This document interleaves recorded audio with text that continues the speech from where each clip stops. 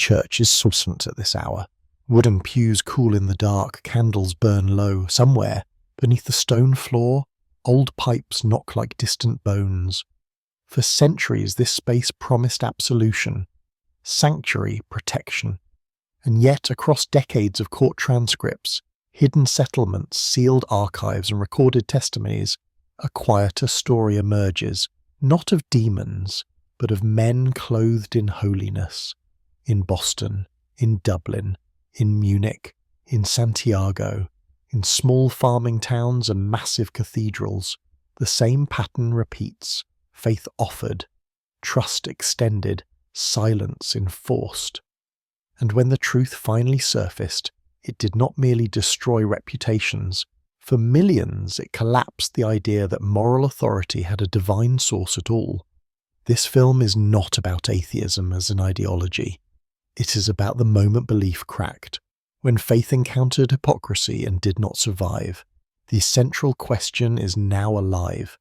Can belief endure when its guardians become its greatest contradiction? For nearly 2,000 years, religious institutions operated as the foundational architecture of human civilization. They were not merely places of worship.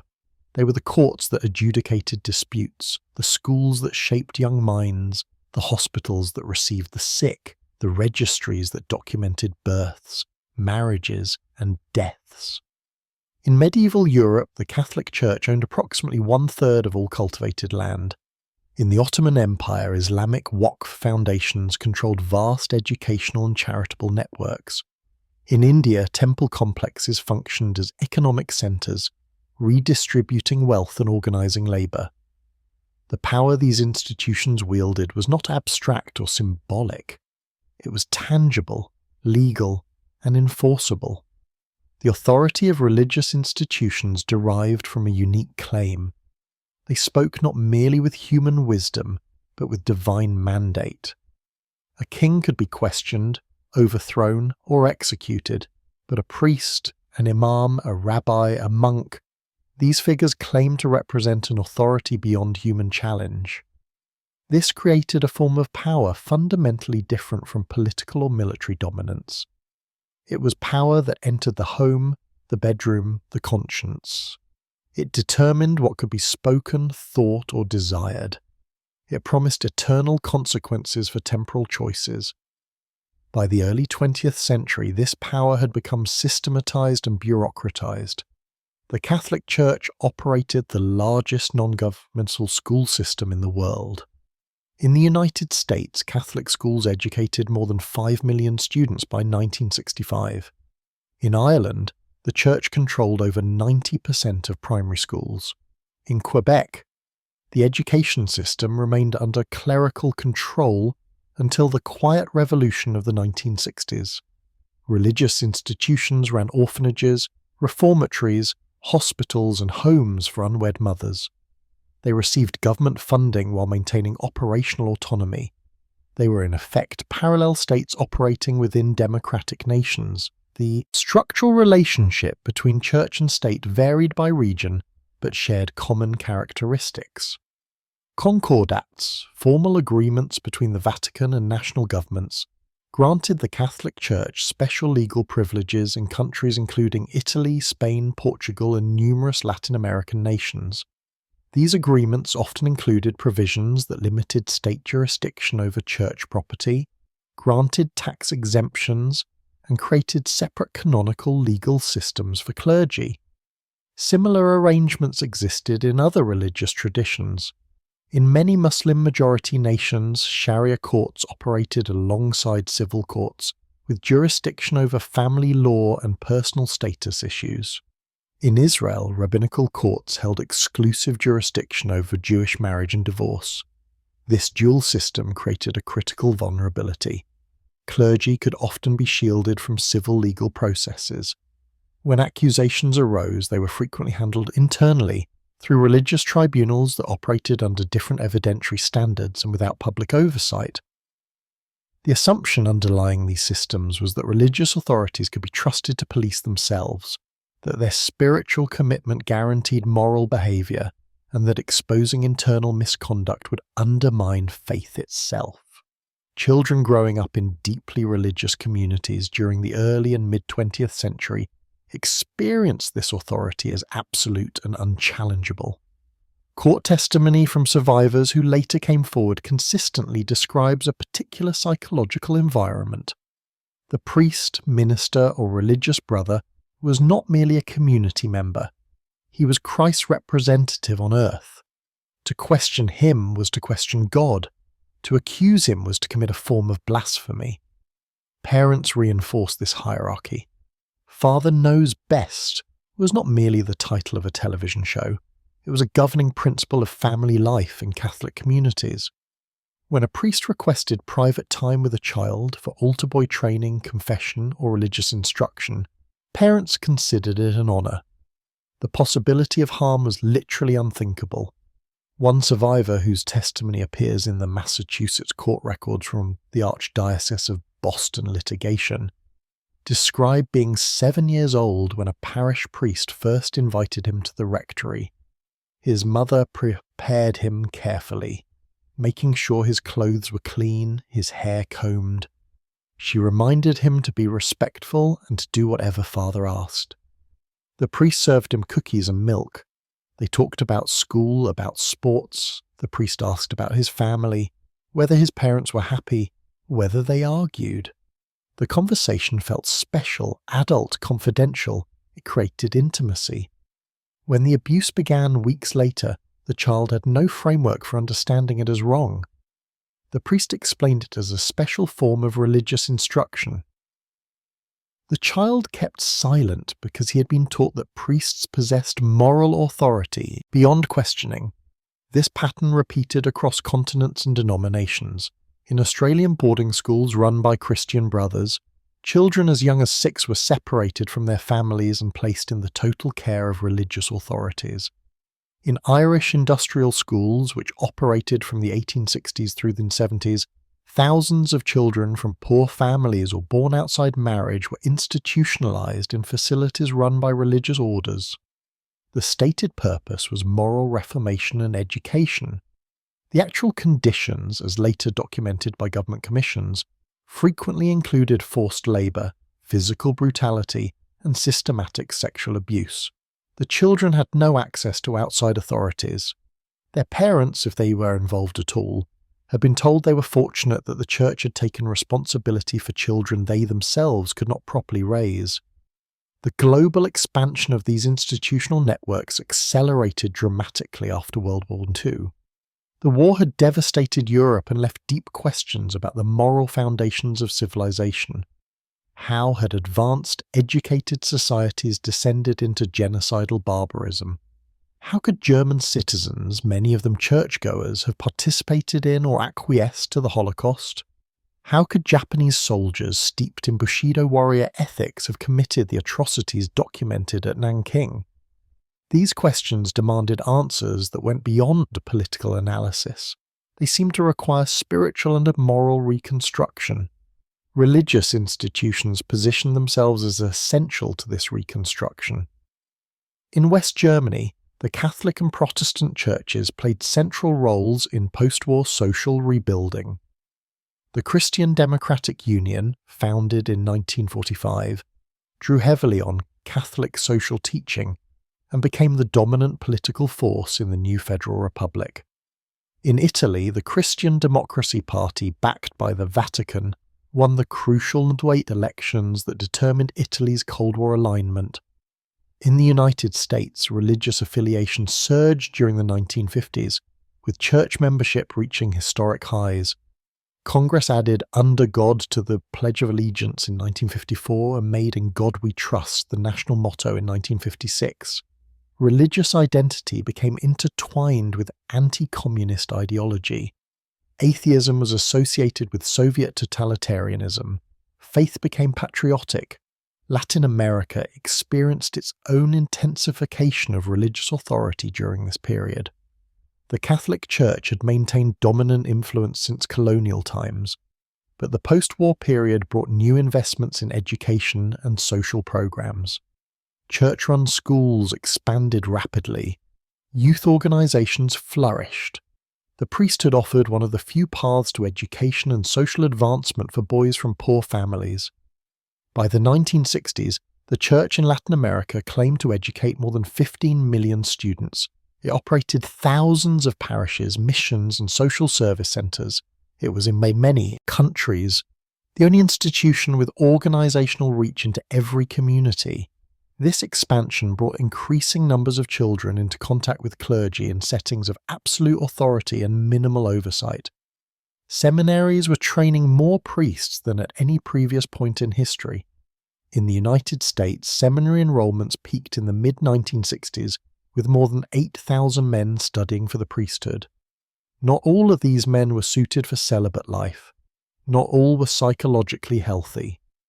But the screening processes were minimal. The assumption was that faith itself, combined with prayer and discipline, would be sufficient. Men who experienced sexual attraction to children often entered seminary precisely because they believed religious life would cure or suppress these impulses. The Church, needing priests for its expanding networks, ordained them. During the 1950s and 1960s, internal Church documents later obtained through litigation reveal that bishops were already aware of problematic patterns. Priests would be accused of boundary violations with children. The accusations would come from parents, from school administrators, sometimes from the priests themselves through confession. The standard response was not investigation or reporting to civil authorities. It was transfer. A priest serving in one parish would be quietly moved to another. Sometimes he would be sent for a few months to a retreat house or treatment centre run by the Church. Then he would be reassigned, often to a location with even greater access to children, a school, a youth centre, an orphanage. This pattern of response was not the invention of malicious individuals. It was a systemic institutional practice rooted in several assumptions. First, that scandal was the greatest danger. Not the harm to children, but the harm to the Church's reputation and authority. Second, that priests who committed these acts could be reformed through prayer, penance, and supervision. Third, that the Church's internal processes were superior to civil legal systems, which were seen as hostile to religious authority and likely to be unjust. Fourth, that bishops had a special duty to protect priests, who were understood as having a sacred character that distinguished them from laypeople. These assumptions, taken together, created a system that prioritized institutional preservation over child protection. One memorandum from the Vatican's Congregation for the Doctrine of the Faith, issued in 1962, bears directly on this issue. Titled Crimen Solicitationis, the crime of solicitation, it provided detailed procedures for handling accusations that priests had used confession or spiritual direction to initiate sexual contact. The document was marked strictly confidential and was to be kept in diocesan secret archives. It mandated that cases be handled through church tribunals, that witnesses take oaths of perpetual silence under threat of excommunication, and that civil authorities not be informed unless required by local law.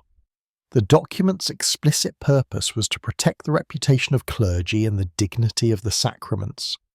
The protection of victims was not mentioned as a priority. This was the institutional landscape as it existed at mid-century. Religious organisations wielding enormous social power, operating extensive networks of institutions serving children, maintaining legal and cultural privileges that shielded them from external accountability, and handling internal accusations of abuse through secretive processes designed to protect the institution rather than the abused.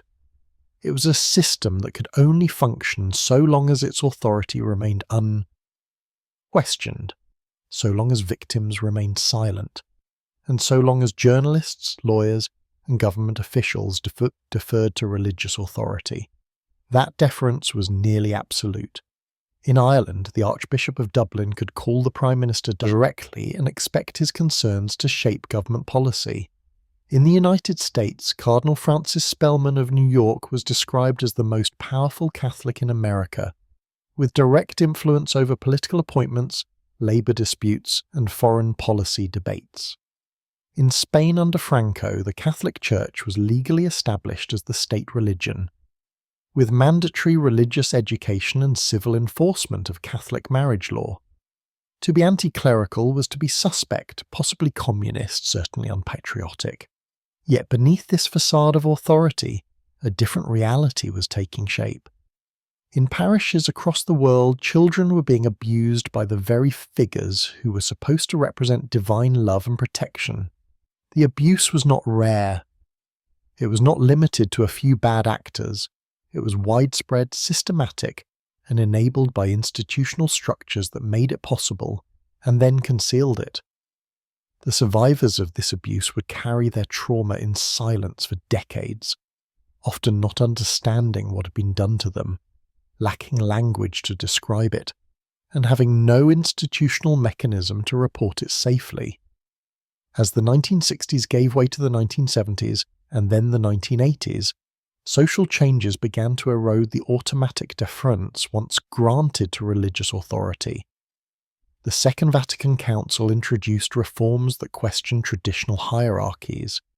The sexual revolution challenged religious control over private behaviour. Feminist movements critiqued patriarchal power structures, including those in churches. Civil rights movements demanded accountability from institutions that claimed moral authority while practicing discrimination. These shifts created cultural space for questions that had previously been unaskable. But the institutional church did not adapt. It did not reform its practices around clergy sexual abuse. It did not establish transparent reporting mechanisms. It did not proactively reach out to victims.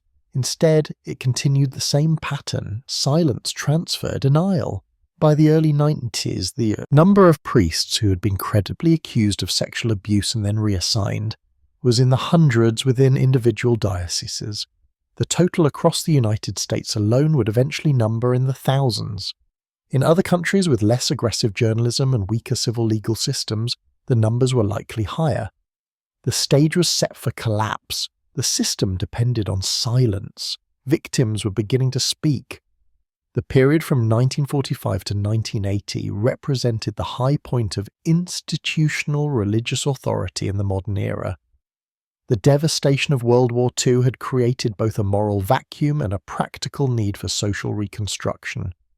Into this space stepped religious institutions with organizational capacity, moral claims, and substantial popular support. What followed was an unprecedented expansion of religious influence over education, healthcare, social services, and moral regulation. In the United States, the post-war baby boom coincided with massive investment in Catholic institutional infrastructure. Between 1945 and 1965, the Catholic Church in America built an average of one new school per day. Parish elementary schools multiplied across suburban developments. Catholic high schools became fixtures in major cities. Catholic universities expanded dramatically, with institutions like Notre Dame, Georgetown, and Boston College growing from regional colleges into nationally prominent universities. The stated mission was clear: to provide education grounded in faith and moral formation. The educational model was hierarchical and disciplined. Nuns and brothers, many from religious orders that had originated in Europe, staffed these schools at minimal cost. They lived in communal houses attached to the schools. They wore distinctive religious habits that marked them as set apart from ordinary society. They were meant to embody religious devotion and moral purity. Parents considered it a privilege for their children to be taught by sisters and brothers who had dedicated their lives to God. The reality was often more complex. Many religious brothers and sisters were themselves products of harsh institutional upbringing. Some had entered religious life at age 14 or 15 before they had fully developed adult identities. Their formation emphasized obedience, suppression of individual will, and rigid adherence to rule. Some thrived in this environment, others did not. Those who struggled psychologically or sexually had few outlets for help. To admit to a superior that one was having impure thoughts about students was to risk being seen as failing in one's vocation. The system incentivized concealment. Physical discipline was normative in these schools. Corporal punishment was not only permitted, but expected. Children who misbehaved might be struck with a ruler, a strap, or a paddle. They might be made to kneel on hard floors for extended periods. They might be publicly humiliated in front of classmates. Parents, when informed, typically supported the phrase "spare the rod, spoil the child" had biblical authority. A child who complained about strict treatment was often punished again at home for disrespecting religious authority. This environment created conditions where more serious abuse could occur and remain hidden. If routine physical punishment was normal, how would a child articulate the difference when punishment crossed into sexual violence? If authority figures were never to be questioned, how would a child report that an authority figure had done something that felt deeply wrong, but which the child had no words to describe? The very structure of these institutions made abuse both possible and concealable. Parallel developments occurred in other countries. In Ireland, the Catholic Church controlled the entire educational system through a network of schools run by religious orders. The Christian Brothers operated schools for boys throughout the country. The Sisters of Mercy, the Sisters of Charity, and other orders ran schools for girls. The system was funded by the state but operated by the church with minimal oversight. Inspections focused on academic standards, not on child welfare. The religious orders were trusted absolutely.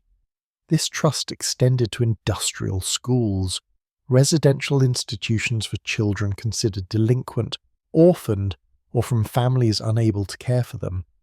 These schools, which operated from the mid-19th century through the 1970s, housed thousands of Irish children at any given time. They were supposed to provide education and vocational training.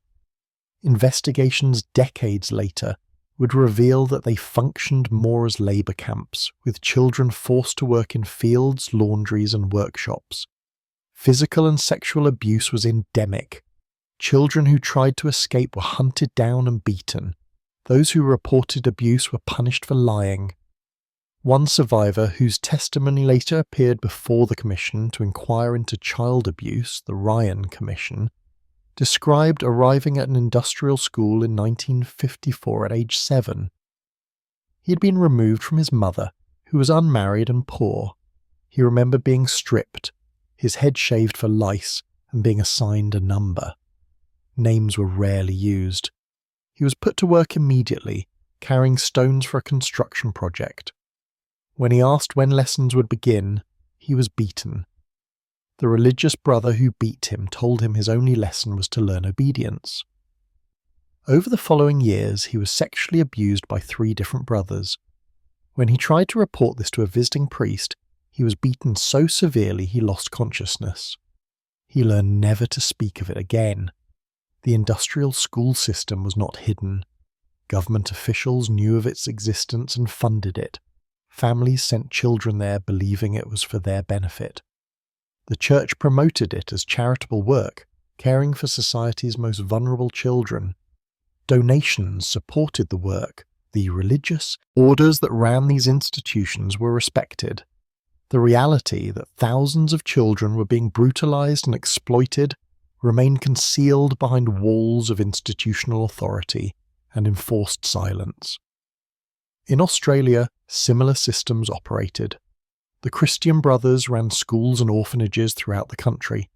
Children from indigenous communities, part of the stolen generations, were forcibly removed from their families and placed in mission schools designed to eliminate their cultural identity and assimilate them into white Christian society. The abuse in these institutions was severe and widespread, but for decades it was invisible to the broader public. The religious authorities who ran these institutions were trusted. The children had no voice.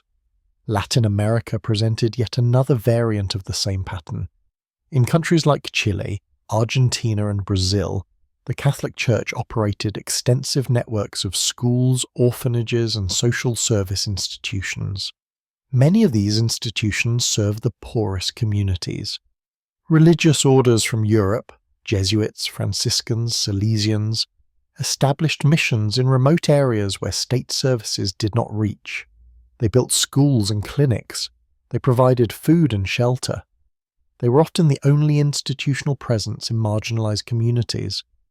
This created profound power imbalances. Indigenous and poor families had no alternatives. If the only school was run by the church, you sent your children there or they received no education. If the only clinic was run by missionaries, you accepted their care or went without. This dependency made resistance nearly impossible. When abuse occurred, victims had nowhere to turn. The local priest was often the only authority figure. To report him to civil authorities meant travelling to distant cities, overcoming language barriers, and facing institutions that were often themselves aligned with the church. One documented case from Chile, which later became part of criminal proceedings, involved a priest serving in a remote rural parish in the 1970s. He was the only priest within 50 kilometres. He celebrated Mass, heard confessions, performed baptisms and marriages, visited the sick, and taught catechism to children. He was beloved in the community, seen as a holy man who had given up comfortable urban life to serve the poor. Over more than a decade, he sexually abused dozens of children from the parish. The abuse occurred in the church sacristy in his residence during trips to regional religious gatherings. The children told no one because they had been taught that priests were incapable of sin, that to accuse a priest was to invite divine punishment. When the abuse finally came to light decades later, after some victims connected through social media and began comparing their experiences, the priest was elderly. The archdiocese initially defended him, describing the allegations as orchestrated attacks by enemies of the church. The institutional response in case after case followed a predictable pattern. First, deny, claim the accusations are false, motivated by greed or anti-Catholic bias. Second, if denial becomes impossible, minimize. Describe the abuse as an isolated incident involving one troubled individual. Third, express concern for all involved, but resist calls for transparency or systemic change. Fourth, handle matters internally through canonical processes. Fifth, reach financial settlements that include non-disclosure agreements. Sixth, relocate the accused priest to another assignment, sometimes in another country where records do not follow. Seventh, never acknowledge institutional responsibility or systemic failure. This pattern was not unique to the Catholic Church, though the Catholic Church's global reach and hierarchical structure made it the most documented example. Protestant denominations with less formal structures had similar problems with less systematic documentation. Evangelical megachurches, which proliferated in the United States from the 70s onward, often operated with no external oversight whatsoever. The pastor was accountable only to a hand-picked board, typically composed of friends and supporters. When accusations of misconduct arose, there was no higher authority to appeal to. The pastor could simply deny the accusations, discredit the accuser, and continue. In Southern Baptist churches, which operate through congregational autonomy with no central authority, documented cases of pastoral sexual abuse occurred across decades with no institutional tracking or prevention. A 2019 investigation by the Houston Chronicle and San Antonio Express News identified more than 380 Southern Baptist church leaders and volunteers who faced credible accusations of sexual misconduct, with over 100 victims, mostly children. These cases spanned from 1998 to 2018. The decentralized structure meant there was no registry of offenders, no mandatory reporting, no coordinated response. A pastor accused in one congregation could simply move to another and begin again. The expansion of televangelism in the 1970s and 1980s created yet another arena of religious authority largely unaccountable to external oversight. Televangelists built media empires worth hundreds of millions of dollars. They claimed divine anointing. They solicited donations from viewers who were told that giving to the ministry was equivalent to giving to God. The largest ministries became personalities' cults, with the televangelist's face and voice ever present, creating parasocial relationships with viewers who felt they knew him personally and could trust him absolutely. Jim Bakker, who founded PTL, Praise the Lord Ministries, with his wife Tammy Faye, built a Christian broadcasting network, a satellite system, a daily television show, and Heritage USA, a Christian theme park and residential community that became the third most visited attraction in the United States at its peak. Bakker solicited lifetime partnerships, donations that supposedly guaranteed free annual stays at Heritage USA hotels. He sold far more partnerships than hotel rooms could accommodate, essentially running a Ponzi scheme. Donations totaling tens of millions of dollars were diverted to personal use: luxury cars, air-conditioned doghouses, gold-plated bathroom fixtures. The financial fraud was accompanied by sexual misconduct. In 1987, it emerged that Bakker had paid $265,000 in hush money to a church secretary named Jessica Hahn, who accused him of drugging and raping her in Initi. Bakker initially claimed the encounter was consensual adultery, for which he sought forgiveness. Later investigations revealed patterns of manipulation and coercion. Bakker was eventually convicted of 24 counts of fraud and conspiracy, sentenced to 45 years in prison, later reduced to 8 years served. Jimmy Swaggart, another prominent televangelist whose ministry reached millions worldwide, built his authority on moral condemnation. He preached fiery sermons against sin, particularly sexual sin. He publicly denounced other televangelists who had fallen into scandal, including Jim Bakker. In 1988, photographs emerged of Swaggart with a prostitute at a Louisiana motel. He delivered a tearful televised confession, declaring, "I have sinned." His denomination, the Assemblies of God, ordered him to step down from preaching for a year. He refused and continued his ministry, though with diminished influence. In 1991, he was stopped by police for a traffic violation and found with another prostitute in his vehicle. This time there was no tearful apology. He told his congregation, "The Lord told me it's flat none of your business." These scandals were significant not only because of the individual hypocrisy, but because they revealed the structural absence of accountability in independent religious organizations. These men had built institutions around their personalities. They answered to no one. Their boards were composed of loyalists. Their financial records were opaque. When misconduct occurred, there was no institutional mechanism to hold them accountable except the slow and uncertain processes of civil law. Parallel patterns appeared in other religious traditions.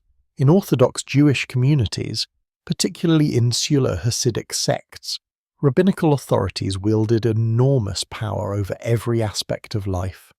Marriages were arranged, employment was controlled, social services were provided internally, interaction with secular authorities was minimized. When sexual abuse occurred within these communities, victims faced intense pressure not to report to civil authorities. To do so was seen as Masira, informing on fellow Jews to hostile outsiders, a serious prohibition in Jewish law. Rabbinical courts attempted to handle accusations internally, but these proceedings lacked legal authority, subpoena power, or professional investigation capacity. Perpetrators often remained in positions of authority and access to children.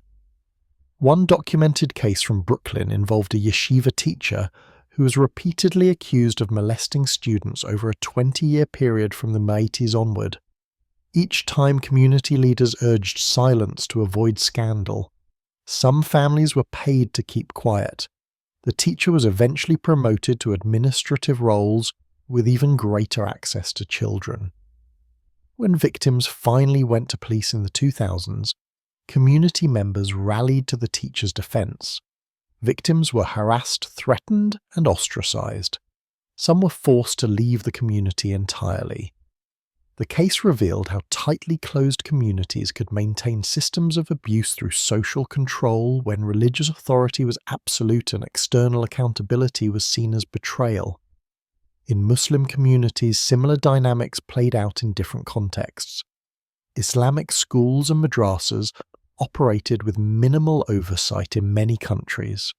In Pakistan, thousands of madrasas educated millions of students, often from the poorest families. Conditions varied widely, but reports of physical and sexual abuse emerged from institutions across the country. Cultural taboos against discussing sexual matters, combined with the religious authority structures that privileged elder males, made reporting nearly impossible. In some cases, boys who reported abuse were accused of lying or of having provoked the abuse through their own behaviour. In predominantly Buddhist countries, monasteries served as centres of spiritual authority and social service. Monks were revered figures supported by donations and granted deference in all matters. Yet abuse occurred here as well. In Thailand, documented cases emerged of monks sexually abusing novice monks, young boys who entered monasteries for education and spiritual formation. The cultural practice of not directly confronting or criticising monks made intervention difficult. In Sri Lanka, reports surfaced of monks at orphanages and children's homes abusing the children in their care. The common pattern across all these contexts was the combination of trusted authority, isolated access to vulnerable individuals, and institutional structures that resisted external accountability. The specific theologies differed, the cultural contexts varied, but the structural vulnerabilities were remarkably similar. Religious institutions claimed special status that exempted them from normal oversight. They operated services that placed adults in positions of trust and power over children. They maintained internal disciplinary systems that prioritized institutional reputation over victim protection. And they relied on cultures of deference that made accusation against religious authorities nearly impossible. By the early 1990s, these systems were still largely intact. Most abuse remained unreported. Most perpetrators remained in positions of authority. Most institutions maintained their public reputations, but the foundation was beginning to crack. Social changes were eroding automatic deference. Legal changes were extending statutes of limitations and creating civil pathways for victims to seek accountability. And most importantly, victims who had been silent for decades were beginning to find each other and to speak. The systems that enabled widespread clergy sexual abuse were not accidental. They were the product of specific institutional structures, legal frameworks, and cultural practices that together created environments where abuse could occur with minimal risk of exposure or accountability. Understanding these structures is essential to understanding why the abuse was so extensive and why it remained hidden for so long. Canon law, the internal legal system of the Catholic Church, played a central role in creating and maintaining secrecy. Canon law derives its authority from the Church's understanding of itself as a perfect society, meaning a complete and self-sufficient community with its own government, laws and courts. This self-understanding implies that the Church has the right and duty to handle its own affairs internally, without interference from civil authorities. Within this framework, priests accused of sexual abuse fell under the jurisdiction of ecclesiastical tribunals, not civil courts. The process was supposed to work as follows. A complaint would be filed with the bishop. The bishop would conduct a preliminary investigation. If the accusation appeared credible, a canonical trial could be initiated. The trial would be conducted by church officials, usually canon lawyers and other clergy. The proceedings would be secret to protect the reputation of the priest and the dignity of the sacraments. If found guilty, the priest could face penalties ranging from mandatory treatment and restrictions on a ministry to laicization, formal removal from the priesthood. In practice, this system failed at multiple points. First, bishops often did not conduct thorough preliminary investigations. The word of a child was weighed against the word of a priest. An institutional bias favoured the priest. Second, even when investigations occurred, the standards of evidence were unclear and inconsistently applied. Third, canonical trials were rare. Most cases were handled through administrative actions that left no public record. Fourth, penalties were often minimal.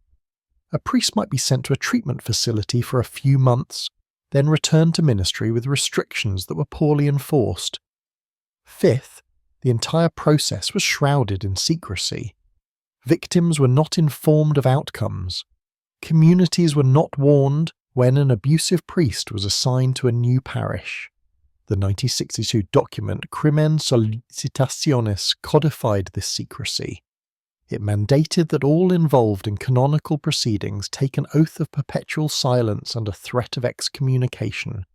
The document made clear that its purpose was to prevent scandal, meaning not the scandal of the abuse itself, but the scandal that would result if the abuse became publicly known.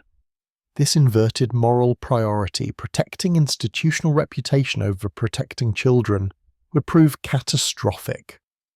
Bishops had enormous discretionary power under this system.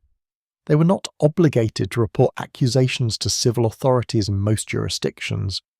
Even in jurisdictions where mandatory reporting laws technically applied to clergy, bishops often claimed exemptions based on the confidentiality of confession or on the principle that they were not directly observing abuse, but rather hearing second-hand reports. When civil authorities inquired, bishops could invoke religious freedom protections, argue that internal church matters were not subject to state investigation, and assert that canonical processes were adequate to address the problem. This assertion was false. Canonical processes lacked the tools and incentives necessary to protect children. Church tribunals could not criminally prosecute. They could not incarcerate. They could not compel testimony from unwilling witnesses. They had no forensic investigative capacity. Their primary concern was the spiritual state of the accused priest and the preservation of church order, not the safety of victims or the prevention of further harm. Moreover, bishops had strong institutional incentives to minimize and conceal abuse. Public scandal threatened donations, recruitment of priests, and the church's moral authority. Bishops were trained to see themselves as shepherds protecting their flock, but they understood flock primarily as the institutional church, not as the individual victims. A priest was a valuable asset, representing years of formation and carrying sacred authority to administer sacraments. Children were plentiful and relatively powerless. When these interests conflicted, institutional preservation won. The pattern of response was remarkably consistent across dioceses and decades. A parent or child would report abuse to the bishop or another church official. The official would express concern and promise to handle the matter. The priest would be quietly transferred to a new assignment. The victim would receive no information about the outcome. Sometimes the family would be offered a small financial payment in exchange for silence. The victim was often told that publicizing the matter would harm the church and therefore harm the faith of others, making the victim complicit in scandal if they spoke. This moral inversion, framing the victim's speech as the harmful act rather than the abuse itself, was psychologically devastating. Many victims internalized this logic, believing they bore responsibility for protecting the church from scandal. They remained silent not out of fear alone, but out of distorted loyalty. They had been taught that the church was the body of Christ on earth, that damaging the church was damaging Christ. To accuse a priest publicly was to wound Christ's body. Better to suffer in silence than to commit such a sin. Personnel files obtained through later litigation revealed the extent of institutional knowledge. Bishops maintained confidential files documenting accusations, treatment, and reassignments. These files showed that some priests had been accused dozens of times over decades-long careers. Each time the response was the same: transfer, sometimes treatment, always secrecy. One file from the Archdiocese of Boston, which became public through court order in 2002, documented a priest with accusations spanning from 62 to 93 involving more than 30 children. He had been moved from parish to parish, from state to state, from the United States to Ireland and back. Each time the receiving bishop was either not informed of the history or was told only that the priest had difficulties that had been resolved. The costs of settlements and treatment were considered manageable business expenses. The church had substantial assets and insurance coverage. Settling individual cases with confidentiality agreements was cheaper than allowing cases to go to trial, where they might generate publicity and encourage other victims to come forward. Insurance companies sometimes pressured dioceses to settle rather than risk large jury verdicts. These settlements typically included non-disclosure clauses that prohibited victims from discussing the terms or even the fact of the settlement. Victims signed away their right to speak, often because they desperately needed the money for therapy or living expenses, and because they had been worn down by years of legal combat. The legal combat itself was grueling. Victims who chose to sue faced armies of church lawyers skilled in delay, procedural challenges, and aggressive discovery tactics. Defense strategies included questioning the victim's memory, suggesting the victim had been sexually active with others and therefore consented, claiming the statute of limitations had expired, arguing that the diocese was not liable for the independent actions of individual priests, and asserting that First Amendment protections for religious freedom barred civil courts from examining church personnel decisions. Statutes of limitations posed particular challenges. Most jurisdictions had short time limits for filing sexual abuse claims, often requiring claims to be filed within a few years of the victim turning 18. But psychological research was demonstrating that survivors of childhood sexual abuse often did not disclose or even consciously acknowledge the abuse until well into adulthood. The trauma could be so severe that memories were fragmented or dissociated. The shame and self-blame were so intense that victims suppressed the experience. It was common for survivors not to come forward until their 30s, 40s or 50s, long after legal claims were time-barred. The church actively lobbied against extending statutes of limitations.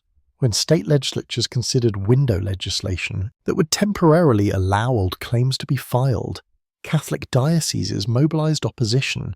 They argued that old claims were unreliable, that defendants could not fairly defend themselves against decades-old accusations, and that the real motivation was money.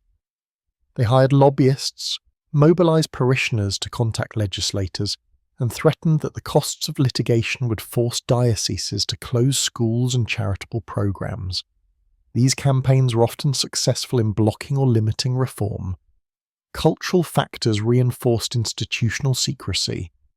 In tightly knit Catholic communities, particularly ethnic neighborhoods in American cities and rural Catholic regions in Europe and Latin America, the church was not merely a religious institution, but the center of social identity. To be Catholic was not just a private belief, it was a marker of community belonging. Questioning the church meant risking social isolation. Families who came forward with accusations often found themselves ostracized. Their motives were questioned. They were accused of being greedy, vindictive, or of exaggerating normal discipline into abuse. This social policing was particularly intense in Ireland, where Catholicism was intertwined with national identity. To be Irish was to be Catholic. The church had been the primary institution preserving Irish culture through centuries of British colonisation. It had run the schools that kept the Irish language alive. It had provided social services when the British government did not. In such a context, criticising the church felt like betraying Ireland itself. Victims who spoke out were often viewed as traitors to their community and nation. The psychology of victims themselves contributed to silence. Childhood sexual abuse, especially by trusted authority figures, creates profound cognitive dissonance. The child knows something wrong has happened. The child feels fear, shame, confusion, and often physical pain. That the child also depends on the abuser for safety, guidance, and approval. If the abuser is a priest, the child has been taught that this person represents God. How can God's representative do evil? The only resolution is for the child to conclude that they themselves must be evil, that they somehow caused or deserved the abuse. This distorted cognition can persist for decades. Adult survivors often describe feeling more shame than anger. They blame themselves for not fighting back, not telling someone, not preventing it. They minimize the abuse, telling themselves it wasn't that bad, that others suffered worse. They fear that speaking out will harm their families, who may be devoutly religious and devastated by the revelation. They fear not being believed. They fear the exposure of intensely private trauma. They fear retaliation. These fears were not irrational. Victims who did come forward often experienced exactly these consequences. They were called liars. Their sexual histories were investigated and publicized. Their families were divided, with some members supporting them and others defending the church. They received threatening phone calls, their homes and cars were vandalized. In some cases, they were physically assaulted by individuals who saw themselves as defending the church. One survivor who testified in a civil case in California described the aftermath of coming forward. She had been abused by a priest from age 12 to 15 in the early 1970s. She told no one for 30 years. When a television news story about clergy abuse prompted her to contact an attorney, she was initially relieved to learn she was not alone. But once her lawsuit became public, her life became a nightmare. Her parish priest denounced her from the pulpit, not by name but clearly referring to her case, calling such accusations the work of Satan attacking the church. Anonymous letters arrived at her home accusing her of being a whore, a liar, and a tool of anti-Catholic bigots. Her adult children, who had been raised Catholic, struggled with anger and confusion. Her husband, initially supportive, grew weary of the emotional toll and the social ostracism. The legal process dragged on for 4 years before settling. She received financial compensation but said the money meant nothing compared to what the process cost her. This was not unusual. Coming forward required courage that most victims could not muster. The institutional and cultural forces arrayed against disclosure were simply too powerful, and so the vast majority remained silent, sometimes for life. They carried the trauma privately, often experiencing depression, anxiety, substance abuse, relationship difficulties, and suicidal ideation at much higher rates than the general population. They died without ever being acknowledged as victims or receiving any form of justice. The system of secrecy was global. While the Catholic Church was the largest and most documented example, similar structures existed in other institutions. The Boy Scouts of America maintained ineligible volunteer files, known colloquially as perversion files, documenting volunteers accused of sexual abuse. These files were kept confidential. Accused volunteers were quietly removed but often not reported to police. They could join other youth organizations without their history being disclosed. In 2012, court orders forced the release of files from 1965 to 1985, revealing more than 1,000 suspected abusers and more than 2,000 victims. The organization had known of widespread abuse and had prioritized reputation management over child protection. USA Gymnastics maintained similar secrecy around coaches accused of sexual abuse. For decades, reports of abuse were handled internally. Coaches were allowed to resign quietly and move to other gyms. Athletes who complained were sometimes dropped from elite programs. The most notorious case involved Larry Nassar, a team doctor who abused hundreds of young gymnasts under the guise of medical treatment. Multiple individuals reported Nassar to USA Gymnastics over many years. each time the organisation failed to act decisively, Nasser continued abusing athletes until finally arrested in 2016. He was eventually sentenced to what amounts to life in prison, but only after abusing at least 265 known victims. These patterns transcended individual institutions. What they revealed was a common structural vulnerability. Whenever an institution prioritizes its own reputation and continuity over the welfare of individuals in its care, and whenever that institution is granted special trust and limited oversight, abuse becomes likely and cover-up becomes standard. By the late 90s, this architecture of silence was still largely intact. Most abuse remained hidden. Most perpetrators had never faced consequences. Most institutions had successfully avoided public scandal. But the system was becoming unsustainable.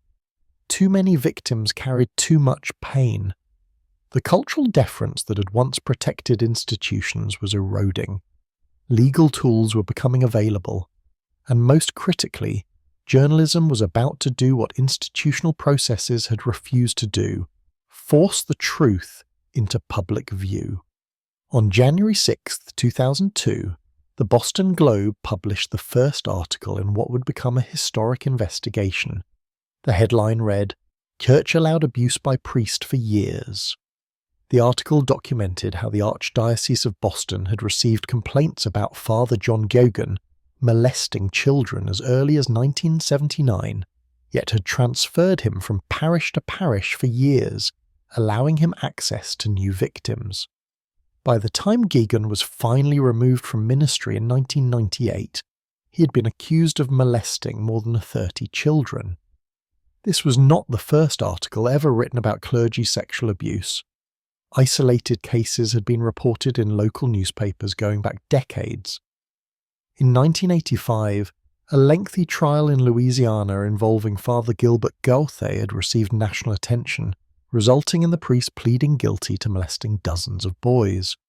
In 1992, former priest James Porter was arrested for molesting children in multiple states during the 1960s and 70s, prompting brief media coverage. But these cases had been treated as isolated incidents, aberrations that did not implicate broader institutional failure. The Boston Globe investigation was different. It was comprehensive, sustained, and explicitly institutional in focus. The Spotlight Team, a small group of investigative reporters with time and resources to pursue complex long-term projects, had been investigating the Geoghegan case since mid-2001. They were not content to report on one abusive priest. They wanted to understand the system that had enabled him. They reviewed court documents, tracked down victims, interviewed church officials, and analysed personnel records. What they discovered was a pattern of institutional knowledge, deliberate concealment, and systematic reassignment of abusive priests. The investigation had nearly died before it began. In May 2001, a judge sealed documents in civil cases against Geoghegan and the Archdiocese. The Globe filed a motion to unseal the records, arguing that the public had a right to know how the church had handled abuse allegations. The Archdiocese fought the motion. Cardinal Bernard Law, the Archbishop of Boston, argued that releasing the documents would violate the priest's privacy and harm the church's ability to minister effectively. After months of legal wrangling, the judge ruled in the Globe's favour, ordering thousands of pages of documents unsealed. Those documents were devastating. They included letters, personnel files, psychiatric evaluations, and internal memos spanning decades. They showed that Cardinal Law and his predecessors had known about Geoghegan's abuse since at least 1984. They showed that church officials had sent Geoghegan to treatment programs that diagnosed him as a fixated paedophile and recommended he never be placed in a parish setting again. They showed that despite these warnings, Law had reassigned Geoghegan to 6 different parishes, giving him fresh access to children.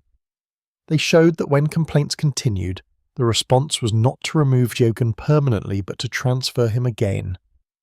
The documents also reveal that Geoghegan was not unique. References in the files mentioned other priests with similar problems.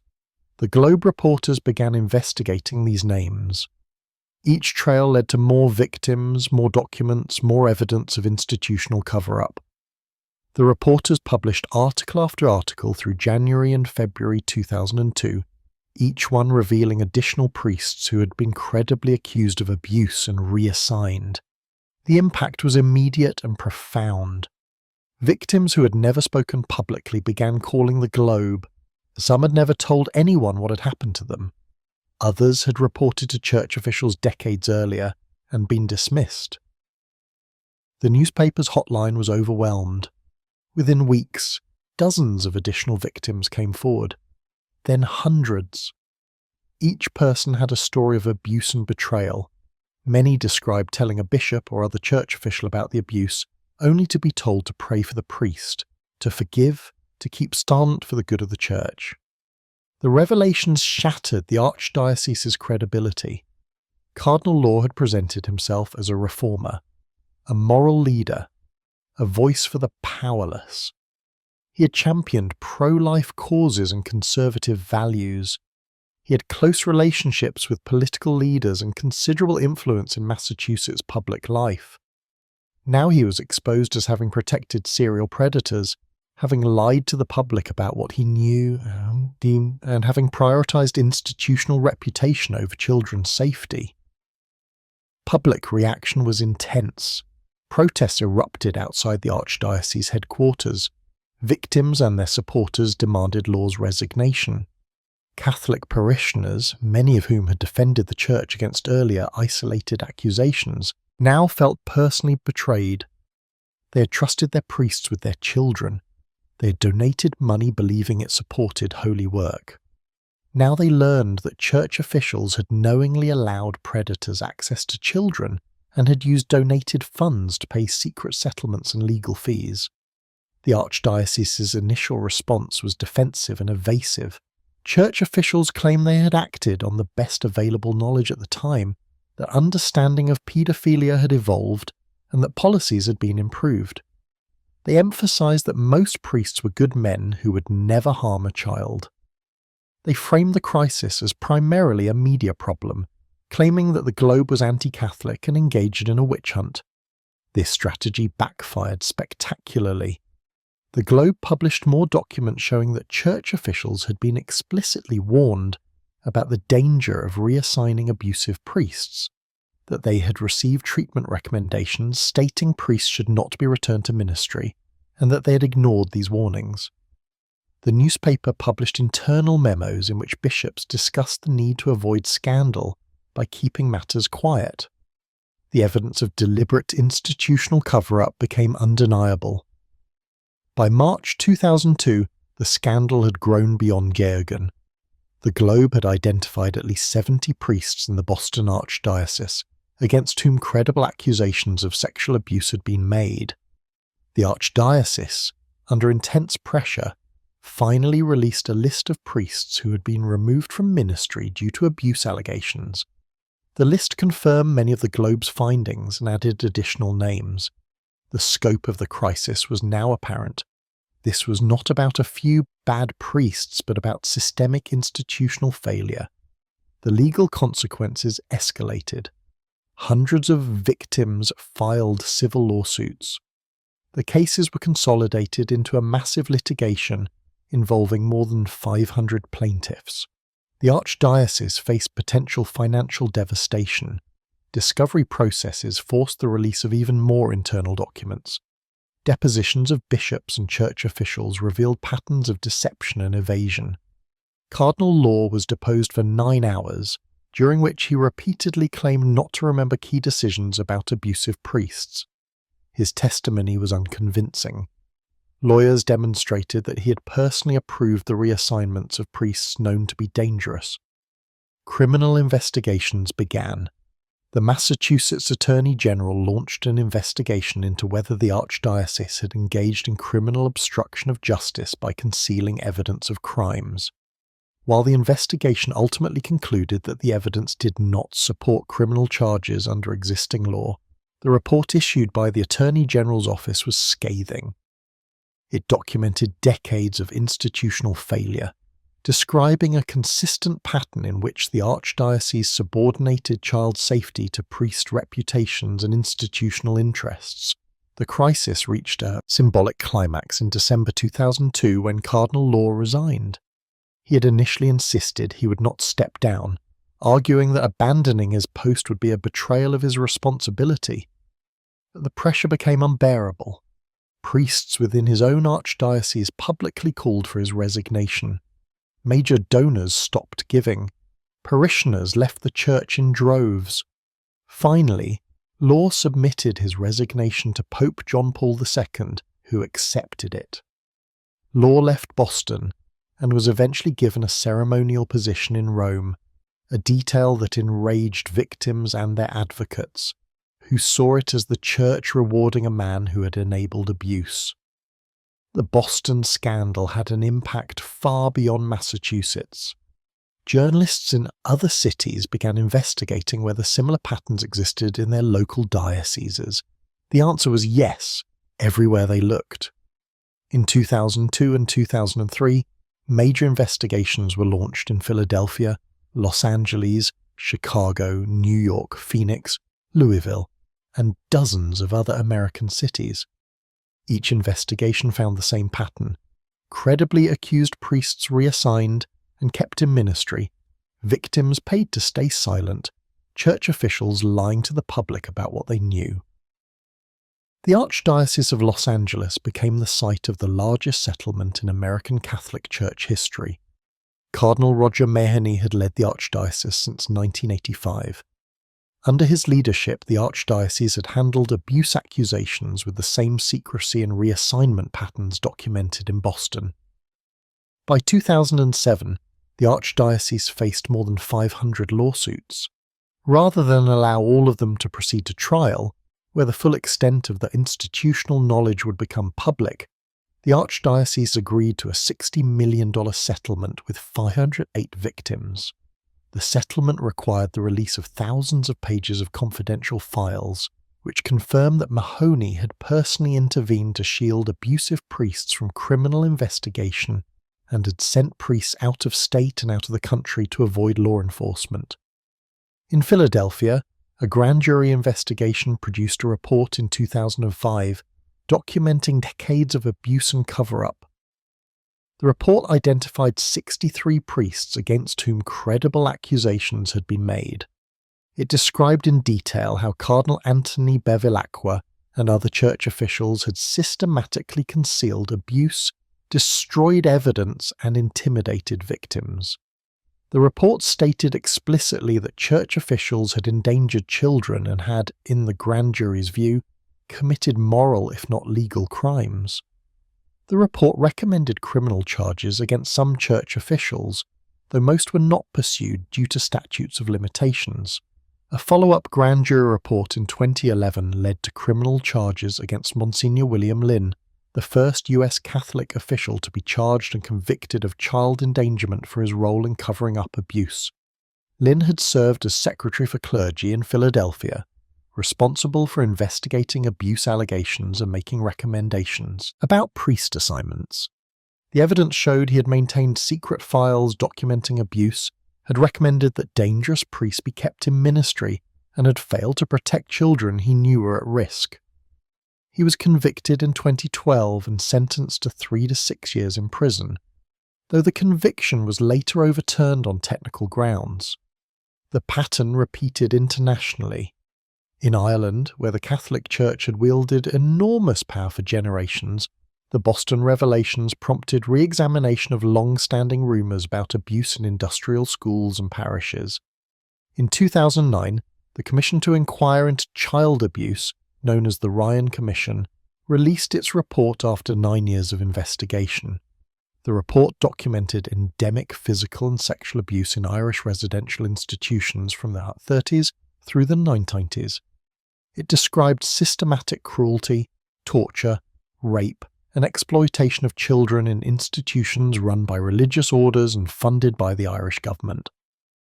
The report concluded that church and state authorities knew about the abuse and failed to stop it. The findings were so damning that the Irish government issued a formal apology to survivors. Later in 2009, the Murphy Report examined the handling of abuse allegations in the Dublin Archdiocese from 1975 to 2004. It found that church officials had known about abuse involving more than 320 children by a sample of 46 priests, yet had consistently prioritised institutional reputation over child protection.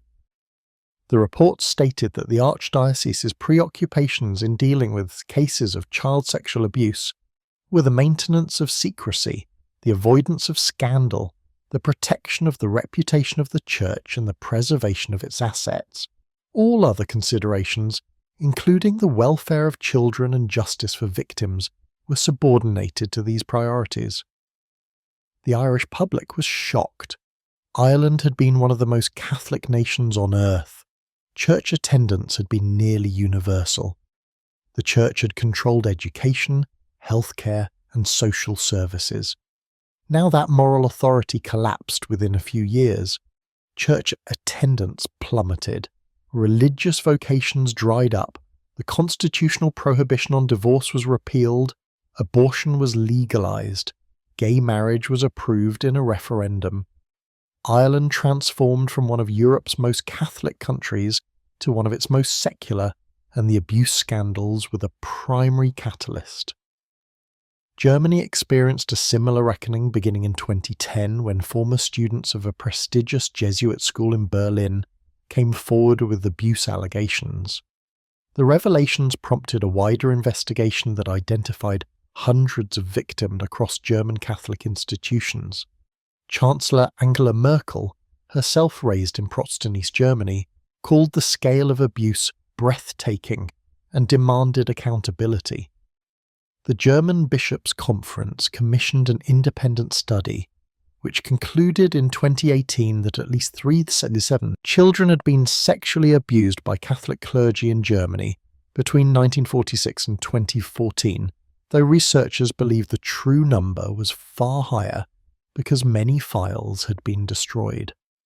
Australia launched a royal commission into institutional responses to child sexual abuse in 2013, with a mandate extending beyond the Catholic Church to all institutions serving children. The Commission heard testimony from thousands of survivors over 5 years.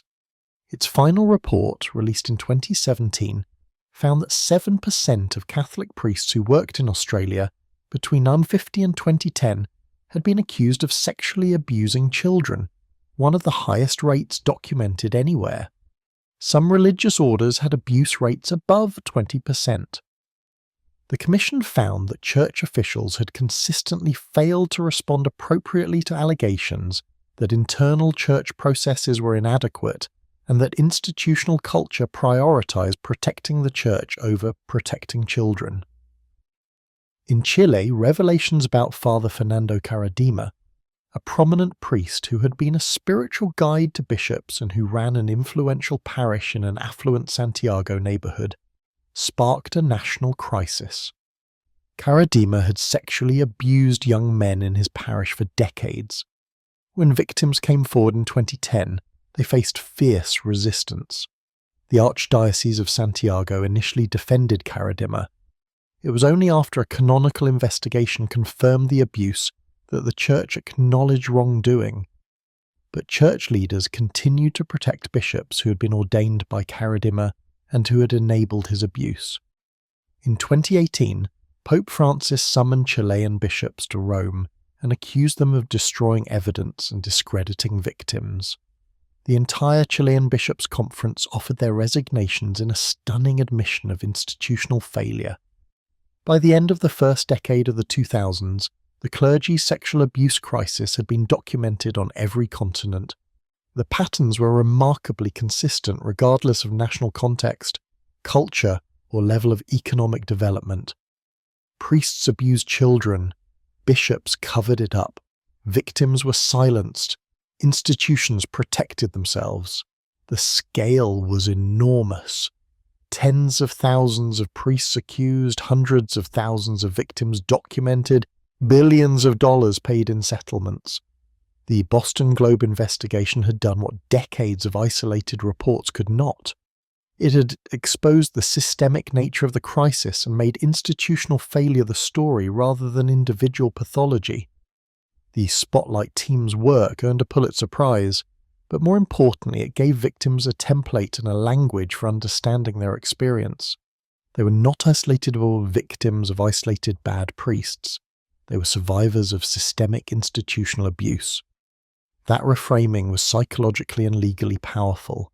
It moved the focus from individual perpetrators to the structures that enabled them. It created momentum for legal reforms, government investigations, and cultural shifts that would permanently alter the relationship between religious institutions and civil society. The exposure of widespread clergy sexual abuse forced long overdue examination of how such patterns could persist for so long.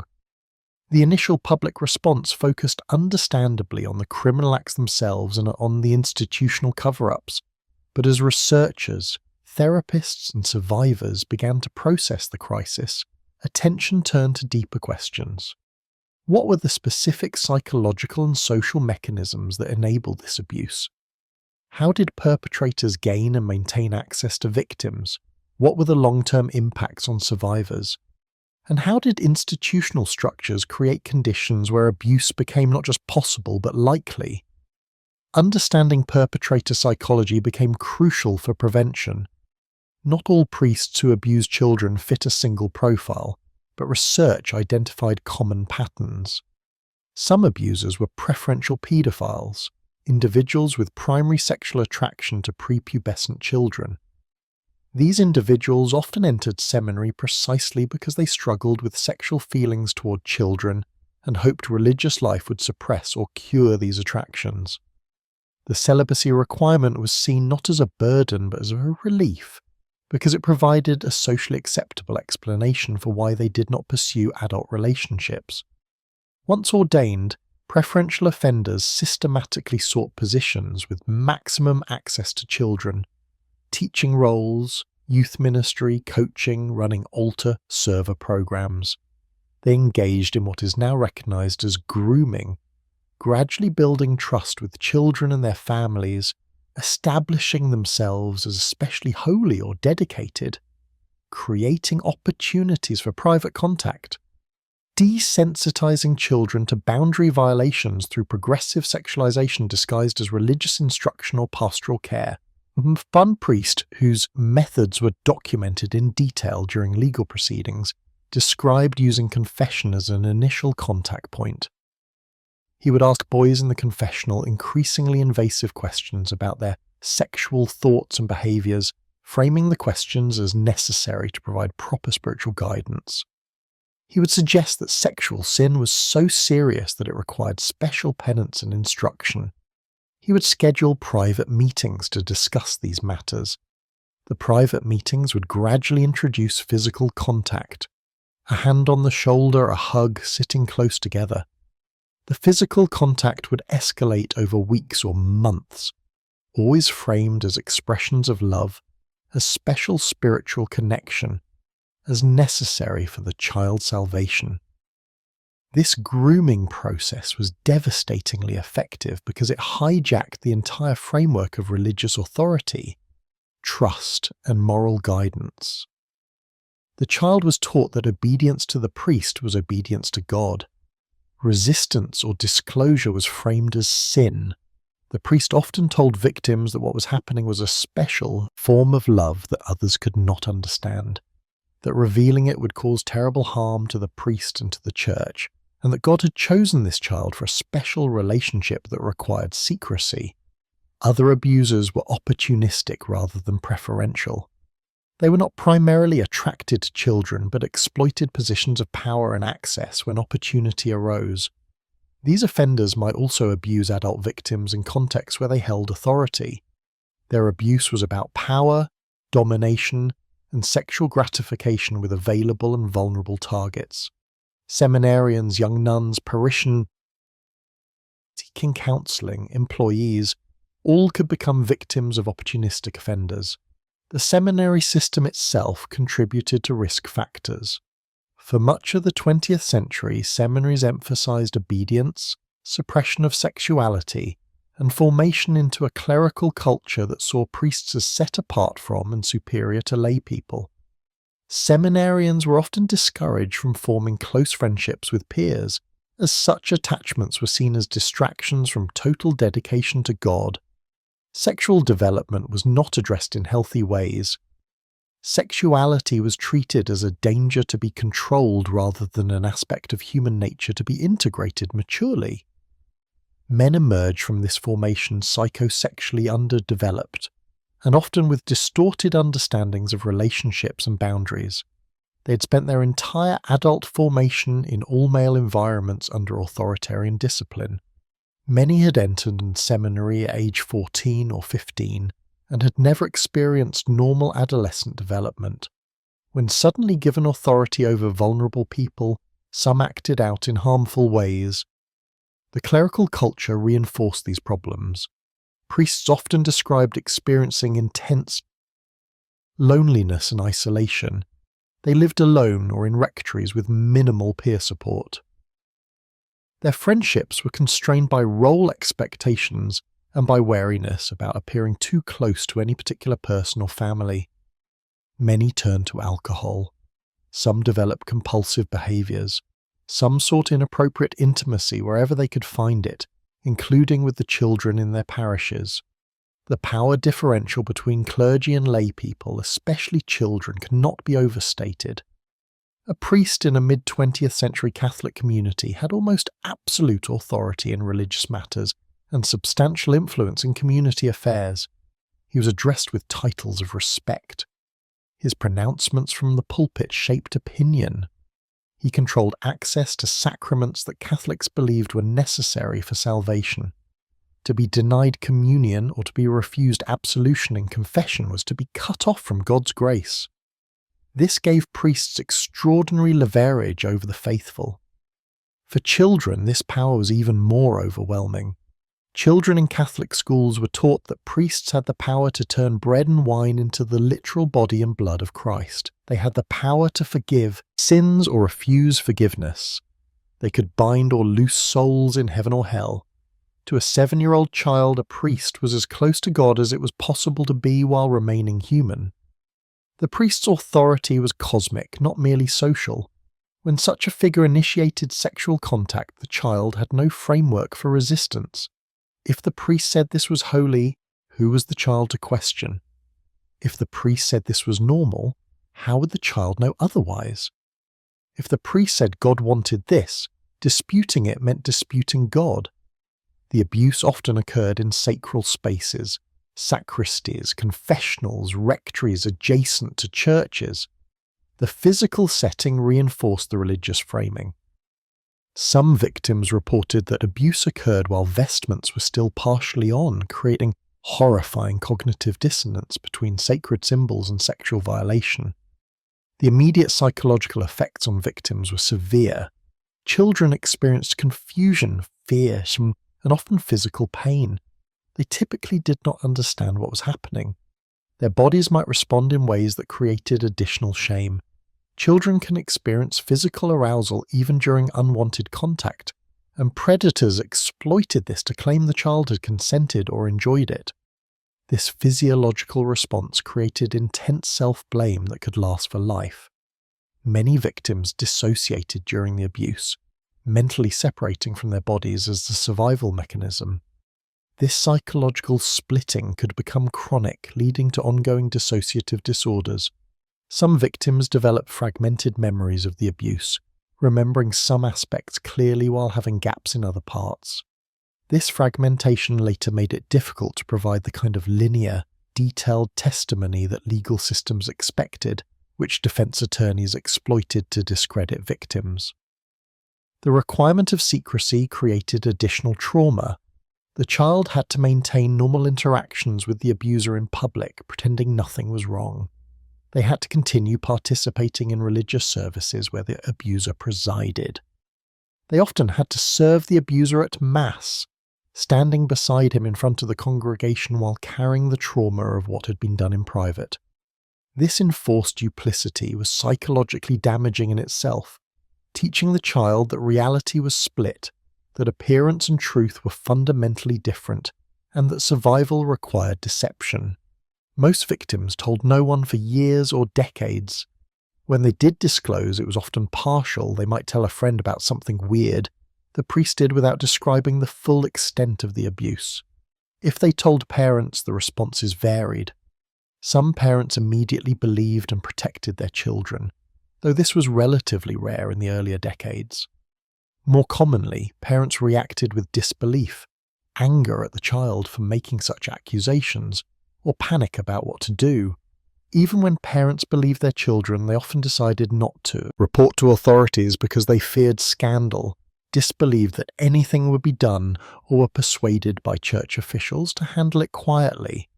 The long-term impacts of clergy sexual abuse have been extensively documented in clinical research. Survivors show elevated rates of depression, anxiety disorders, post-traumatic stress disorder, substance abuse, sexual dysfunction, and relationship difficulties. Suicide rates among survivors are significantly higher than in the general population. Many struggle with basic trust, finding it difficult to form close relationships or to allow themselves to be vulnerable with others. A particular dimension of harm unique to clergy abuse is spiritual trauma. For victims who were raised in religious faith, the abuse didn't just violate their bodies, it shattered their understanding of the sacred. The person who represented God had used that authority to harm them.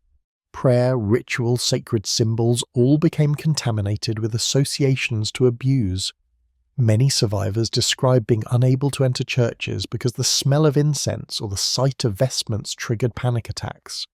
Others experienced profound crises of faith, unable to reconcile belief in a loving God with the actions of God's supposed representative.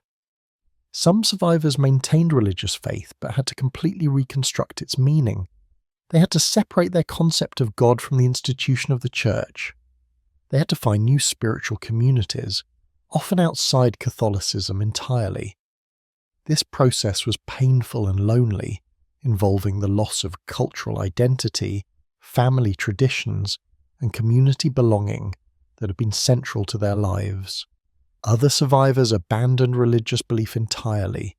For them, the abuse demonstrated conclusively that religious authority was a lie, that the moral claims of the church were hypocritical, and that belief itself was dangerous. These survivors often described a process of deconstruction in which they systematically examined and rejected every aspect of their religious upbringing. This intellectual and emotional work was sometimes experienced as liberating, but it also involved grief.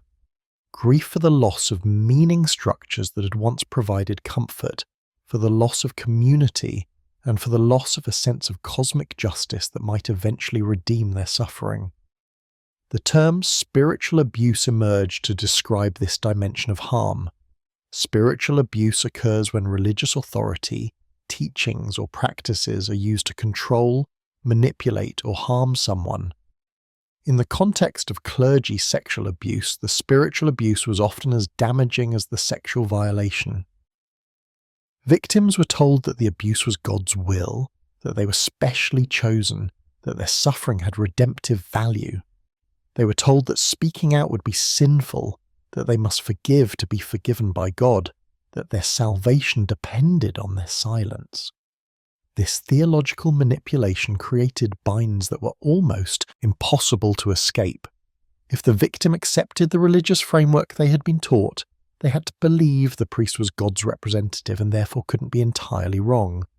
But if they rejected that framework to recognize the abuse as wrong, they lost their entire meaning system. Either way, they suffered. Research on religious trauma syndrome has documented these patterns across many different religious contexts. Individuals raised in authoritarian religious environments, whether Catholic, Protestant, fundamentalist, or other traditions, showed similar psychological profiles when they experienced abuse or left the faith. Common symptoms included anxiety, depression, difficulty making decisions, poor critical thinking skills due to years of being told what to think, and persistent guilt even after intellectual rejection of religious teachings, the family impacts of clergy abuse extended across generations. When a survivor finally disclosed abuse to family members, the revelation often divided the family. Devout family members sometimes refused to believe the accusations, choosing institutional loyalty over the victim. Siblings might have different reactions based on their own relationships with the church. Spouses struggled to understand trauma they had not experienced. Children of survivors grew up in homes shadowed by undisclosed or partially disclosed trauma, often experiencing anxiety and attachment difficulties without understanding the source. Some survivors never disclosed to their families at all. They carried the trauma privately throughout their lives, dying without having told anyone what had been done to them. The reasons for lifetime silence were complex. Not wanting to hurt aging parents who were devout, fearing family rejection, protecting children from knowledge of such evil, or simply having survived by compartmentalization and not wanting to face the memories that disclosure would require. The intergenerational transmission of trauma was documented in psychological studies. Children of clergy abuse survivors, even when not told details of the abuse, often showed elevated rates of anxiety and depression. The survivors' struggles with trust, intimacy, and emotion regulation affected their parenting. Some became overprotective, unable to allow children normal autonomy. Others emotionally withdrew, unable to provide the attunement and presence that children need. These patterns then affected the grandchildren, creating cascades of harm across 3 or more generations. Communities where abuse occurred also experienced collective trauma. When revelations came to light, parishioners faced a crisis. Their priest, whom they had trusted and revered, was revealed as a predator. Their bishop, whom they had respected, was revealed as complicit in cover-up.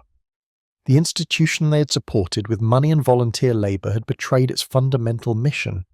Some parishioners left the church entirely, others stayed but with damaged trust. Parishes divided between those who believed the accusations and those who defended the accused. Lifelong friendships ended. Families stopped speaking to each other. The financial impacts on dioceses were severe but not catastrophic. By 2020, US Catholic dioceses had paid more than $4 billion in settlements, legal fees, and therapy costs related to clergy sexual abuse. Multiple dioceses declared bankruptcy to manage liabilities through restructuring. These included the Archdiocese of Milwaukee, the Diocese of Spokane, the Diocese of Davenport, and the Diocese of San Diego, among others. Bankruptcy proceedings forced some asset liquidation, but dioceses structured their finances to protect core assets. Parish property was often legally separate from diocesan property, making it harder for victims to claim. Substantial assets remained in educational and charitable institutions that continued operating. The bankruptcies themselves became controversial. Victims and their attorneys argued that dioceses used bankruptcy strategically to limit compensation and avoid full disclosure. The bankruptcy process imposed time limits on filing claims and often resulted in victims receiving cents on the dollar compared to what they might have won in civil trials. Defense attorneys argued that unlimited liability would destroy the church's ability to serve the faithful. Courts generally accepted the church's right to use bankruptcy protections, though judges sometimes criticized the approach as prioritizing institutional preservation over victim compensation. Insurance companies also became major players in the financial dynamics. Dioceses had liability insurance that covered at least some abuse claims. But insurance companies fought coverage, arguing that dioceses had known about abuse patterns and had failed to disclose this to insurers, thereby voiding policies. The result was complex litigation between dioceses and their insurers, with victims caught in the middle. Some settlements involved insurance companies paying portions while dioceses paid the rest. In other cases, insurance companies prevailed and paid nothing, leaving dioceses to bear full costs. The question of whether the financial consequences were severe enough became a matter of debate. Some argued that no amount of money could compensate for the harm, making the focus on finances distasteful. Others argued that financial pressure was the only mechanism available to force institutional change, and that dioceses should be required to liquidate all assets if necessary to fully compensate victims. Still others worried that excessive financial penalties would harm current parishioners who had no responsibility for past abuse and who depended on church services. What became clear was that the financial costs, while substantial, did not fundamentally threaten the institution's existence. The Catholic Church had vast global resources. Individual dioceses might struggle, but the worldwide church was not in danger of collapse. This frustrated some victims and advocates who had hoped financial pressure would force more fundamental reforms. The church could absorb billions in losses, restructure, and continue operating. Money alone was not sufficient accountability. The Catholic Church was not unique in harbouring sexual abuse and cover-up, but its size, global reach, and centralised structure made its failures the most visible and most thoroughly documented. As the Catholic scandals dominated headlines throughout the 2000s, attention began turning to other institutions. What investigators found was sobering. The structural vulnerabilities that had enabled Catholic clergy abuse existed across many contexts. Anywhere charismatic authority combined with institutional power, minimal oversight, and vulnerable populations, abuse had flourished and been concealed. Protestant Christianity presented a different structural challenge. Unlike the Catholic Church, with its hierarchical organization and Vatican oversight, Protestant denominations ranged from highly structured organizations to completely independent congregations. This decentralization meant that scandals emerged more slowly and in scattered fashion, making it harder to recognize systemic patterns. The Assemblies of God, one of the largest Pentecostal denominations, faced multiple scandals involving prominent pastors. Beyond the Jim Bakker and Jimmy Swaggart cases that had made headlines in the late 80s, dozens of other cases emerged. In many instances, the denomination's response paralleled the Catholic pattern. Accused pastors were allowed to resign quietly and often reappeared leading other churches. The denominational structure provided some oversight, but enforcement mechanisms were weak. Individual congregations maintained significant autonomy, and congregants often followed a charismatic pastor rather than remaining loyal to the denomination. The Southern Baptist Convention faced perhaps the most extensive Protestant abuse crisis. In February 2019, the Houston Chronicle and San Antonio Express-News published the results of a 6-month investigation documenting 380 Southern Baptist church leaders and volunteers who faced credible accusations of sexual misconduct since 1998, with over 700 victims, most of them children and teens. The investigation found that many of the accused moved freely among churches, finding new employment at other congregations with no disclosure of their past. Some continued in ministry even after being convicted of sex crimes and spending time in prison. The Southern Baptist Convention's polity made institutional accountability nearly impossible. Each church was autonomous, self-governing, and could hire and fire staff without external approval. The National Convention had no authority to discipline pastors or remove them from ministry.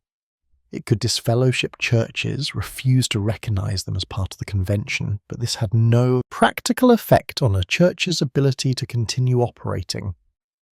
When survivors and advocates called for a denomination-wide database of accused abusers to prevent church hopping, convention leaders resisted, citing both the autonomy of local churches and fears of legal liability. The resistance to creating a database was particularly controversial. Multiple survivors testified at convention meetings describing how their abusers had moved from church to church, leaving trails of victims. They pleaded for basic precautions that secular organizations had already implemented. Youth sports organizations, schools, and childcare facilities all maintained exclusion lists. Why wouldn't churches? The response from some denominational leaders revealed a priority structure similar to what had been documented in Catholic contexts. Protecting the institution from liability and scandal mattered more than protecting children from abuse. Evangelical megachurches presented unique challenges. These churches often centered on a single charismatic pastor whose personality and preaching built the congregation. The pastor typically handpicked a board of elders or overseers from among loyal supporters. Financial records were often opaque. Personnel decisions were made without external input. This created environments where powerful pastors were functionally accountable to no one. When accusations arose in such contexts, the responses were predictable. The board would rally around the pastor. Accusers would be framed as agents of Satan attacking God's anointed. Legal settlements would be reached with non-disclosure agreements. The pastor might take a brief leave for restoration, then return to the pulpit. In some cases, entire congregations followed accused pastors who left to start new churches, demonstrating that personal loyalty to the charismatic leader overrode concern about credible abuse allegations.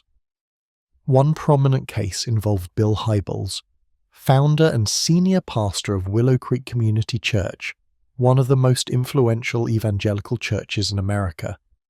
Over decades, Willow Creek had become a model for the modern megachurch, hosting conferences that trained thousands of pastors in church growth techniques.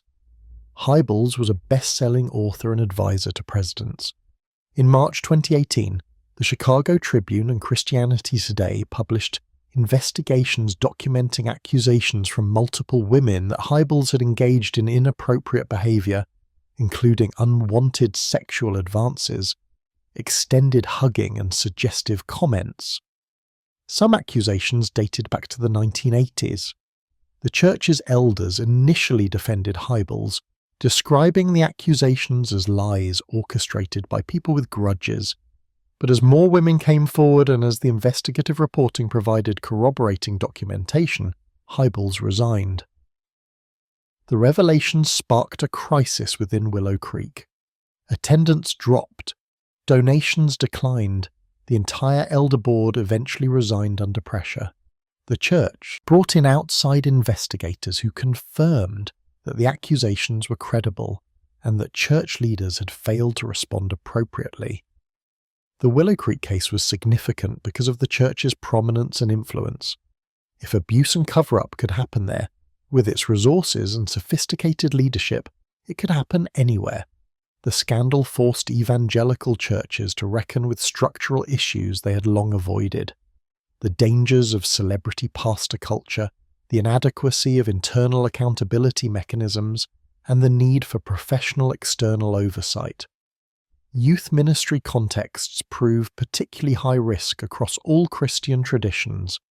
Youth pastors and volunteers worked with teenagers in settings that often involved overnight trips, one-on-one mentoring relationships, and emotional intensity.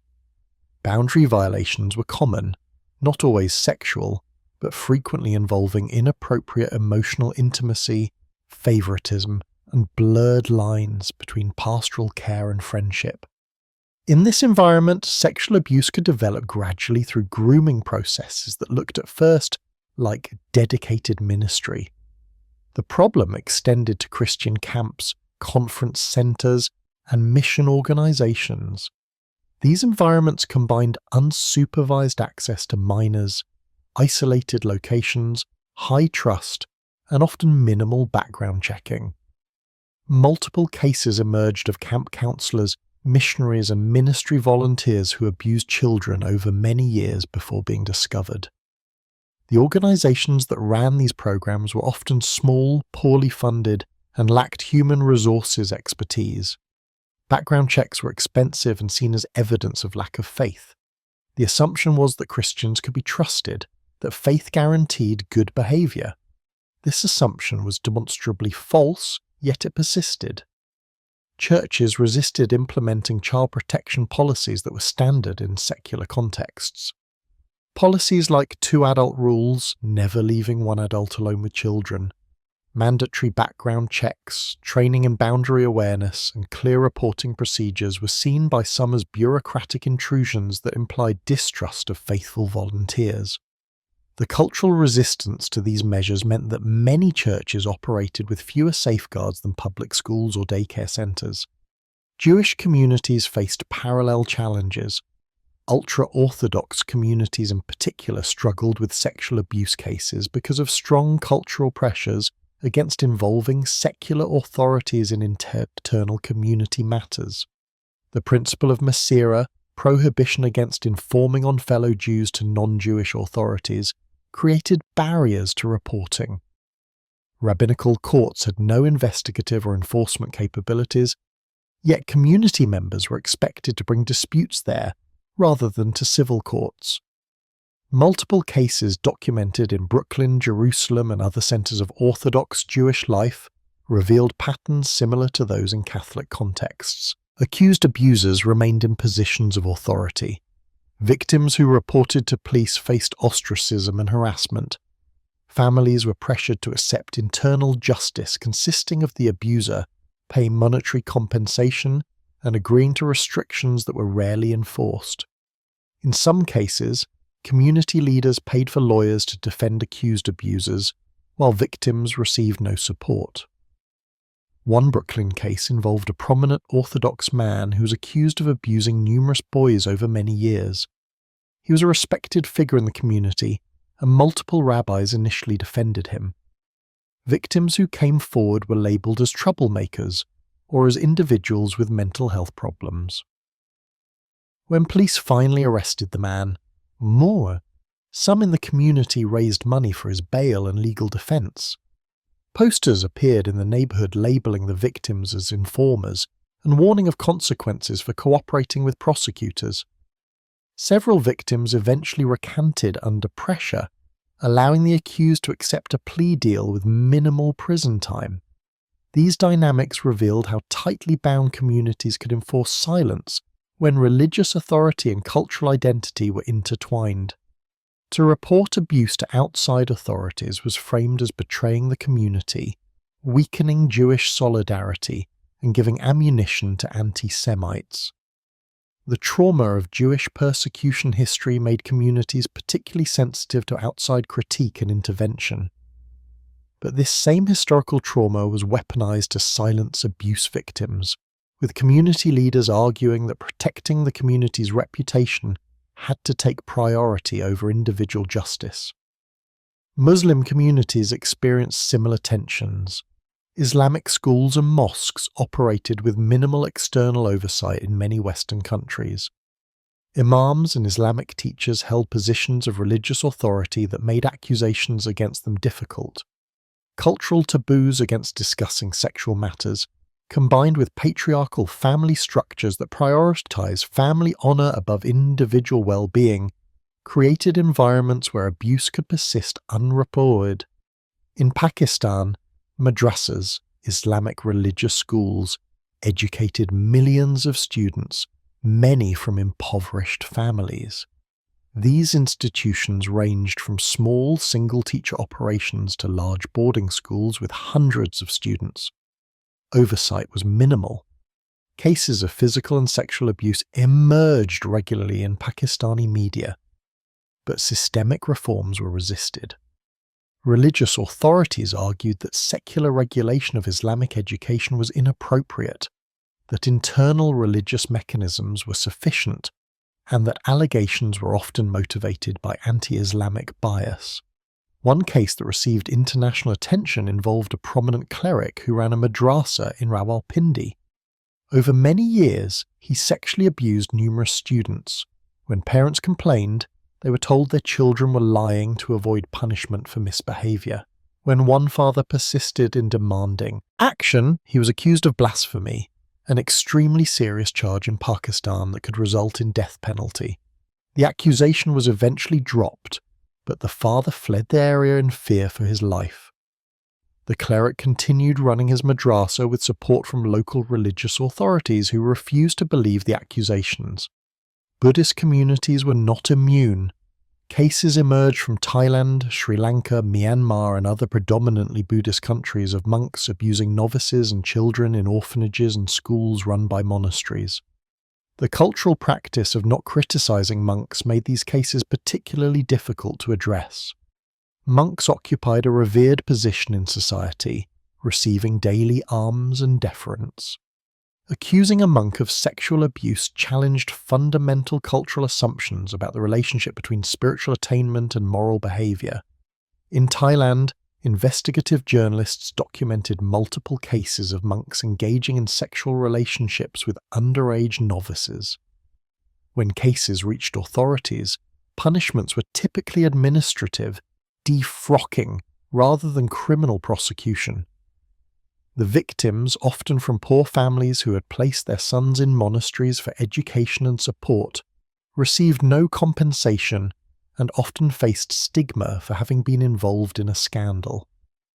Tibetan Buddhism in Western countries faced its own reckonings.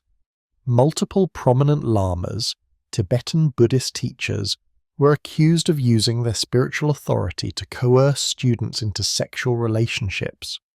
The teacher-student relationship in Tibetan Buddhism is intensely hierarchical, with students taking vows of devotion and obedience to their lama. This created power dynamics that closely paralleled those in Catholic priest-parishioner relationships. When students experienced sexual advances from their teachers, they often doubted their own perceptions.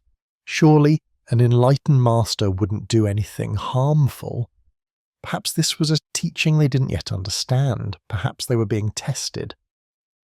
One case involved Sogyal Rinpoche, a prominent Tibetan teacher whose book, The Tibetan Book of Living and Dying, became an international bestseller. Multiple students accused him of sexual, physical, and emotional abuse spanning decades. They described being pressured into sexual relationships with the assurance that this was tantric practice that would advance their spiritual development. They describe being hit, humiliated, and exploited financially. When some students first raised concerns in the 1990s, the Tibetan Buddhist leadership dismissed the accusations. It was only in 2017, when a detailed letter signed by 8 senior students was made public, that major Buddhist organizations withdrew support. Sogyal retired from teaching but never faced criminal charges. He died in 2019. The patterns across all these contexts shared structural similarities: charismatic authority invested in individuals, institutional resistance to external accountability, cultures of deference, vulnerable populations dependent on the institution, and organizational priorities that valued reputation over victim protection. The theological specifics varied, but the human dynamics were remarkably consistent. One dimension that cut across all religious traditions was the use of theology itself as a tool of abuse and silencing. Victims were told that forgiveness was mandatory, that failure to forgive was sinful, and that holding anger toward their abuser endangered their own souls. They were told that suffering had redemptive value, that God allowed suffering to test faith, and that their abuse might somehow serve a divine purpose. They were told that publicly accusing religious leaders was attacking God's anointed, that such accusations invited divine judgment, and that their duty was to handle matters privately through prayer and spiritual means. This theological manipulation was particularly insidious because it recruited the victim's own faith against their well-being. If the victim believed what they had been taught, they had to choose between their healing and their salvation. Anger was sin. Justice-seeking was unforgiveness. Disclosure was scandal. The only righteous path was silent suffering. This created psychological binds that could paralyze victims for decades. Some victims resolved this bind by maintaining faith while reinterpreting its meaning. They distinguished between eternal truths and institutional corruption, between God and God's failed representatives. This allowed them to preserve spiritual identity while pursuing justice. Other victims found this distinction impossible. For them, the abuse proved that the entire religious structure was false, that claims of divine authority were tools of manipulation, and that liberation required complete rejection of faith. The question of whether religious belief itself was harmful became a source of intense debate. Some argued that authoritarian religion created structural vulnerabilities that made abuse likely. The very concepts of divine authority, unquestioning obedience, and eternal consequences for temporal choices created power imbalances that could be exploited. Others argued that the problem was not religion per se, but rather human corruption within religious institutions, that authentic faith would prevent rather than enable abuse. This debate was never resolved, but the practical consequences were clear. Millions of people, particularly in historically Catholic countries, abandoned institutional religion in the years following the abuse revelations. They might maintain private spiritual practices or beliefs, but they stopped attending services, stopped donating, and stopped raising their children in the faith. The institutions that had abused their trust lost not just individual members, but entire generations. The social and cultural power that religious institutions had wielded for centuries eroded rapidly, not through ideological attack, but through the exposure of moral failure so profound that it could not be explained away. The accumulation of scandals throughout the 2000s and 2010s created a crisis not merely for individual institutions, but for the entire concept of religious moral authority. The Catholic Church, evangelical megachurches, Orthodox Jewish communities, Islamic schools, across traditions and cultures, the pattern repeated. Those who claimed to speak for God, who presumed to instruct others on right and wrong, had systematically violated the most vulnerable and then lied about it. The hypocrisy was so vast, so well documented, and so carefully protected that it demanded explanation beyond individual failings. The institutional response to exposure was remarkably uniform. First came denial, then minimization, then carefully calibrated expressions of concern that avoided accepting institutional responsibility. Church officials expressed sorrow that abuse had occurred, but framed it as the result of individual priest weakness or psychological problems, not systemic institutional failure. They announced new policies and oversight mechanisms but resisted external accountability. They paid settlements but required silence.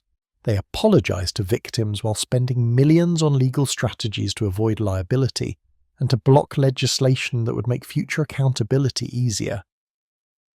Pope John Paul II, who led the Catholic Church from 1978 until his death in 2005, faced the growing clergy abuse crisis throughout his papacy. His response was widely criticized as inadequate. While he made occasional statements expressing concern about abuse, he took no systemic action to address it. He did not mandate reporting of abuse to civil authorities. He did not remove bishops who had enabled abusers. He defended Cardinal Bernard Law even after the Boston scandal made Law's failures undeniable, eventually giving Law a prestigious ceremonial position in Rome. Some argued that John Paul II's focus on theological issues and geopolitics meant he was not fully informed about the scope of the abuse crisis. Others argued that his conservative theology, which elevated clerical authority and treated the church as besieged by secular hostility, made him unable to acknowledge the depth of institutional failure. He saw the church as under attack from external enemies. He struggled to recognize that the greatest threat came from within. Pope Benedict XVI, who succeeded John Paul II in 2005, had more direct knowledge of the crisis.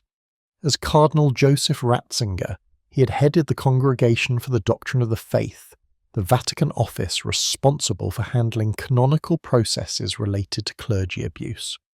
Under his leadership, the CDF had centralized abuse case processing, but critics argued this centralization was designed more to control information than to protect children.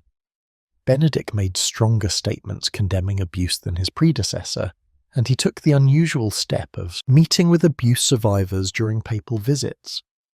But he also resisted calls for bishops to be held accountable for cover-ups, and his papacy saw continued legal battles by dioceses to avoid disclosure and liability.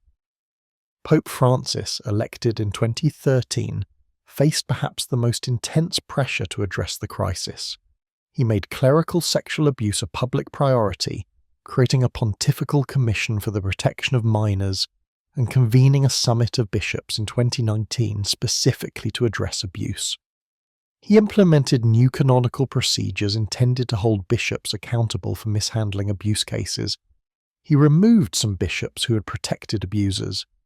Yet Francis also faced fierce criticism from survivors and advocates who argued that his reforms were incomplete and that he continued to prioritize institutional protection.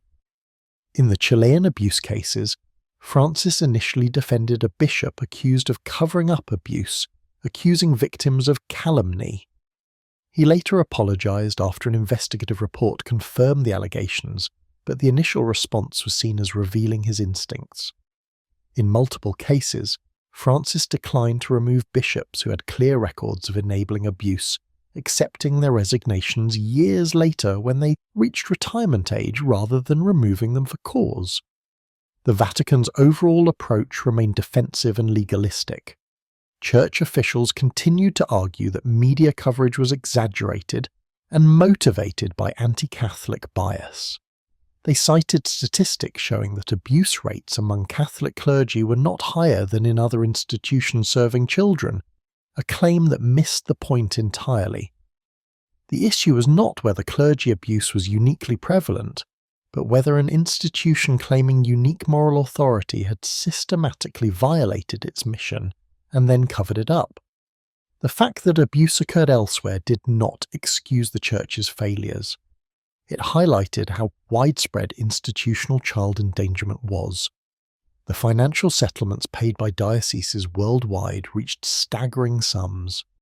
By 2020, the Catholic Church in the United States alone had paid more than $4 billion in settlements, therapy costs and legal fees related to abuse cases.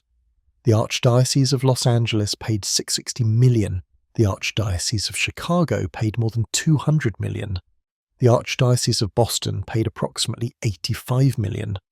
Dozens of other dioceses paid tens of millions each. In Europe, Australia, and Latin America, additional hundreds of millions were paid. Yet these financial costs did not fundamentally threaten the institution.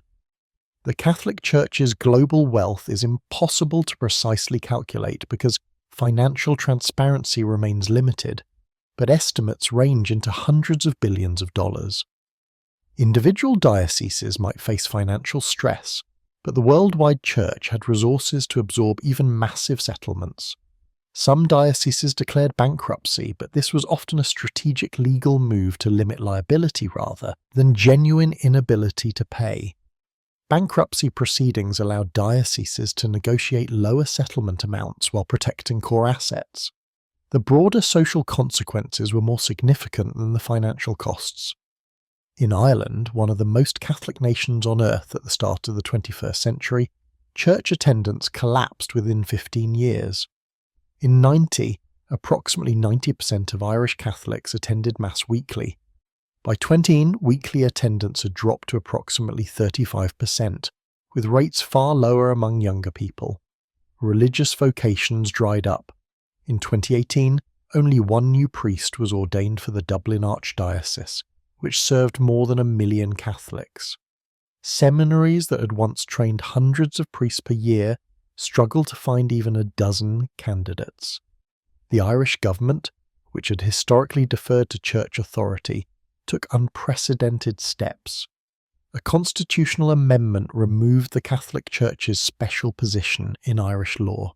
Civil marriage equality for same-sex couples was approved by referendum in 2015, despite strong church opposition. Abortion, long prohibited under a constitutional amendment strongly supported by the Church, was legalized by referendum in 2018. These social changes were driven by multiple factors, but the abuse scandals were central. The Church had lost moral credibility, and without that credibility, its political influence evaporated. Similar patterns appeared across historically Catholic regions. In Quebec, the secularization that began with the Quiet Revolution of the 1960s accelerated. In Spain and Italy, church attendance declined sharply among young people. In Latin America, millions left Catholicism for evangelical Protestantism or for no religion at all. The priest abuse scandals were not the only cause of secularization. Social modernization, education, urbanization, and changing gender roles all contributed. But the scandals were often the final breakpoint, the moment when institutional loyalty became impossible to maintain. In the United States, the trajectory was more complex. American Catholicism had always been more diverse than European Catholicism, including progressive and conservative factions with different relationships to church authority. The abuse crisis affected these groups differently. Progressive Catholics often left the church or remained as disaffected critics. Conservative Catholics sometimes defended the institution, arguing that the real problem was post-Vatican II liberalization and that a return to traditional practice would solve the crisis. Some traditionalist Catholic movements grew during this period, attracting members who wanted hierarchical authority, but blamed the crisis on modernist compromise rather than on hierarchy itself. The evangelical Protestant response to Catholic scandals was often judgmental, with some evangelical leaders framing the crisis as proof of Catholic theological error. The requirement of priestly celibacy was blamed. The elevation of Mary and saints was blamed. The practice of confession was blamed. The Catholic crisis was used in Protestant evangelism, with converts from Catholicism sharing stories of finding true Christianity after leaving the corrupt Catholic institution. This triumphalism proved short-lived.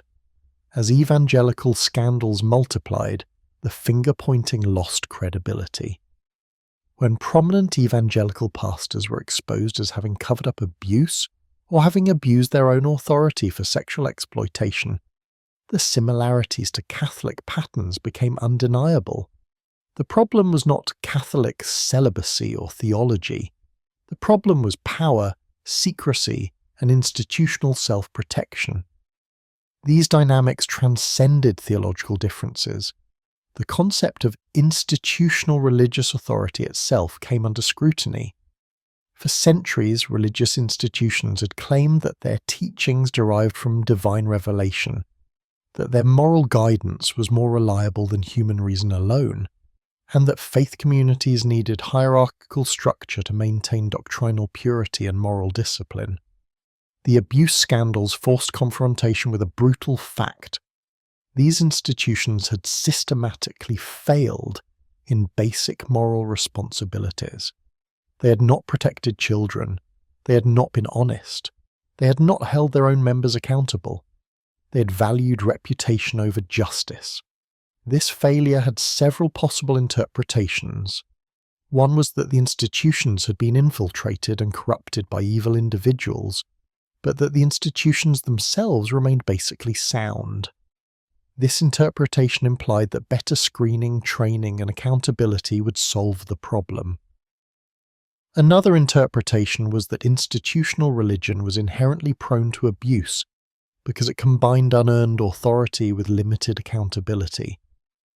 This interpretation implied that fundamental restructuring toward radical transparency and democratic governance was necessary. A third interpretation was more radical, that belief in divine authority itself created the problem. If people are taught that certain humans speak for God, that these humans possess special moral knowledge, and that questioning them is questioning God, then abuse of that authority becomes nearly inevitable. This interpretation implied that the solution was not reform, but abandonment of institutional religion entirely. This third interpretation gained substantial support during the 2000s and 2010s, particularly among younger people and in regions where the scandals were most thoroughly documented. The argument went roughly as follows. Religious institutions claim moral authority based on divine mandate. When these institutions are exposed as profoundly immoral in their actions, the claim of divine mandate is falsified. Either God does not grant special moral knowledge to religious institutions, or God does not exist, or God is not good. In any case, there is no reason to grant religious institutions special authority or deference. Their moral claims should be evaluated by the same standards applied to any other human institution, and by those standards, they have failed catastrophically. This argument was not primarily made by atheist activists, though they amplified it. It was made by ordinary people, often raised in religious traditions, who could no longer reconcile the gap between religious claims and religious actions. They saw bishops who preached about the sanctity of children while protecting child rapists. They saw pastors who preached about sexual purity while soliciting prostitutes and embezzling donations. They saw gurus who preached about enlightenment and compassion while exploiting and abusing students. The contradictions were too blatant to ignore. The psychological term for this experience is cognitive dissonance, the discomfort that arises when behaviours contradict beliefs. Humans typically resolve cognitive dissonance by either changing behaviour to match beliefs or changing beliefs to match behaviour. In this case, the behaviours were fixed facts. Abuse happened, cover-ups happened, institutional protection of abusers happened. These could not be wished away. So beliefs had to change. If the Church claimed to be the body of Christ on earth, but acted in ways diametrically opposed to Christ's teachings, then the claim was false. If pastors claimed to be filled with the Holy Spirit but acted in ways indistinguishable from corporate executives protecting institutional assets, then the claim of spiritual authority was false. For many people, this reasoning led to a cascading loss of faith. If the institutional church was not divinely guided, perhaps no institution was. If clergy were not more moral than other people, perhaps holiness was not real. If prayer did not protect children from abuse by priests, perhaps God did not answer prayers. If a supposedly all-powerful, all-knowing, all-good God allowed his representatives to brutalize the innocent and then escape justice, perhaps such a God did not exist. This was not a purely intellectual process. For most people who lost faith, it was emotionally wrenching. Religious belief had provided meaning, community, comfort in grief, hope for justice, and a sense of cosmic order. Losing that belief meant losing all those supports. But maintaining belief in the face of the evidence required a level of cognitive compartmentalization that became psychologically untenable. Some managed the compartmentalization by distinguishing sharply between faith and institution. They argued that corrupt humans had perverted divine teachings, that the solution was not to abandon faith, but to return to pure spiritual principles uncorrupted by institutional power. This response preserved religious identity while acknowledging institutional failure. But it was a difficult position to maintain. If institutions could so thoroughly corrupt divine truth, how could one be confident in any religious knowledge? How could one know which teachings were divine and which were human corruption? The institutions themselves had been the source of teachings. Once their trustworthiness was destroyed, how could anything they taught be trusted? Others maintained faith through intense compartmentalization that simply refused to integrate the abuse revelations into their religious worldview. They continued attending churches where abuse had occurred, continued donating to institutions that had paid hundreds of millions in settlements, continued affirming that the church was holy and good. When pressed, they might acknowledge that mistakes were made, but would immediately pivot to emphasizing the good works the church continued to do. They treated the abuse crisis as a distraction orchestrated by media and lawyers hostile to religion. This response was psychologically understandable. For deeply religious individuals, particularly those raised in insular religious communities, abandoning faith meant losing identity, community, and meaning. It meant potential estrangement from family and friends. It meant confronting the possibility that one's entire life had been built on false assumptions. The psychological cost of such a confrontation was simply too high. Denial and compartmentalization were survival strategies, but the majority response, particularly among younger people and those with less institutional investment, was disaffiliation. They stopped attending services, stopped identifying with religious institutions, and stopped transmitting religious identity to their children. This pattern showed up dramatically in demographic surveys. In the United States, the percentage of adults identifying as religiously unaffiliated rose from 16% in 2007 to 26% in 2010, according to Pew Research Center data. Among millennials and Generation Z, the percentages were even higher. Much of this increase represented not conversion to atheism as a philosophical position, but simple abandonment of institutional religious identity. The abuse scandals were not the only factor driving this trend. The association of American Christianity with right-wing politics, opposition to LGBTQ rights, climate change denial, and racial insensitivity all contributed to religious disaffiliation among young people. But surveys consistently showed that institutional scandals and hypocrisy were major factors. When asked why they left religion, young people frequently cited the gap between religious teachings and religious behavior.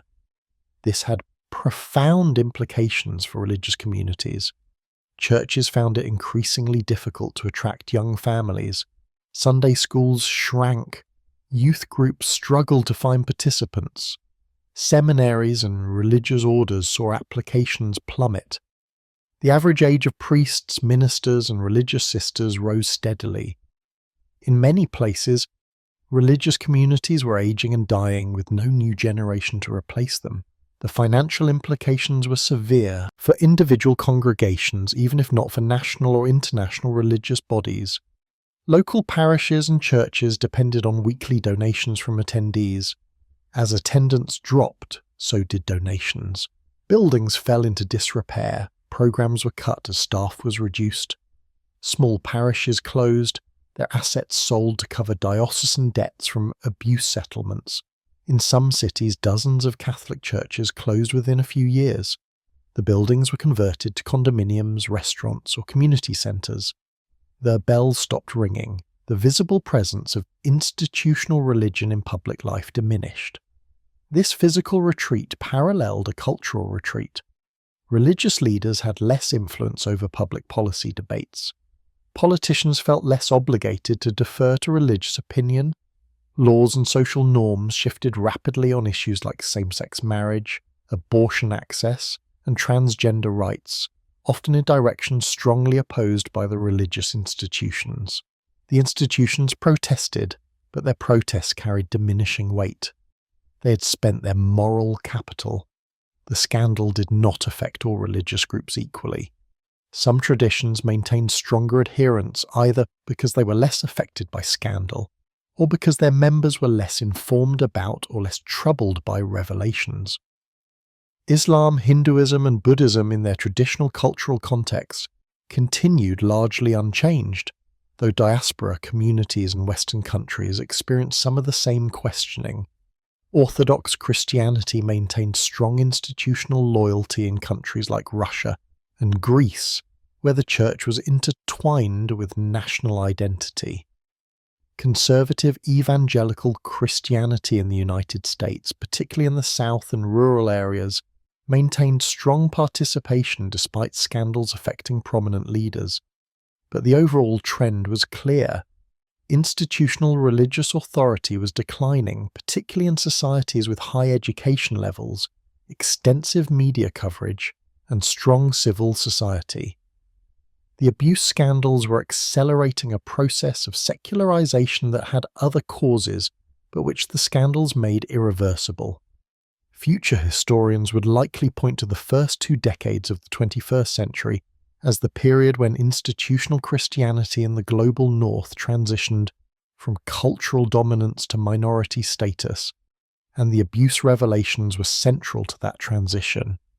The large-scale social and institutional consequences of the abuse crisis were easier to document than the individual psychological and spiritual costs. Surveys could measure church attendance and religious affiliation. financial records documented settlements, but the interior experience of faith collapse, of meaning loss, of fundamental assumptions dissolving, this was harder to capture, but no less real. For survivors of abuse, the spiritual crisis was often total. The abuse itself was trauma enough, but the religious dimension added layers of complication. Survivors had to process not just the physical and psychological violation, but also the theological manipulation that had framed the abuse. They had been told that their suffering had meaning, that their abuser loved them in a special way, that God had chosen them for this experience. Recovering from abuse meant rejecting these interpretations, but rejection left a void. If the religious framework was false, what replaced it?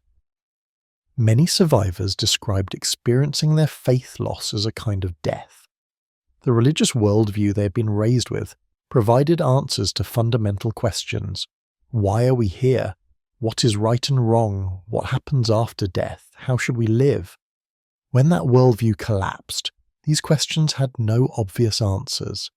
Some survivors found this liberating. They were free to construct their own meanings without religious constraint. But many experienced it as disorienting and isolating. One survivor who testified before the Australian Royal Commission described the process of losing faith. She had been raised in a devoutly Catholic family in a small Australian town. Everyone she knew was Catholic. The church was the centre of social life. She had been abused by a priest from age 10 to age 14. She told no one because the priest had convinced her that their relationship was holy, that she had been specially chosen, that revealing it would destroy her family and her community. When she finally disclosed the abuse at age 35, after seeing news coverage of the Boston scandal, her family's response was divided. Her mother believed her and was devastated.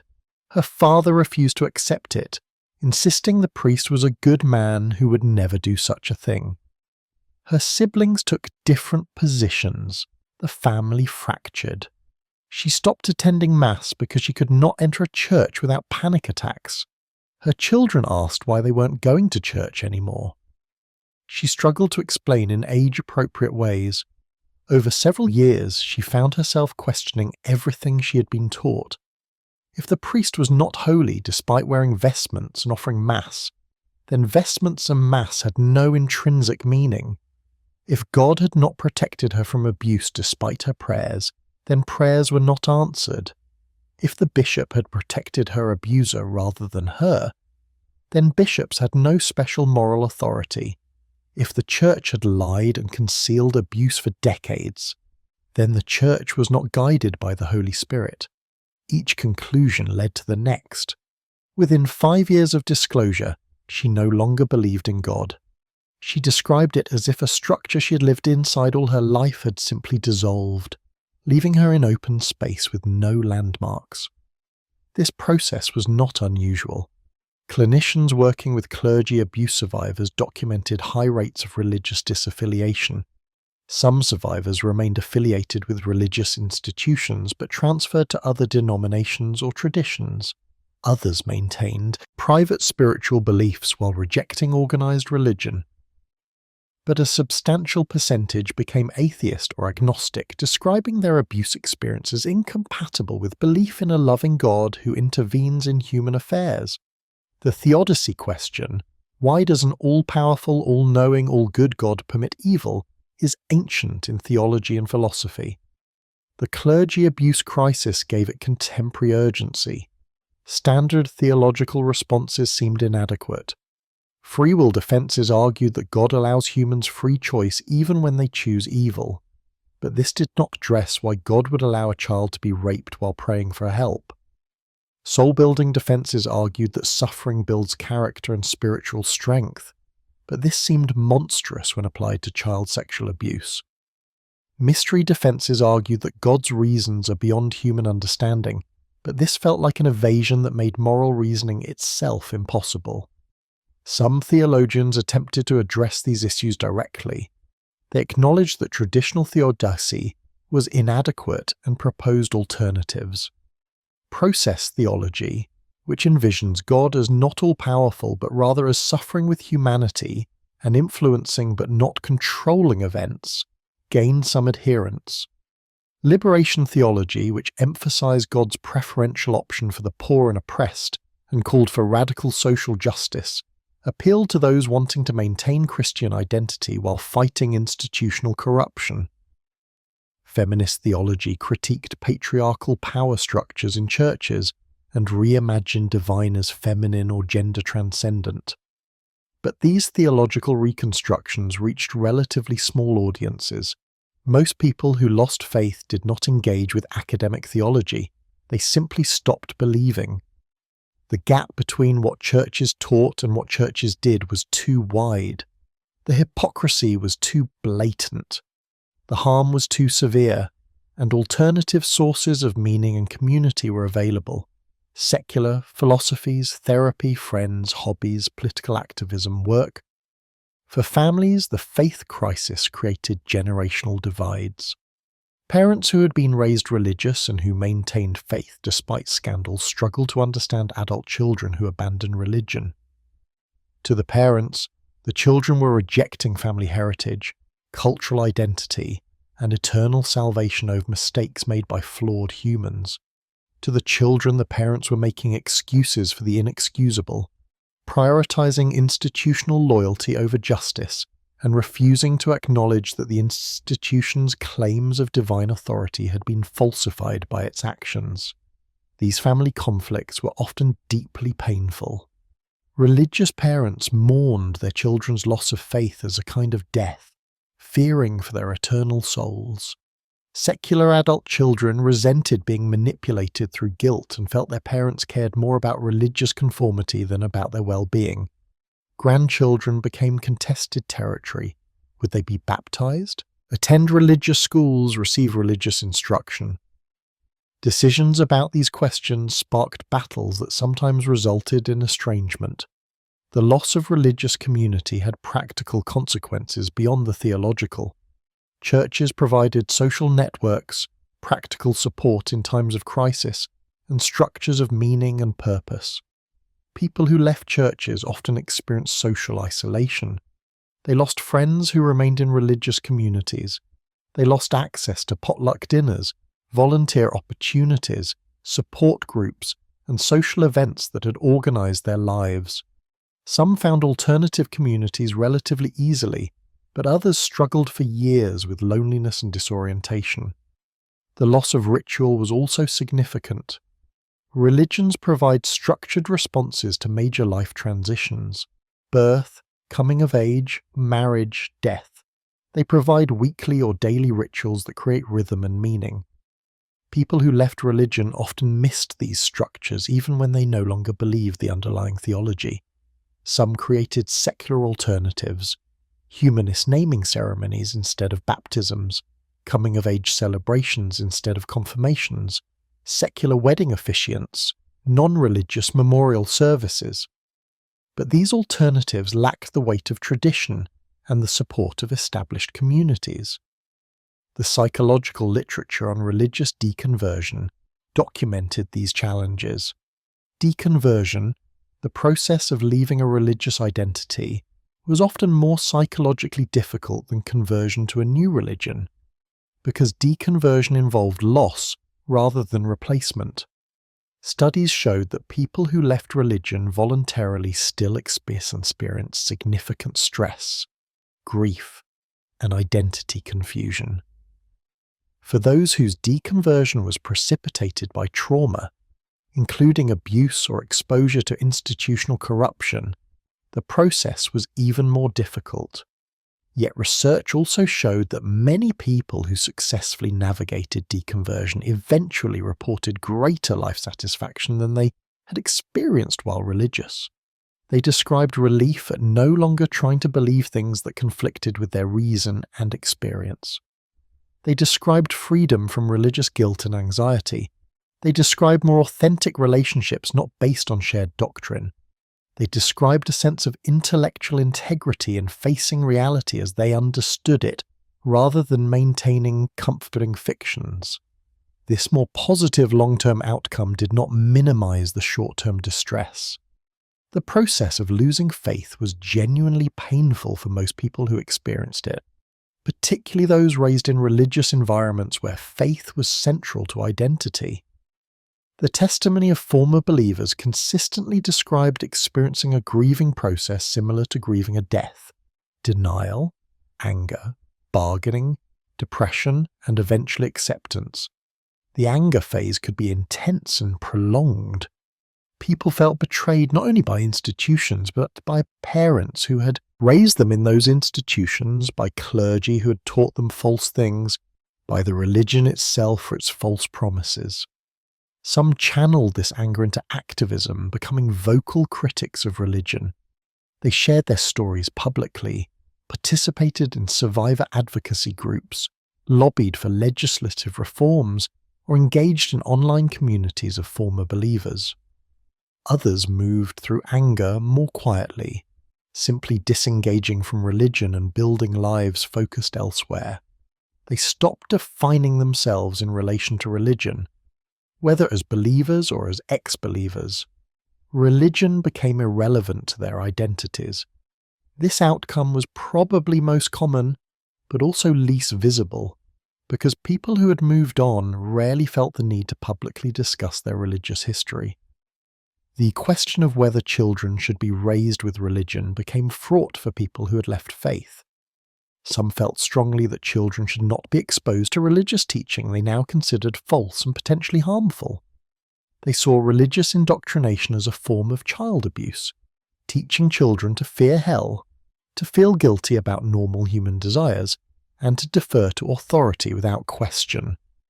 Others took a more moderate view, thinking that religious exposure with critical thinking encouragement was acceptable, or that preventing any religious exposure would leave children culturally illiterate. These decisions were particularly difficult in mixed-faith families, where one partner had lost faith while the other maintained it. Conflicts over children's religious education and participation could become severe enough to threaten marriages.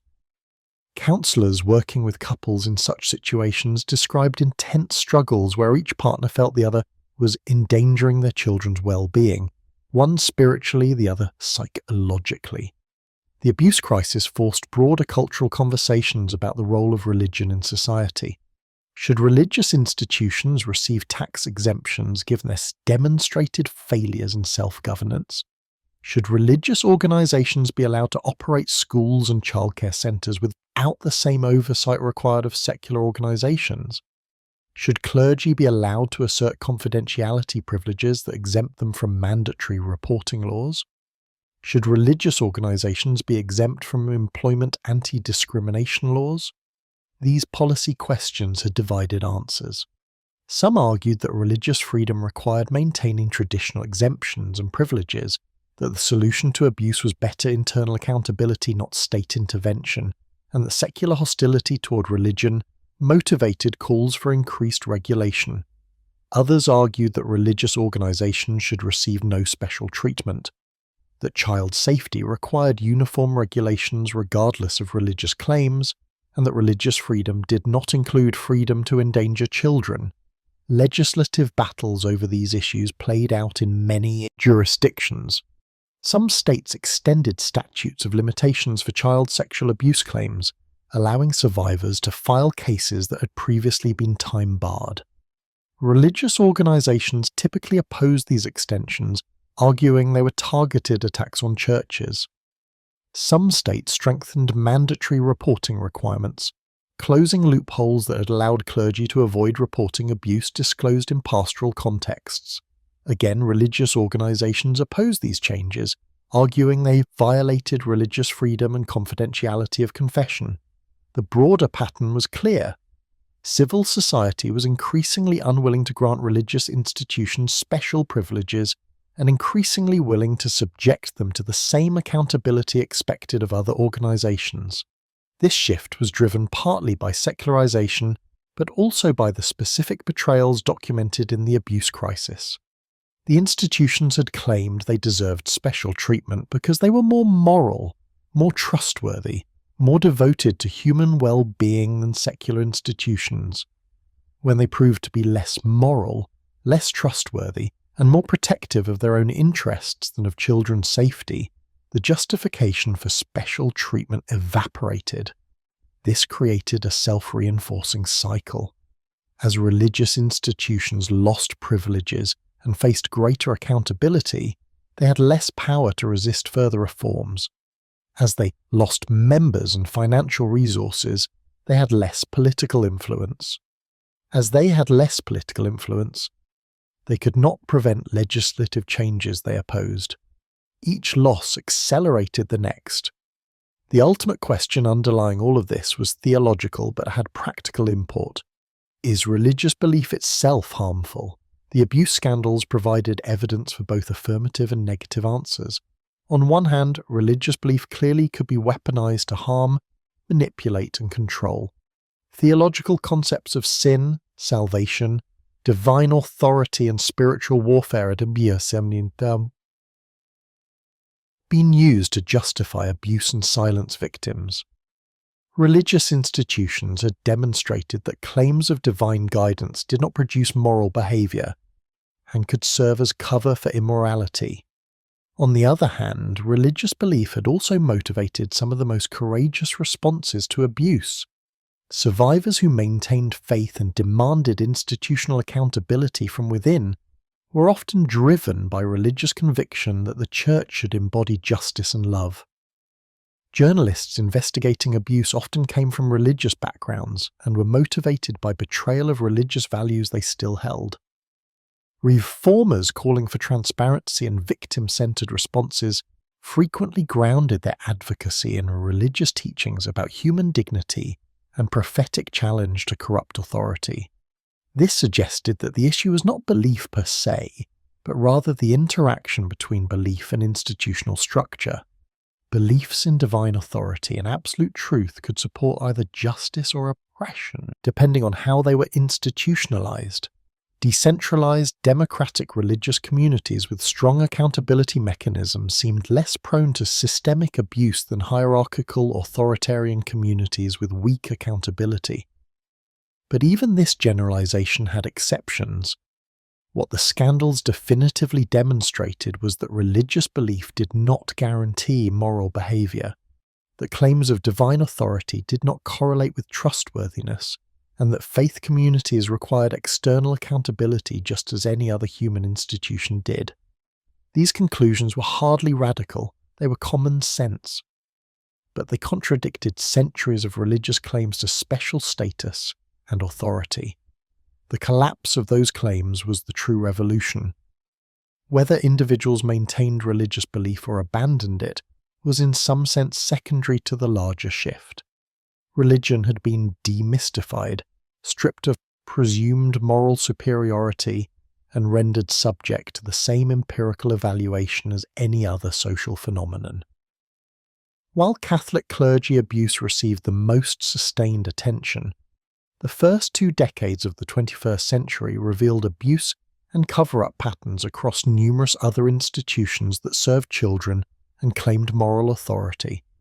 Each revelation reinforced the others, creating a cascade effect that fundamentally altered how societies understood institutional trustworthiness. The Boy Scouts of America, an organization founded in 1910 with an explicit mission of building character and moral development in boys, faced a reckoning that nearly destroyed it. In 2010, during litigation in Oregon, the organization was forced to release ineligible volunteer files from 1965 to 1985. These files, which the Scouts had kept confidential, documented more than 1,000 suspected child molesters who'd been removed from Scouting. The files showed that Scout leadership had known about widespread abuse for decades, had removed some perpetrators, but not reported them to police, and have failed to warn other youth organizations where these individuals might seek access to children. Further legal proceedings forced release of files from later years, revealing that the problem had continued. By 2019, when the Boy Scouts faced more than 12,000 abuse claims in litigation, the organisation filed for bankruptcy.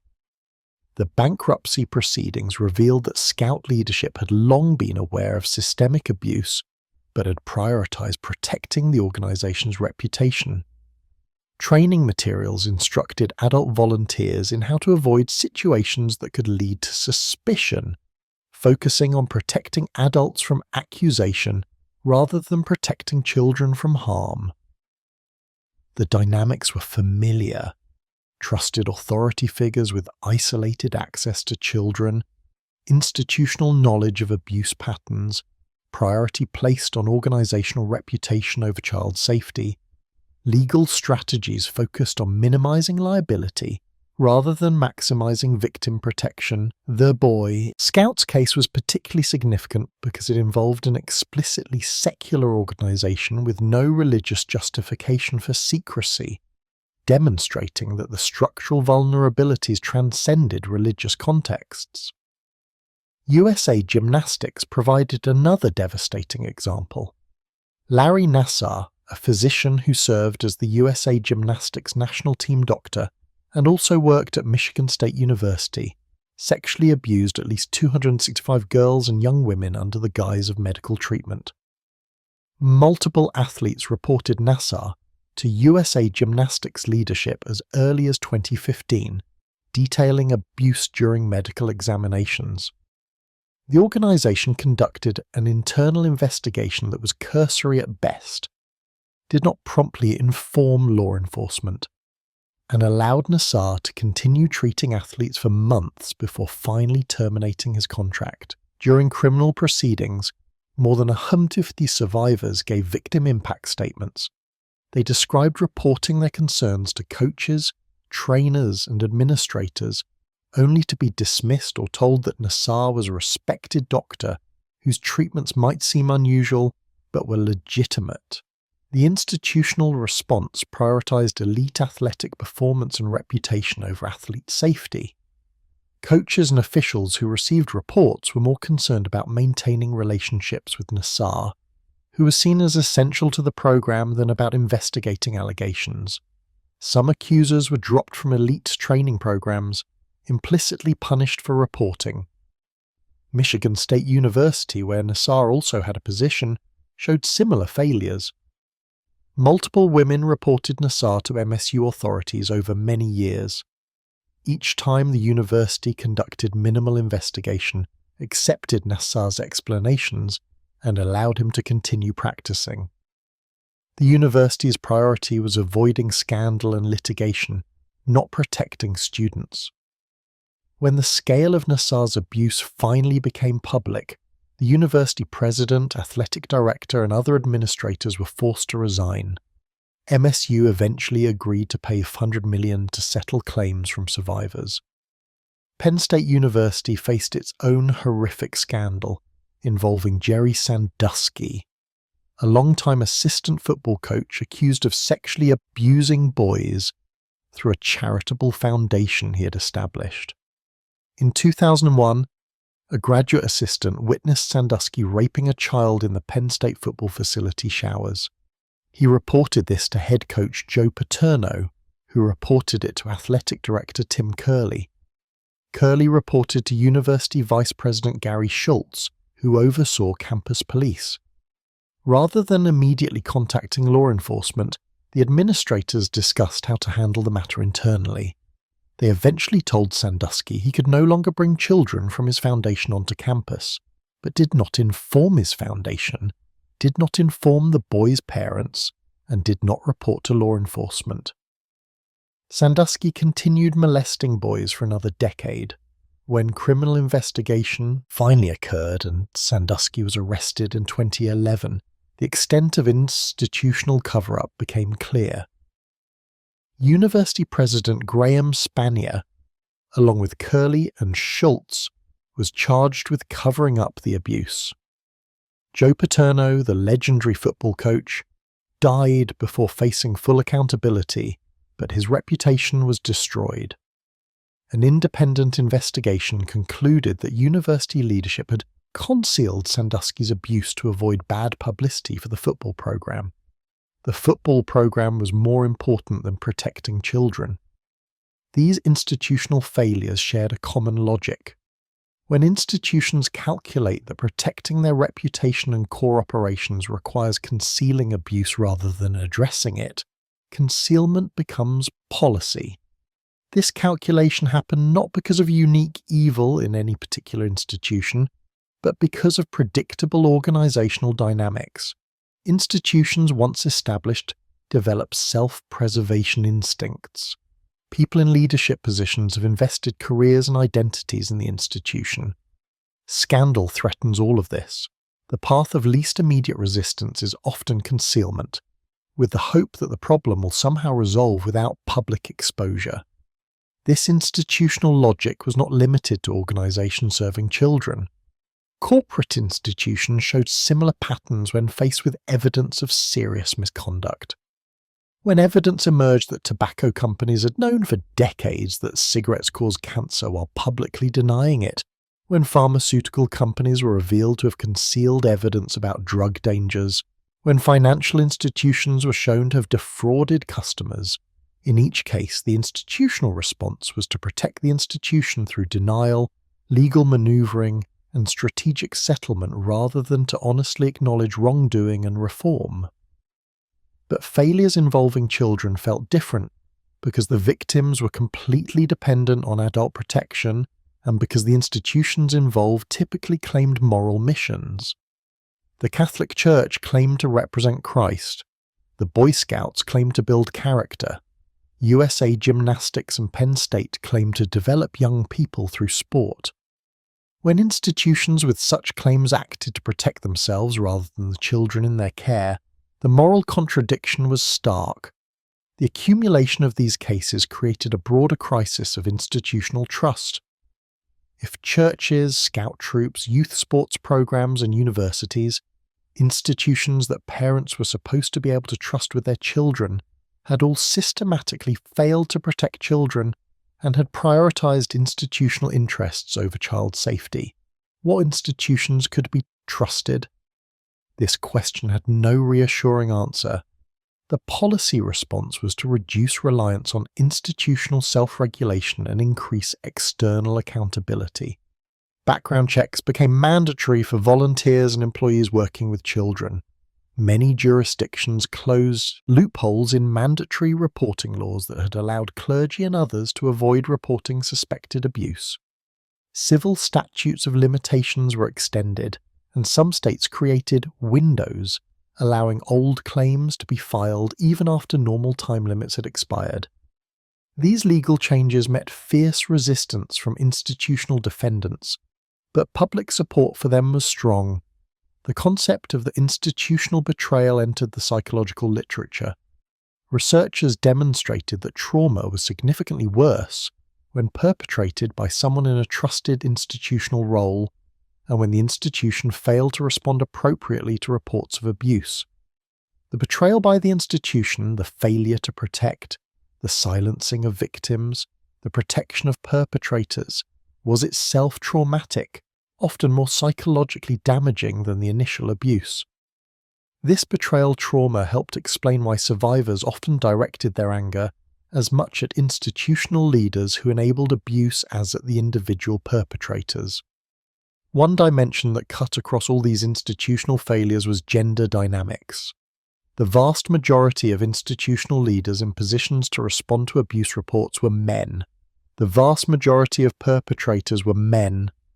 The victims were both boys and girls, but institutional responses often reflected gender biases. When boys were abused, there was often denial that it could happen, or concern about homosexual implications. When girls were abused, there was often victim blaming, questioning of sexual history, and concern about girls' reputations. In both cases, victims' experiences were subordinated to adults' anxieties and institutional priorities. The broader cultural reckoning with sexual harassment and assault, symbolized by the #MeToo movement that gained prominence in 2010, paralleled and intersected with the institutional child abuse scandals. Both phenomena exposed how power imbalances enabled sexual misconduct and how institutions protected powerful perpetrators rather than vulnerable victims. Both revealed that individual incidents were rarely truly isolated, but rather represented patterns enabled by structural and cultural factors. Both demonstrated that victims who came forward risked retaliation, disbelief, and social cost that made silence seem safer. The #MeToo movement, while focused primarily on adult women's experiences in workplace and entertainment contexts, created cultural momentum that amplified attention to child abuse cases. The underlying logic was similar. People in positions of power and trust had exploited that position sexually, institutions had covered it up, and victims had been sent.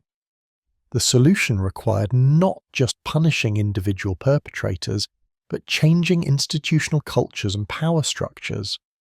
These parallel movements faced similar backlash. Critics argued that accusations were sometimes false, that presumption of innocence was being abandoned, that witch hunt dynamics were developing, and that pendulum had swung too far. These critiques had some merit in individual cases, but missed the larger pattern. The systemic nature of abuse and cover-up across so many institutions, documented through so many investigations and court proceedings, was undeniable. Individual false accusations might occur, but the aggregate evidence of institutional failure was overwhelming. What remained contested was what should replace the failed systems. Some argue for more regulation, external oversight, and legal accountability.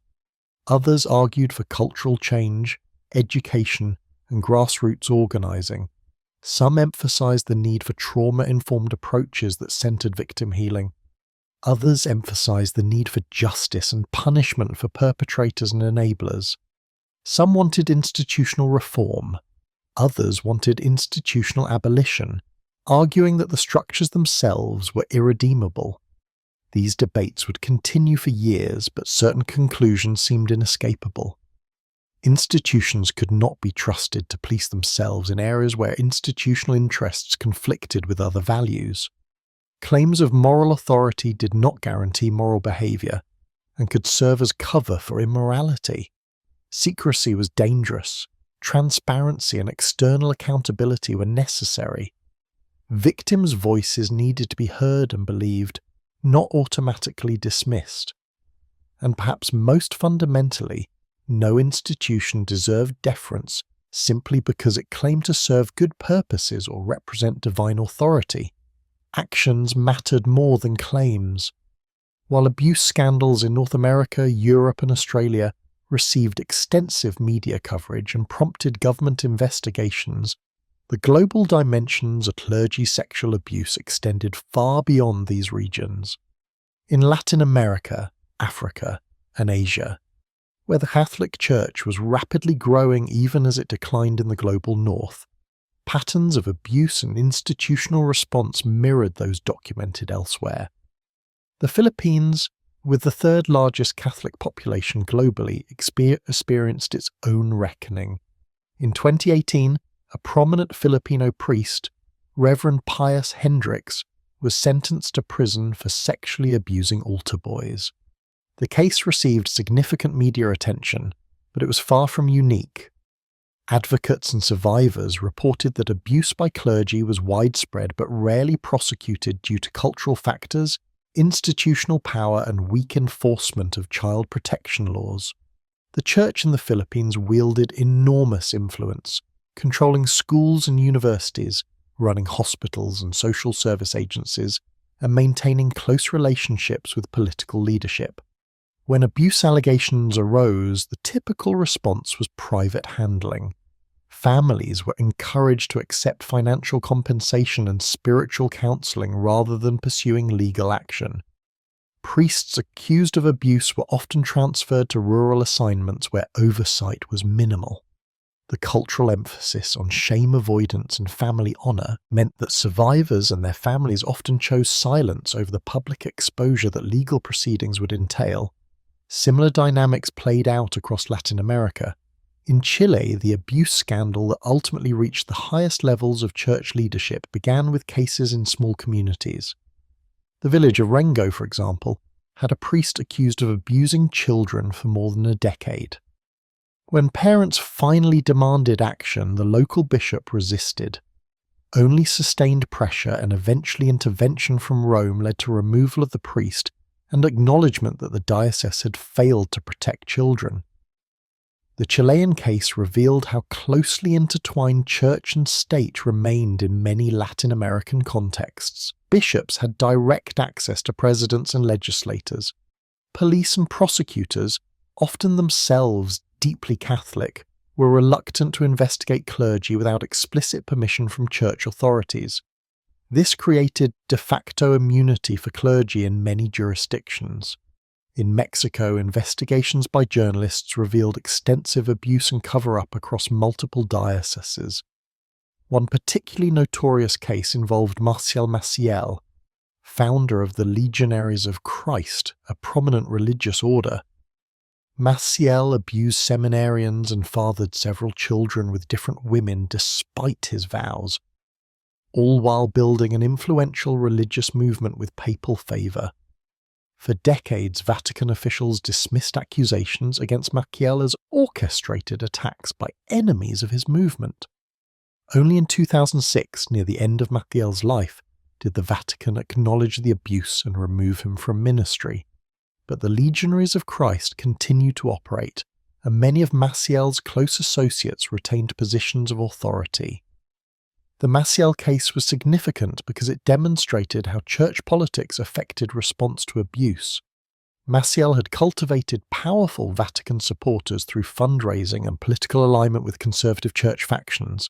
These connections insulated him from accountability for decades despite credible, detailed accusations. The case showed that even when victims came forward, even when evidence was strong, institutional politics and financial considerations could outweigh child protection.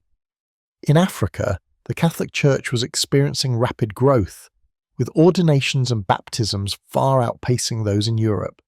African clergy were being sent to staff parishes in the declining European and North American churches. But child protection systems were less developed in many African contexts. Cultural attitudes toward children, combined with lower literacy rates and weaker civil society institutions, meant that abuse could more easily remain hidden. Several cases did come to light. In Kenya, multiple priests were accused of sexually abusing students at Catholic boarding schools. In Uganda, priests were accused of impregnating girls in their parishes. In South Africa, multiple priests were convicted of sexual abuse in the post-apartheid era when criminal justice systems became more independent of traditional power structures. But advocates working in African contexts reported that for every case that became public, many more remained hidden due to lack of reporting mechanisms, victim fear of retaliation, and institutional resistance to transparency.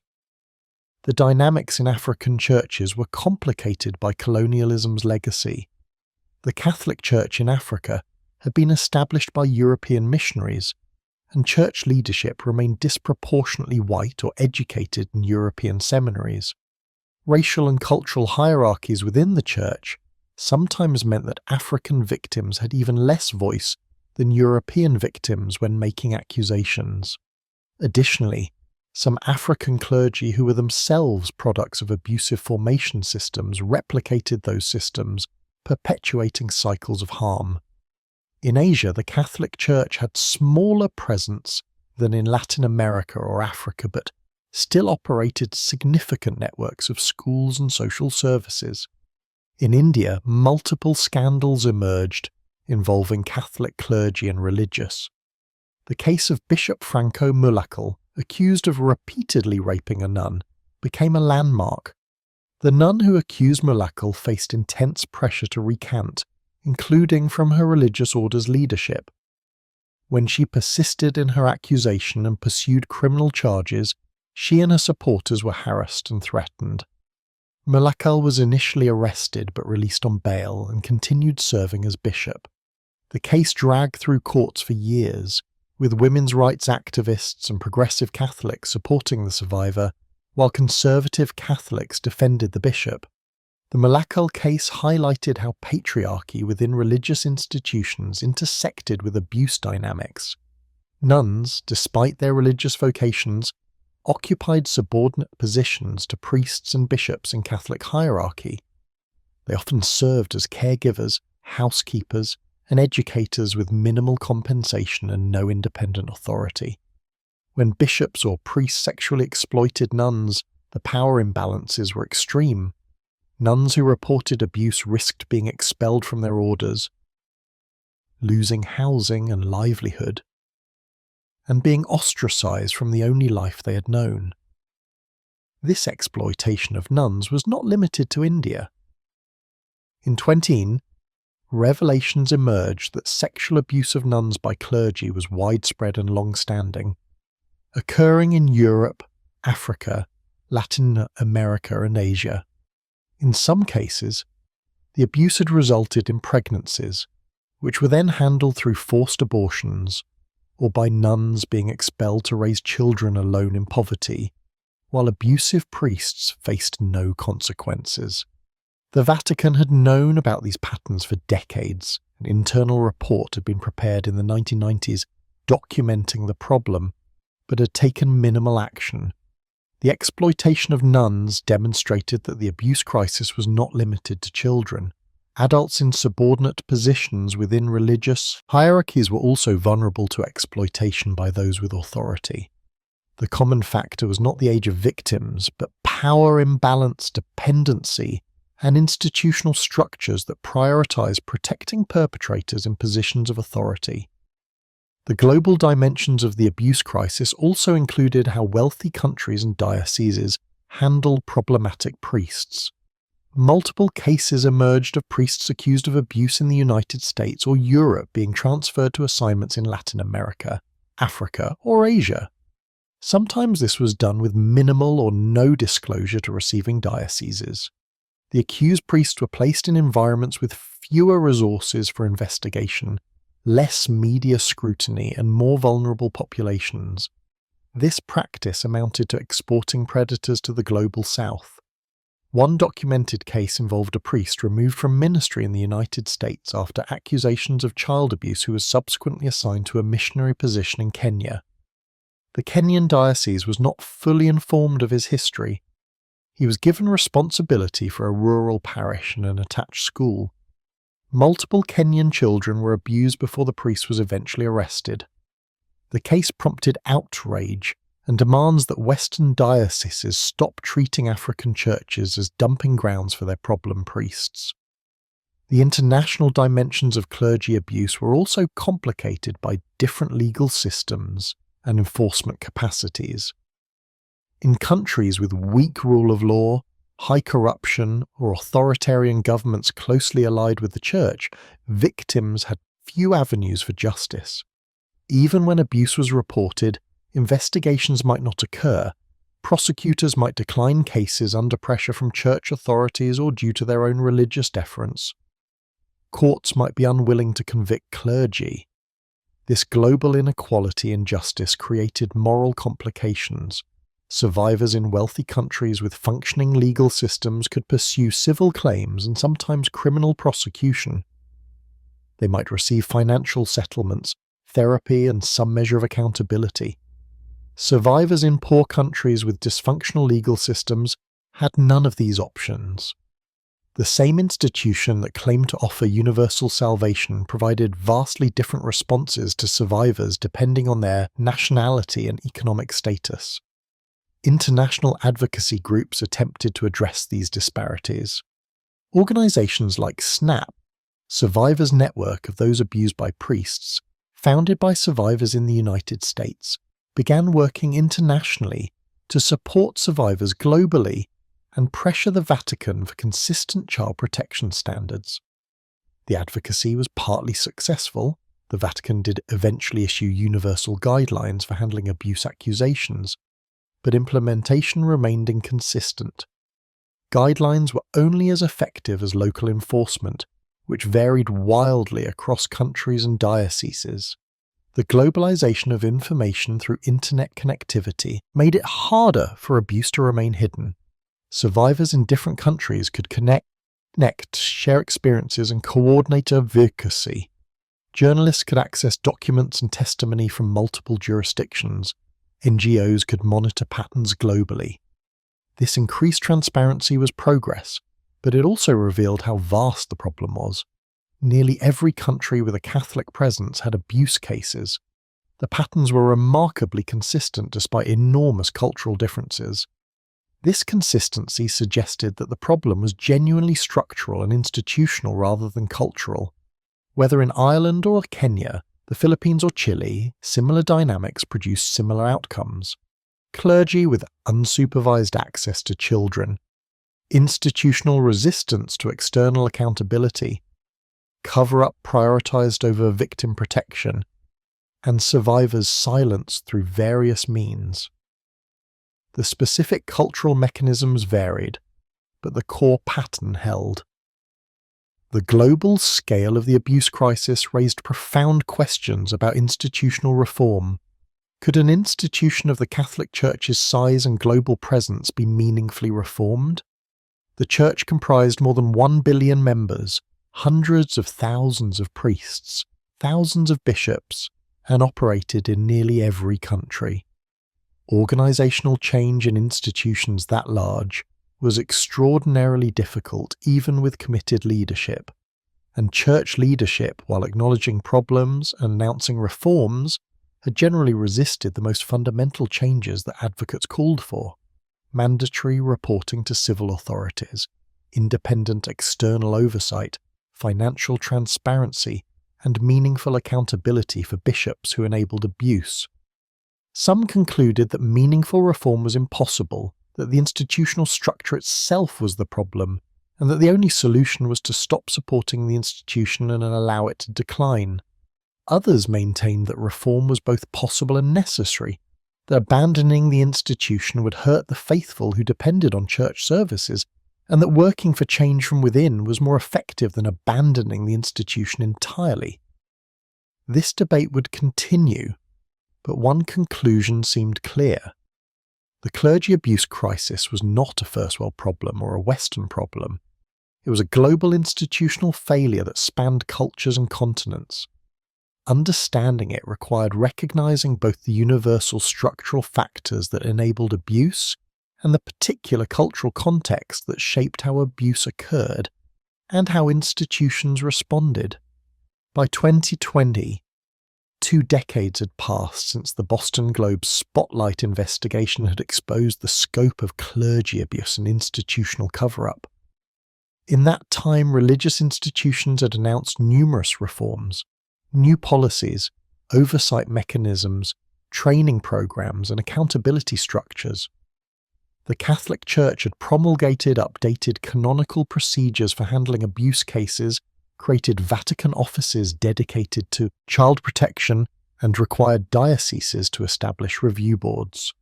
Protestant denominations had adopted child protection policies. Youth organizations had implemented screening and supervision requirements. Yet the continuing emergence of new cases and cover-ups suggested that reform had been more performative than substantive. When institutions faced the choice between meaningful change that would limit institutional power and cosmetic change that preserved power while appearing responsive, they typically chose the latter. The reforms announced by Catholic leadership illustrated this pattern. In 2001, the United States Conference of Catholic Bishops adopted the Charter for the Protection of Children and Young People, commonly called the Dallas Charter. The charter required background checks for church personnel, training programs for recognizing and reporting abuse, and diocesan review boards to assess allegations. It mandated a one-strike policy. Any priest found to have sexually abused a minor would be permanently removed from ministry. These policies represented progress compared to the previous system of transfers and secrecy, but significant limitations became apparent. The charter applied only to diocesan priests in the United States, not to religious order priests, not to bishops, and not to churches outside the US. The review boards were appointed by bishops and advisory rather than authoritative. Bishops could overrule their recommendations, The charter did not require reporting of abuse to civil authorities beyond what civil law mandated, leaving substantial discretion to bishops, and critically, the charter included no enforcement mechanisms for bishops who failed to follow its provisions. This last limitation proved decisive. Multiple cases emerged in the years following the Dallas Charter's adoption, where bishops violated its provisions yet faced no consequences. Cardinal Roger Mahony in Los Angeles, whose extensive cover-up of abuse was documented in released personnel files, remained in office until his retirement at normal age. Bishop Robert Finn in Kansas City was convicted of a misdemeanor for failing to report suspected abuse, becoming the first U.S. bishop criminally convicted in relation to the abuse crisis, but he remained in office for 2 more years before finally resigning under pressure. The Charter's provisions applied to priests but not to the bishops who had enabled abuse.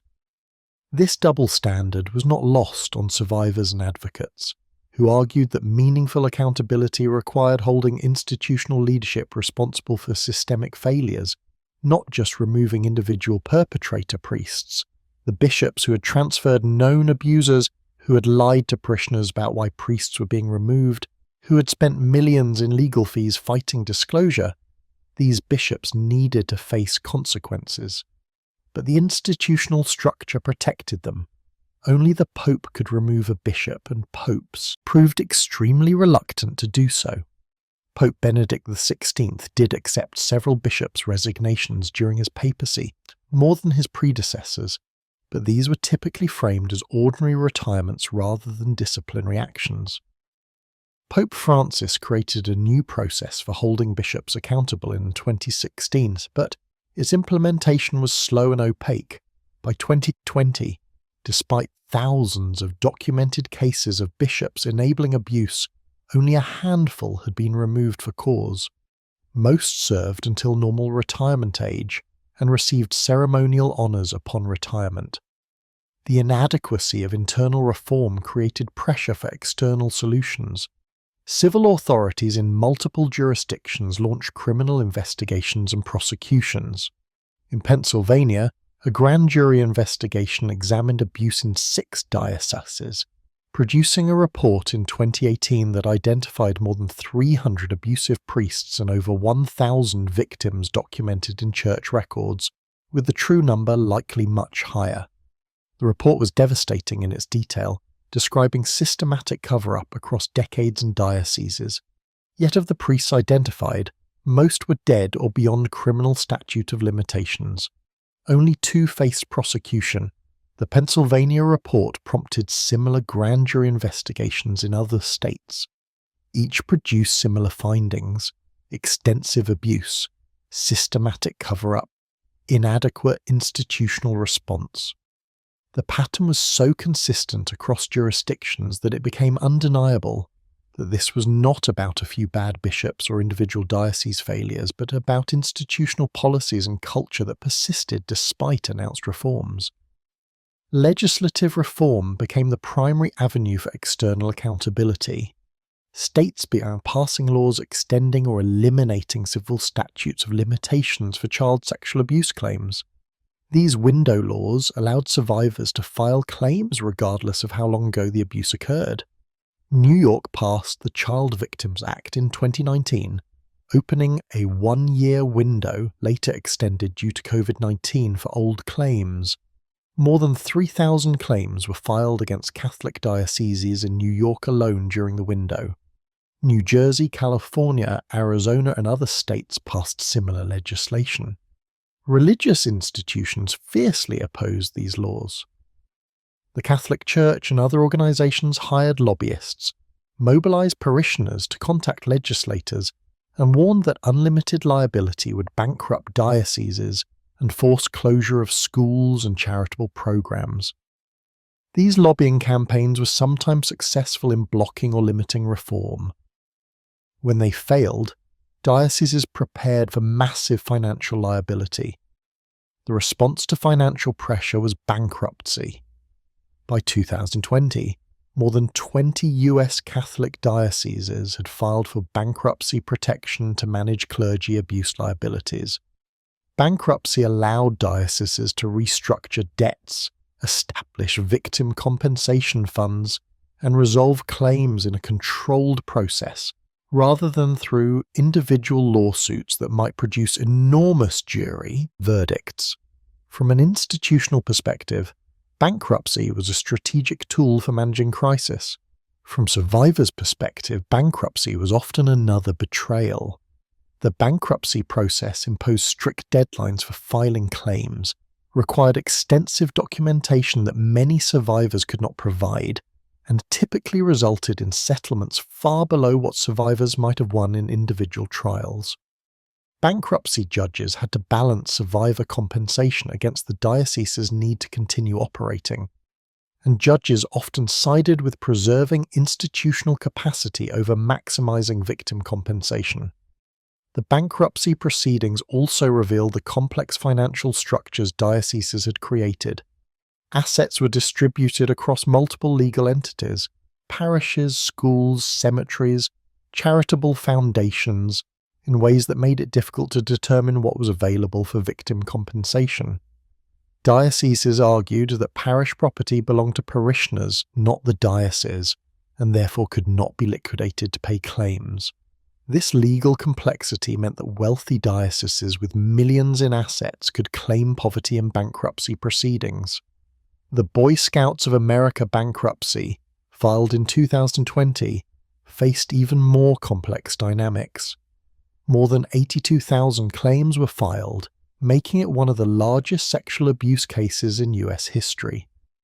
The organization proposed an $850 million settlement fund, but negotiations involved not just the Scouts, but also local Scout councils, sponsoring organizations, often churches that hosted Scout troops, and insurance companies.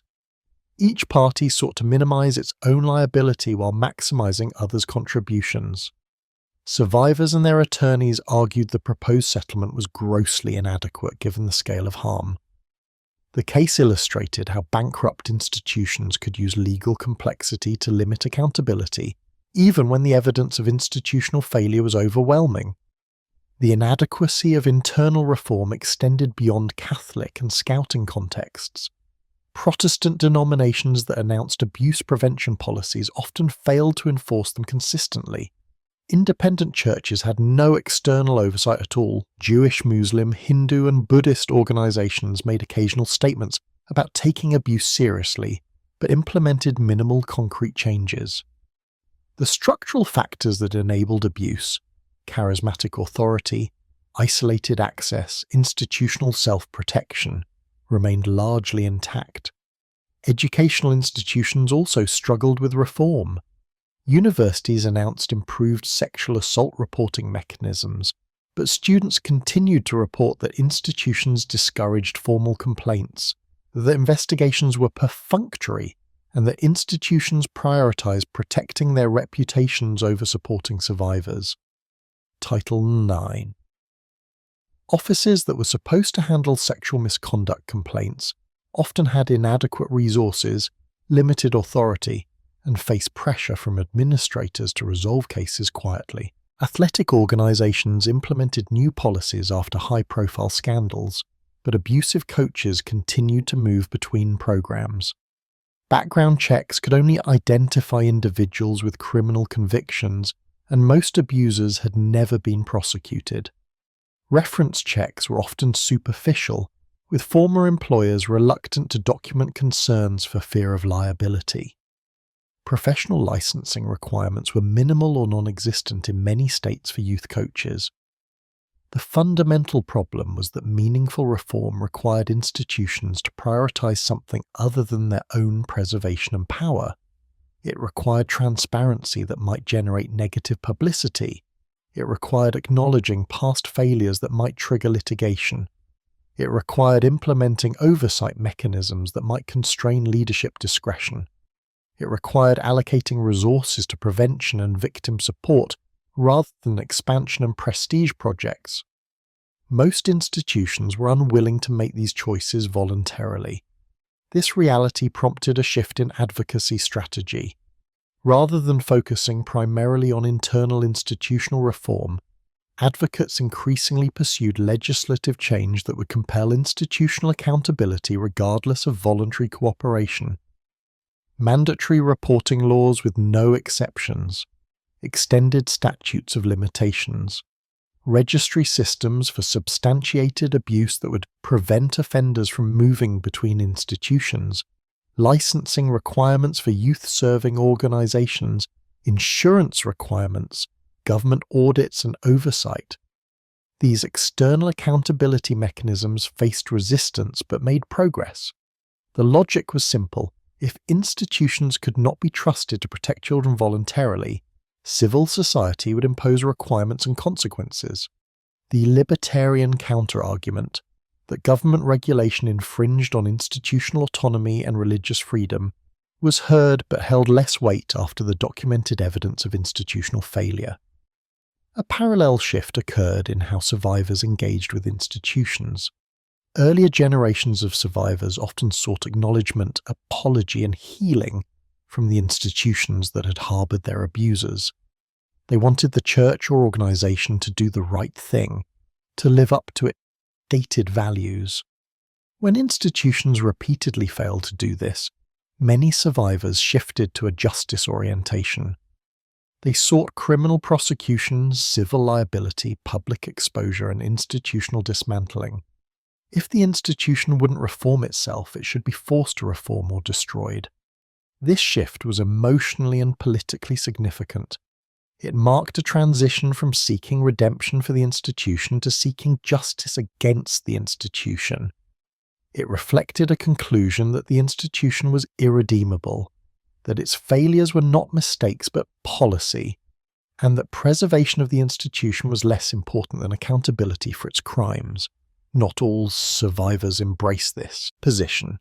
Some maintained hope for institutional reform and continued working for change from within, but the proportion advocating for more radical approaches grew as the inadequacy of announced reforms became clear. 2 decades of commissions, charters, guidelines and policies had not prevented continuing abuse and cover-up. Perhaps institutional structures themselves were the problem, unable to truly reform because reform would require dismantling the very power structures that define the institutions. This conclusion, while pessimistic about institutions, offered a path forward. Stop waiting for the institutions to reform themselves. Stop giving them the benefit of the doubt. Stop deferring to religious authority, and instead treat them as any other organisation that had demonstrated criminal negligence. Hold them legally accountable, regulate them aggressively, remove their special privileges, and let them decline or die if they cannot function without protecting abusers. The public dimensions of clergy abuse scandals, media investigations, criminal trials, legislative battles were dramatic and consequential, but for millions of individuals, the most profound impacts were private and domestic. Families split over how to interpret the scandals and whether to maintain religious affiliation. Parents and children found themselves unable to communicate about fundamental beliefs. Marriages stressed by divergent responses to institutional betrayal sometimes collapsed. The abuse crisis did not just damage institutions, it shattered families. The pattern repeated across countless households. An adult child who'd been abused as a minor finally disclosed to aging parents decades after the abuse occurred. The parents' response determined whether family bonds survived. In some cases, parents immediately believed and supported their child, though this meant facing painful truths about an institution they had trusted and about their own failure to protect their child. In other cases, parents reacted with disbelief, anger, or denial. They could not accept that Father Smith, who had baptized their children and presided at family weddings, could be a child molester. Their child must be misremembering, exaggerated indicate, or lying for attention or money. The survivors who faced parental disbelief described it as a second trauma. The original abuse was devastating. The betrayal by the institution was devastating. But the betrayal by one's own parents, the refusal to be believed and supported, was in some ways the most painful. It communicated that institutional loyalty mattered more than the child's well-being, that the parent valued religious identity more than relationship with their child. These family ruptures were often permanent. Adult children who were not believed or supported would sometimes cease contact with parents. The parents might spend their remaining years insisting their child had made false accusations. The child would live with the knowledge that even their own parents had chosen the institution over them. The estrangement would persist through major life events, graduations, weddings, births, deaths, that should have been shared but were experienced alone. Even in families where parents believed the abuse survivor, conflicts arose over what to do next.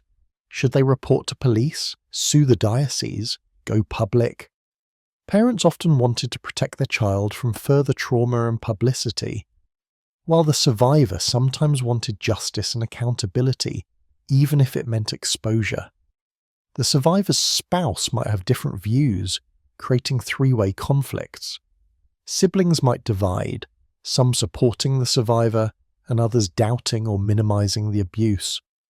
Extended families became battlegrounds. Grandparents who were devoutly religious might accuse parents of destroying the family by allowing such terrible accusations to be made against the church. Aunts and uncles took sides. Family gatherings became impossible or were filled with tension and unspoken conflicts. The abuse and institutional response created ripples that damaged dozens of relationships across multiple generations. The impact on marriages, where one spouse lost faith while the other maintained, it could be severe. The couple had typically built their life around shared religious identity. They attended services together, sent children to religious schools, socialized with other church families, and shared moral frameworks grounded in faith. When one spouse abandoned that identity, the foundation of the relationship shifted. Arguments would erupt over whether to continue attending church, whether children should participate in religious education and sacraments, and how to spend money the couple had previously donated to religious institutions. The faithful spouse felt the other had broken their marriage commitment, which had included vows about raising children in the faith. The spouse who lost faith felt the other was prioritizing institutional loyalty over conscience and integrity. These conflicts were particularly intense when the faith loss was precipitated by trauma. If one spouse was an abuse survivor and the other had not been abused, the survivor's need to separate from the institution might conflict with the spouse's religious identity. Spouses sometimes could not understand why the trauma-affected partner could not simply forgive and move on, or why exposure of institutional corruption necessitated abandoning personal faith. Counselors who worked with such couples described the core conflict as irreconcilable in many cases. If one partner believed that attending church meant supporting an institution that had protected child rapists, while the other believed that abandoning church meant rejecting God, there was no compromise position. Either they attended church together, leaving one partner feeling complicit in evil, or they did not, leaving the other feeling spiritually abandoned. These tensions could destroy marriages. Children became particularly contested. Should they be baptized? Should they attend religious schools? Should they receive communion and confirmation? Parents had different answers based on their own beliefs and trauma histories. The children themselves often internalized parental conflict, learning that religion was a dangerous topic that sparked arguments. Some children clung to religious faith as an escape from family conflict. Others rejected religion entirely to avoid the pain associated with it. The intergenerational transmission of trauma was documented in research. Children of abuse survivors, even when not directly abused themselves, showed elevated rates of anxiety, depression, and relationship difficulties. The survivor parents' trauma affected their parenting, sometimes manifesting as overprotectiveness, sometimes as emotional unavailability, sometimes as difficulty trusting authorities, including teachers and doctors. These parenting patterns, while understandable given the parents' trauma, could affect children's development and well-being. Some survivors made deliberate choices not to have children, fearing they could not be good parents given their trauma, or not wanting to risk passing trauma effects to another generation. Others had children but struggled with parenting in ways they had not anticipated. The hypervigilance that was a survival response to trauma could manifest as inability to allow children normal autonomy. The dissociation that had helped survive abuse could manifest as emotional disconnection from children who needed presence and attunement. The family impacts extended to decisions about whether survivors would pursue legal action. Many survivors chose not to file claims or participate in investigations specifically because of family pressure. Parents pleaded with them not to bring scandal on the family. Spouses worried about financial costs of litigation and emotional costs of publicity. Children asked why the parent had to keep talking about something painful from the past. The survivor often faced a choice between pursuing justice and maintaining family peace. Those who chose justice often paid heavy social costs. Their names might become public, media coverage might be intrusive, their trauma would become community knowledge. Family members might blame them for attention, stress, and shame, but they also gained something: the ability to speak truth, to hold institutions accountable, to prevent others from being abused, and to live with integrity rather than forced silence. The choice between silence and speaking was never simple. Both paths involved costs. Silence preserved family relationships and privacy, but meant living with secrets and injustice. Speaking pursued accountability but risked family fracture and public exposure. Neither choice was clearly better. Both required difficult trade-offs.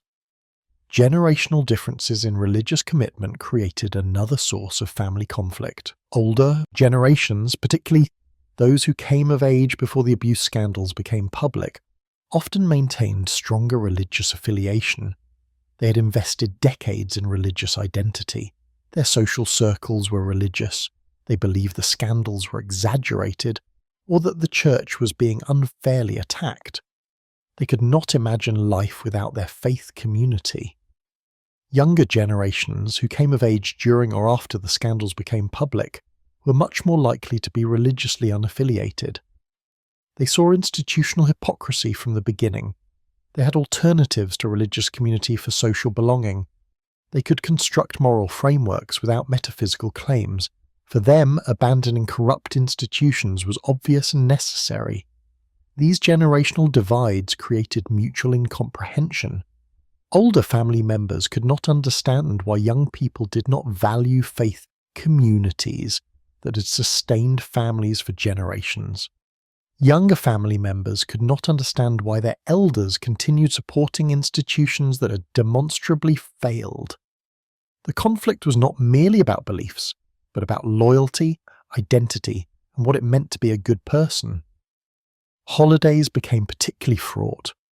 Religious holidays like Christmas and Easter centered on church attendance and religious ritual. Families that once celebrated together found this impossible. The younger generation did not want to attend services. The older generation felt abandoned and disrespected. Attempts at compromise, attending some but not all services, participating in family meals but not religious rituals, satisfied no one. The loss of shared ritual was profound. Rituals mark time, create bonds, and provide meaning. When families could no longer share religious rituals, they had to create new ones or accept an absence. Some families successfully transitioned to secular celebrations that everyone could participate in.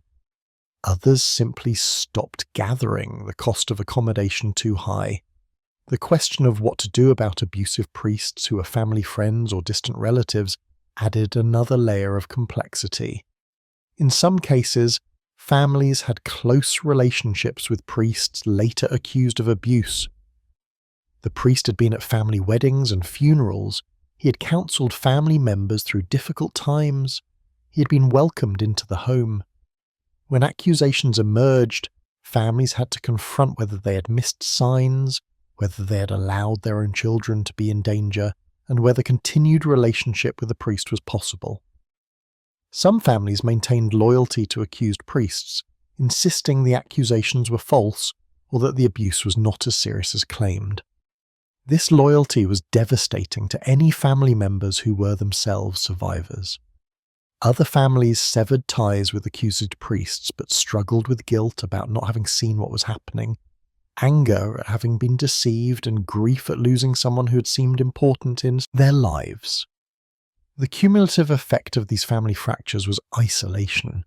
Survivors often felt isolated from families who did not support them. Family members who maintained faith felt isolated from those who left. Children felt caught between parents with incompatible worldviews. Extended families fragmented into factions that no longer communicated. The social fabric that had been held together partly by shared religious participation unraveled. Support groups for survivors became substitute families for some. In these groups, people who had experienced similar trauma could speak freely without judgment or disbelief. They could be angry at the church without having to reassure others that not all priests were bad. They could grieve their lost faith without being told to pray harder. The shared experience created bonds that biological families sometimes could not maintain. Similarly, secular and atheist communities became chosen families for some who had left religion. These communities provided social connection, shared values, and mutual support without requiring religious belief. They organized social events, volunteer projects, and discussion groups that served some of the functions that religious communities had once served. But chosen communities, however valuable, did not fully replace the loss of biological family connection. The grief was real. Many survivors described feeling like orphans cut off from family of origin that could not accept their truth or their choices. That grief persisted even when chosen communities provided support. The family impacts of clergy abuse and institutional betrayal were perhaps the least visible dimension of the crisis, but among the most personally consequential. While headlines focused on legal settlements and policy changes, millions of individuals navigated fractured families, complicated loyalties, and impossible choices. These personal costs did not generate press coverage, but they were as real and as lasting as the institutional consequences. For individuals who lost religious faith as a direct or indirect result of clergy abuse scandals, the question of what next was both practical and existential. Religious belief had provided answers to fundamental questions about meaning, purpose, morality, and mortality. It had offered community, ritual, and identity. When belief collapsed, what replaced it? The experience of losing faith was highly variable. For some, it was abrupt, a specific moment when cognitive dissonance resolved suddenly and comprehensively. For others, it was gradual, a slow erosion over months or years as they questioned one belief after another until none remained. For some, it was experienced as liberation, for others, as loss, for many, as both simultaneously. The immediate period after faith loss was often disorienting. People described feeling unmoored, without anchors or reference points. They had to rethink basic assumptions about how to live, what to value, and who they were. Questions that had seemed settled. Should I pray? Is there life after death? What is the basis for morality? Suddenly demanded new answers. Some found the freedom exhilarating. Without religious constraints, they could explore questions and possibilities previously forbidden. They could read books that had been prohibited, form relationships that had been discouraged, pursue pleasures that had been labelled sinful. They experienced relief at no longer having to pretend belief, no longer performing religious rituals that felt empty, no longer suppressing doubts. Others experienced the freedom as terrifying. Without divine structure, life seemed chaotic and meaningless. Without hell to fear or heaven to hope for, what motivated moral behaviour? Without prayer, how did one cope with anxiety and grief? Without religious community, where did one belong? These questions sometimes led to profound anxiety and depression. the construction of secular meaning systems became necessary. People who had relied on religious frameworks for moral guidance had to develop alternative grounding. Some turned to philosophical systems, humanism, existentialism, stoicism, that offered ethical frameworks without metaphysical claims. They read philosophy, attended lectures, joined discussion groups, and worked to articulate values and principles based on reason and human flourishing rather than divine command. Others grounded morality in evolutionary biology and psychology, understanding ethical behavior as evolved cooperation that promoted human survival and well-being. This naturalistic approach appealed to those with scientific temperaments who wanted their ethics consistent with empirical evidence. They found meaning in contributing to human knowledge, reducing suffering and promoting justice, outcomes that had value independent of religious belief. Still others embraced uncertainty, concluding that meaning was not discovered but created. From this perspective, life had no inherent meaning or purpose. This was not nihilistic but rather empowering. Individuals were free to create their own meanings through relationships, work, creativity, and service. The absence of cosmic meaning did not preclude personal meaning. The question of death and mortality took on different significance without belief in afterlife. For those who abandoned belief in heaven and hell, death became final, the permanent end of consciousness and existence. This reality could be experienced as tragic or as relieving, depending on one's perspective and personality. Some felt grief at the loss of hoped-for reunion with dead loved ones or continued existence. Others felt relief at not having to fear eternal punishment or pressure to achieve salvation. The awareness of mortality without afterlife belief sometimes led to greater appreciation for finite existence. If this life was all there was, each moment gained significance. Time became more precious. Relationships mattered more. The urgencies to live authentically and meaningfully increased. Some describe this as finding peace in finality, accepting rather than resisting the natural conclusion of biological existence. Others struggled with existential dread. Without belief in ultimate justice, the cruelties and injustices of life seemed unresolvable. The child who died of cancer, the genocide victims, the survivors of abuse who never received justice. If there was no afterlife where wrongs would be righted, these tragedies were simply tragic. The absence of cosmic consolation could feel unbearable. The loss of prayer and religious ritual left practical voids. Prayer had been a mechanism for processing emotions, coping with anxiety, and feeling connected to something beyond self.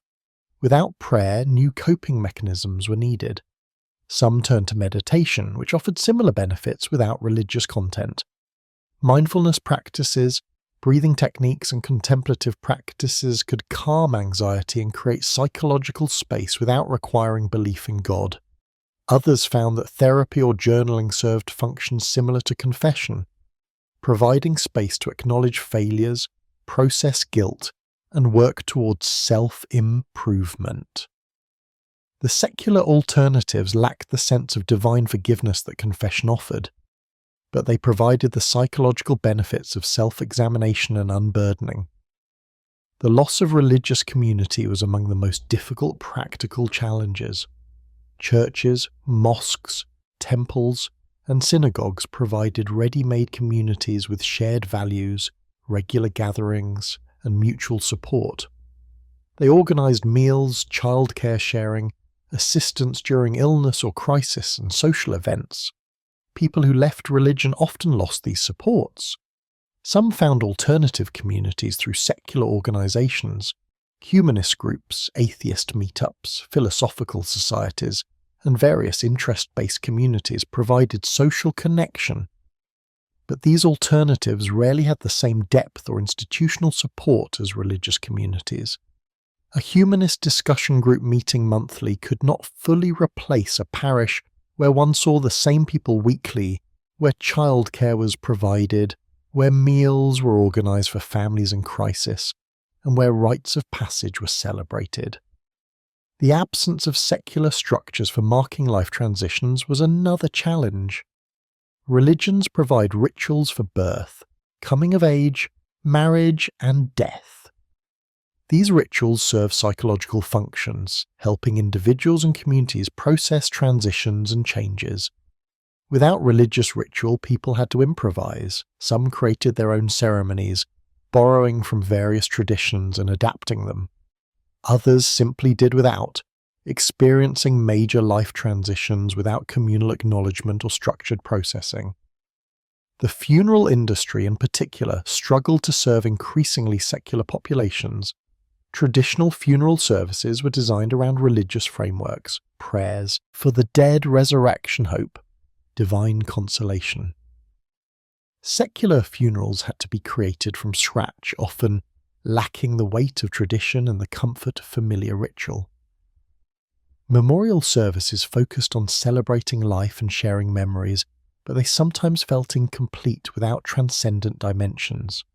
For parents raising children without religion, questions about moral education were significant. Religious upbringing provides clear moral instruction, commandments, virtuous exemplars, and communal reinforcement. Secular parents had to construct alternative moral education deliberately. Some used children's philosophy books, discussing ethical questions through dialogue rather than instruction. Others emphasized empathy development, teaching children to consider how their actions affected others. Still others focused on practical ethics, modeling kindness and justice in daily life. The challenge was not that secular children could not learn morality. Extensive research demonstrated that religious and non-religious children developed similar moral capacities.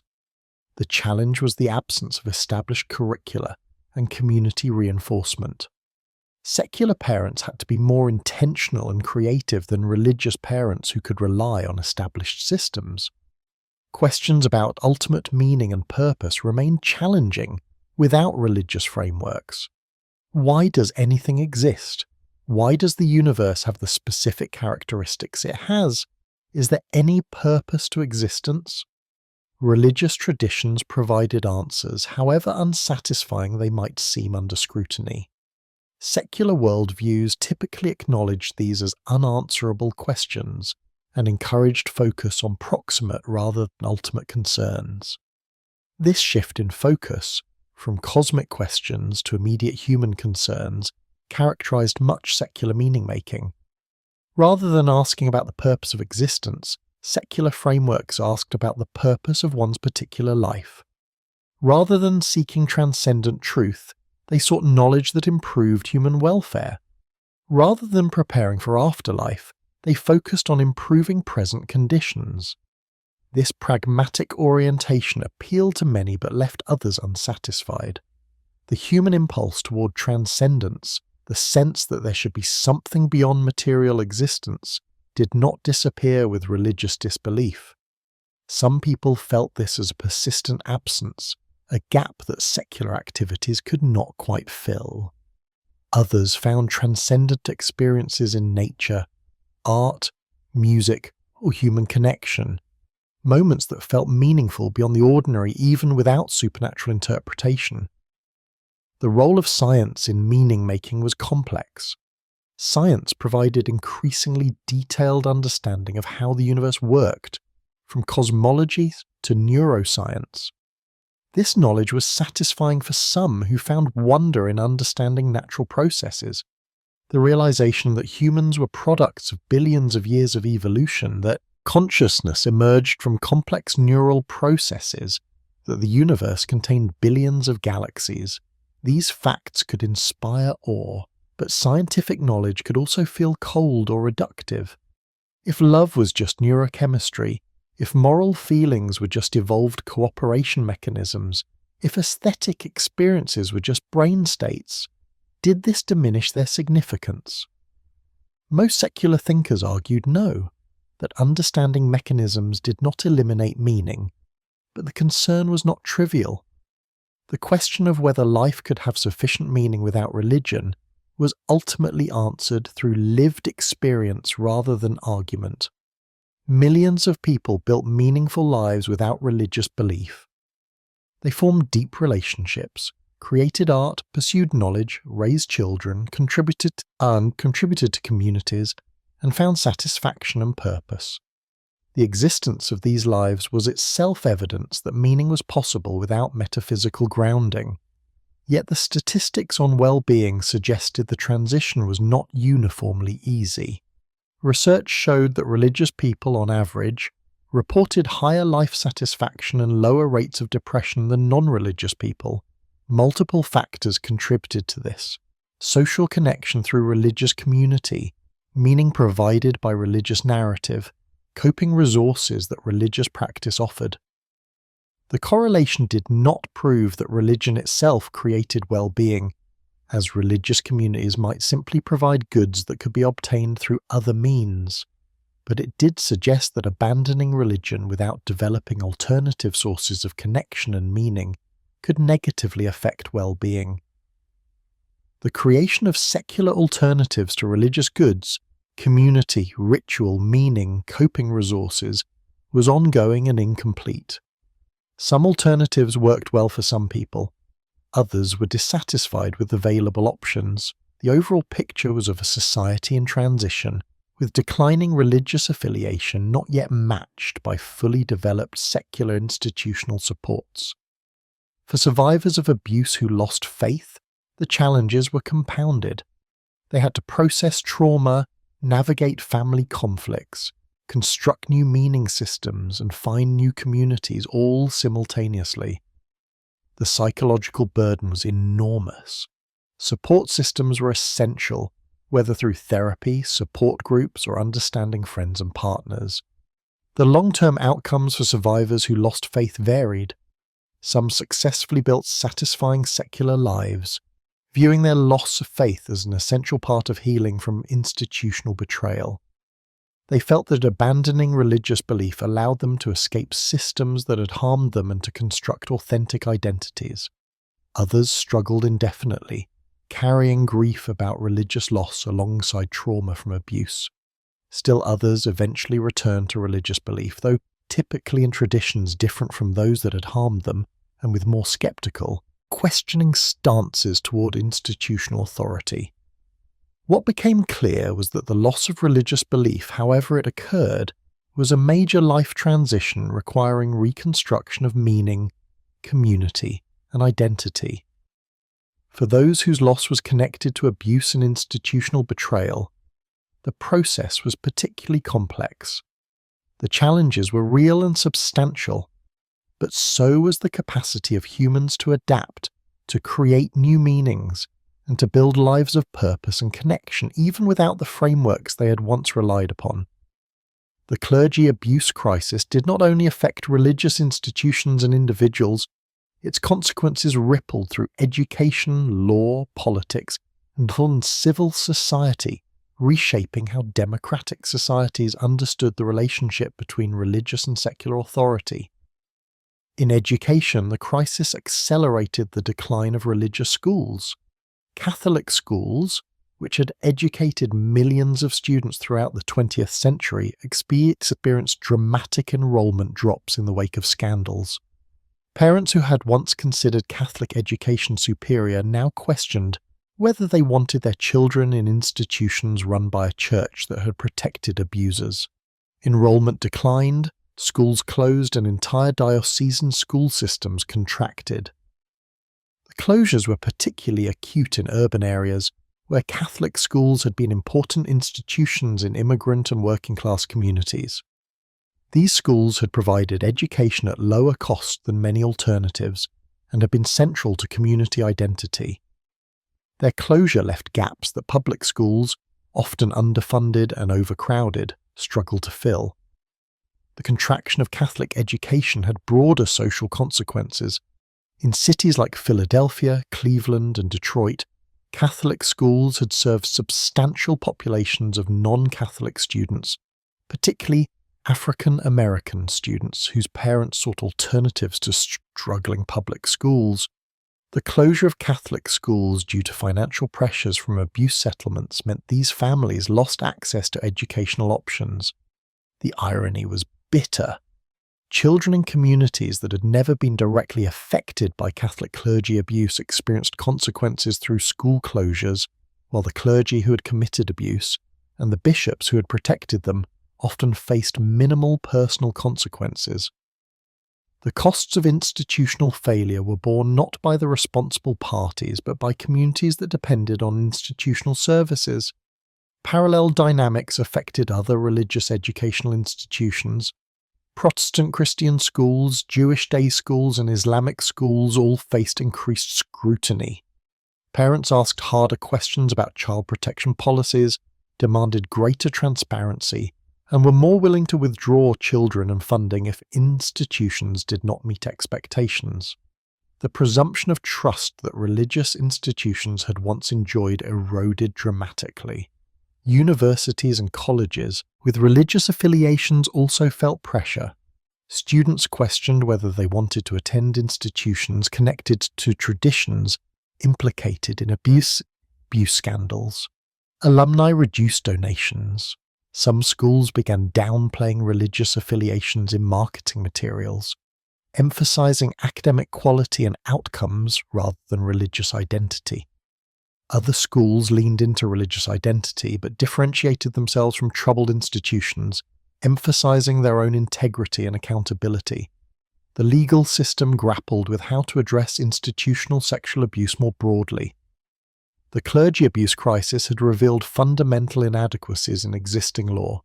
Statutes of limitations that made old abuse claims impossible to pursue prevented justice. Charitable immunity doctrines that limited liability for non-profit organizations protected institutions from full accountability. Evidentiary rules that made testimony about long-ago abuse difficult to present disadvantaged survivors. Reform efforts focused on several areas. Extending or eliminating civil statutes of limitations allowed survivors to seek accountability regardless of how much time had passed. Creating look-back windows that temporarily allowed filing of otherwise time-barred claims gave survivors who had been previously excluded from justice a chance to pursue claims. These reforms faced intense lobbying opposition from institutions that would face liability, but many states enacted them. Mandatory reporting laws were strengthened. Some jurisdictions eliminated religious exemptions that had allowed clergy to avoid reporting abuse disclosed in pastoral contexts. The rationale was straightforward. Child safety took precedence over religious confidentiality. If professionals in other fields, doctors, teachers, therapists, had to report suspected abuse, why should clergy be exempt? Religious institutions argued these laws violated religious freedom, particularly the sanctity of confession in Catholic tradition. The conflict between religious liberty and child protection became a major constitutional question in several jurisdictions. Courts generally held that mandatory reporting requirements did not violate religious freedom when properly tailored to child protection, though debates about specific applications continued. The political consequences of the abuse crisis were substantial. The Catholic Church had been a major political force in many countries, able to mobilize voters and influence policy on issues from abortion to education to foreign policy. The abuse crisis devastated this political power. Politicians became less willing to defer to church positions. Voters became less likely to support candidates simply because the church endorsed them. In Ireland, the collapse of Catholic political influence was dramatic. The church had effectively controlled social policy for generations. Contraception, divorce and abortion had all been prohibited or severely restricted based on Catholic teaching. Church-run institutions received government funding with minimal oversight. The abuse scandals changed this completely within a decade. Ireland legalised same-sex marriage in 2015 and abortion in 2018, both reforms that would have been unthinkable when the Church retained its authority. Similar shifts occurred across Europe and Latin America. In Spain, laws mandating Catholic religious education in public schools were repealed. In Argentina, despite Pope Francis being Argentine, public support for abortion access increased and eventually resulted in legalization. In Chile, constitutional provisions giving special status to the Catholic Church came under challenge. In the United States, the Catholic Bishops' Conference continued to engage in politics, particularly on abortion, but with diminished influence. Politicians who had once carefully cultivated relationships with bishops became willing to publicly oppose church positions.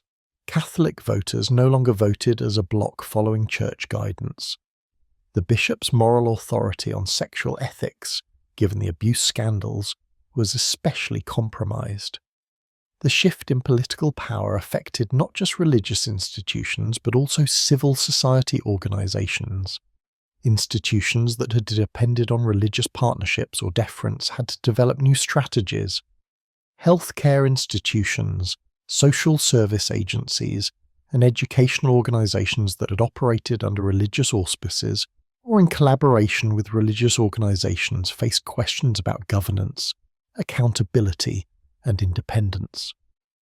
Some organizations chose to formalize separation from religious sponsors. Catholic hospitals and universities sought greater independence from church control, sometimes restructuring governance to reduce bishop authority. This allowed institutions to make decisions about reproductive health care, LGBTQ inclusion, research ethics, without church interference. Other organizations maintained religious affiliations but with transformed relationships. They insisted on transparency, external oversight, and policies that prioritize service recipients over institutional interests.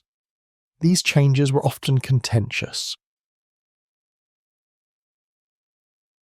With conflicts between progressive and conservative factions about how to balance religious identity with accountability and inclusion, the overall direction was toward greater pluralism and less religious dominance in civil society. Secular alternatives to religious services expanded. Humanist counselors and celebrants offered non-religious ceremonies. Secular recovery programs provided alternatives to faith-based addiction treatment. Non-profit organizations without religious affiliation gained prominence in social services. This secularization of civil society was not uniformly welcomed. Religious communities argued that secular institutions lacked the moral formation and community embeddedness that made religious social services effective. They worried that purely secular approaches to social problems would be more technocratic and less holistic, treating people as service recipients rather than as whole persons with spiritual dimensions. These concerns had some merit. Religious communities had historical experience with certain forms of social service and brought resources beyond professional expertise, volunteer labor, community connections, and frameworks of meaning. The challenge was how to retain these benefits while ensuring accountability and preventing abuse. Some communities developed hybrid models. Religious organizations partnered with secular oversight bodies, accepting external accountability in exchange for public funding and legitimacy. This allowed religious institutions to continue service provision while addressing concerns about autonomy and abuse potential. The partnerships were not always smooth, but they represented attempts to balance religious contributions with accountability requirements. The shift also affected philanthropy. Religious institutions had been major recipients of charitable donations. As religious affiliation declined and scandals damaged reputations, charitable giving shifted. Some donors redirected support from religious institutions to secular charities. Others maintained religious giving but demanded greater transparency about how funds were used. Foundation philanthropy also evolved. Foundations that had traditionally supported religious institutions became more cautious, implementing due diligence requirements about child protection policies and financial transparency. Some foundations stopped supporting religious institutions entirely, viewing the sector as too risky given scandals. Media coverage of religion changed as well. Journalists became less deferential toward religious authorities. The investigative work that exposed clergy abuse demonstrated that religious institutions required the same scrutiny as any other powerful entities. The old practice of giving religious leaders final approval over stories about them, or of treating religious doctrine as beyond critical examination, largely disappeared. This more critical journalism faced accusations of anti-religious bias. Church leaders complained that media focused disproportionately on religious scandals, while ignoring abuse in secular institutions. This criticism had limited merit. Media did cover abuse in schools, sports, and other secular contexts, but reflected genuine grievance that religious institutions were being held to standards of accountability they were unaccustomed to facing. The fundamental shift was from deference to scrutiny, from presumption of trustworthiness to presumption that religious institutions required the same accountability as secular organizations. This shift was driven not by ideological anti-religious bias, but by documented evidence of institutional failure. When institutions that claimed moral superiority demonstrated profound moral failure, they lost the presumption of trust. This loss of presumed trust had cascading effects throughout society. Insurance companies raised premiums for religious organizations or declined coverage entirely. Background check companies developed specialized services for religious organizations. Professional associations created certification programs for religious youth workers emphasizing child protection. The infrastructure of accountability that had developed in secular sectors extended into religious contexts. The overall effect was a more level playing field, where religious organizations were expected to meet the same standards of transparency, accountability, and competence as secular organizations. This was controversial within religious communities, where some saw it as appropriate recognition that religious status did not exempt organizations from accountability, while others saw it as hostility toward religion and unfair imposition of secular norms on religious institutions. The tension was not fully resolvable because it reflected fundamental disagreements about the nature of religious authority and the relationship between religious and civil society.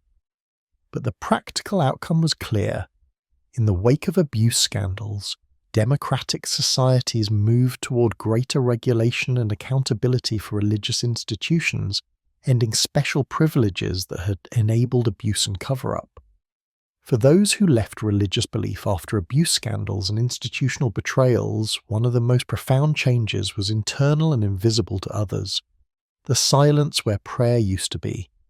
Religious practice creates rhythms, daily prayers, weekly services, annual festivals. These mark time, structure, experience, and provide language for inner life.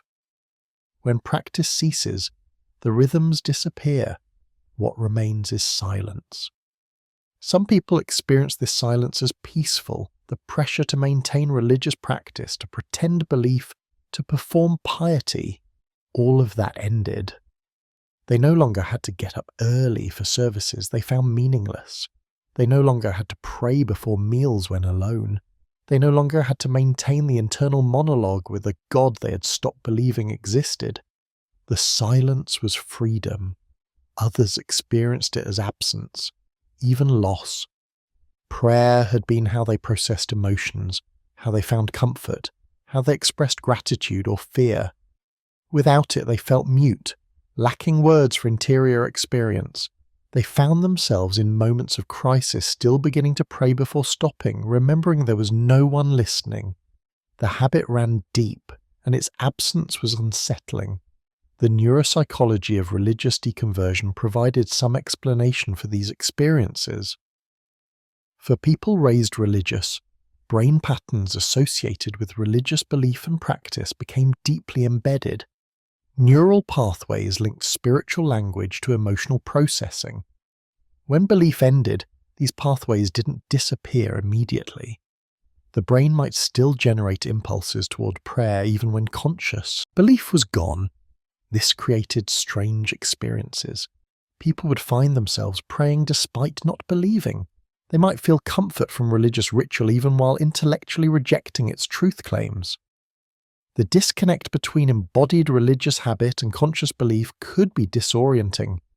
It suggested that religious formation shaped people at levels deeper than rational belief, that bodies and emotions retained religious patterns even after minds rejected them. The process of unlearning these patterns varied in duration and difficulty. Some people found that religious impulses faded quickly once belief ended. Others found them persistent, lasting years, or even indefinitely. There was no simple way to rewire neural pathways built over decades. The brain could learn new patterns, but old ones often remained as latent possibilities that could be triggered by familiar contexts or stressors. For some, the absence of religious practice created space for other forms of reflection and meaning-making. Meditation, journaling, time in nature, creative pursuits, these could serve some functions that religious practice had served, providing ways to process experience and connect with something beyond immediate concerns. The difference was that these practices made no metaphysical claims. They were valuable for psychological benefits, not for putting one in contact with divine reality. The question of whether secular practices could fully replace religious ones was contested. Some argued they could, that the benefits of religious practice came from ritual, community, and meaning-making rather than from any transcendent reality, and that secular alternatives could provide these benefits equally well. Others argued that religious practice had an irreplaceable quality connected to its transcendent orientation, that orienting oneself toward ultimate reality was qualitatively different from secular self-care practices. This question could not be settled definitively because it depended partly on subjective experience. For some people, meditation was functionally equivalent to prayer. For others, it was categorically different, lacking the sense of communication with personal divinity that prayer had involved.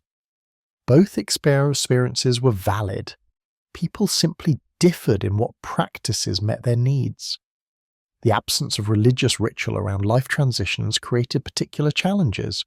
Without baptism, confirmation, religious marriage, and religious funerals, how should major life changes be marked? Some people created their own rituals, borrowing elements from various traditions and adapting them. These DIY ceremonies could be meaningful, especially when they felt authentic and personal rather than imposed. But self-created ritual lacked certain qualities that traditional religious ritual possessed. Traditional ritual had weight of tradition, the sense that this was what countless ancestors had done, that one was participating in continuity across generations. It had communal validation. The community recognized and affirmed the ritual's significance. It had theological grounding. The ritual meant something within a comprehensive worldview. Self-created ritual often felt more tentative, personal rather than communal, and without clear meaning beyond what the participants decided it should mean. This was not necessarily worse. It was more authentic in some ways, more adaptable, more egalitarian, but it was different. The choice between traditional religious ritual and improvised secular alternatives involved trade-offs, and people evaluated those trade-offs differently. The loss of religious language for inner experience was another dimension of the silence. Religious traditions provided vocabularies for spiritual and moral experience. One could speak of soul, sin, redemption, calling, grace. These words carried weight and meaning within religious contexts. Without those contexts, the words lost their significance. But finding alternative language was not straightforward. Secular psychological language offered some substitutes. Soul became self or psyche, sin became harm or moral failure, redemption became healing or growth, calling became purpose or vocation. But these translations were imperfect. Psychological language was more clinical, less poetic, less oriented toward ultimate meaning. It was useful for certain purposes, but did not fully capture the existential dimensions that religious language had addressed. Some people developed hybrid vocabularies, drawing on multiple sources. They might use psychological language for some purposes, philosophical language for others, and poetic or metaphorical language for still others. This linguistic diversity was flexible but could feel less coherent than a single integrated religious vocabulary. The challenge of communicating about non-religious inner life was compounded by social context. Many people remained in social environments where religious language dominated. Family members, co-workers, and community members spoke in religious terms. Those who had left religion had to either translate constantly, explaining secular meanings for religious language others used, or simply not engage in conversations about meaning and values. This communicative gap contributed to isolation. Deep conversations about meaning, purpose, and values often used religious vocabulary. If one did not share that vocabulary, the conversations became difficult or impossible. Secular people sometimes described feeling they could not discuss the things that mattered most to them because they lacked a shared language with religious family and friends. Creating secular communities where non-religious people could discuss meaning and values in shared language was one response to this isolation. Humanist groups, free-thought societies, and atheist organizations provided spaces where secular language was normal. In these contexts, people could discuss ethics, meaning, and life's big questions without having to translate religious language or defend non-belief. But these communities remained relatively small and scattered compared to religious communities. In many areas, secular community options simply did not exist. People who left religion often had to accept intellectual and emotional isolation, or invest significant effort in creating community where none existed. The psychological research on deconversion emphasized that social support was crucial for successful adjustment. People who left religion but maintained strong social connections through family, friends, or secular community tended to adapt well. Those who became socially isolated struggled more, experiencing higher rates of depression and anxiety. This highlighted that religious community had provided genuine goods beyond belief: social connection, mutual support, and sense of belonging. These goods were not inherently religious. They could be obtained through secular means, but they had to be actively pursued and constructed rather than simply accepted as part of religious participation. The absence of prayer, the loss of ritual, the lack of shared religious language, these were all forms of shouts. But silence was not uniformly negative. Silence could be peaceful. It could be space for reflection, unmediated by religious framework. It could be freedom from required performance and belief. The challenge was learning to inhabit the silence without being overwhelmed by it, to accept the absence of what had once been central without that absence defining one's life. Some people never fully achieved this. The absence remained a void they could not fill. Others found that over time the silence became comfortable, even generative, space where they could think clearly, feel authentically, and be fully themselves without the mediation of religious belief or the pressure of religious practice. The ultimate question was whether lives after faith could be as rich, meaningful, and satisfying as lives within faith. The answer was clearly yes for many people. But the transition was difficult. The silence after faith was something each person had to learn to navigate individually. There were no guides, no established paths, no rituals for this transition. Each person had to find their own way through the silence toward whatever came next. By the third decade of the 21st century, the full scope of institutional transformation prompted by clergy abuse revelations became clear. The changes extended beyond religious institutions themselves to reshape relationships between religion, government, and civil society across democratic nations. Statistical trends documented the scale of religious decline. In the United States, adults with no religious affiliation rose from 16% in 2007 to 29% in 2021, according to Pew Research Center data. Among adults under 30, nearly 40% identified as religiously unaffiliated. Weekly church attendance, which had been above 40% in the 1970s, dropped to approximately 20% by 2020. These declines were concentrated in historically religious groups: Catholics, mainline Protestants, and evangelical Christians all lost members, though at different rates. European data showed even steeper declines. In countries that had been deeply Catholic, Ireland, Spain, Quebec, church attendance rates dropped to historic lows within a single generation.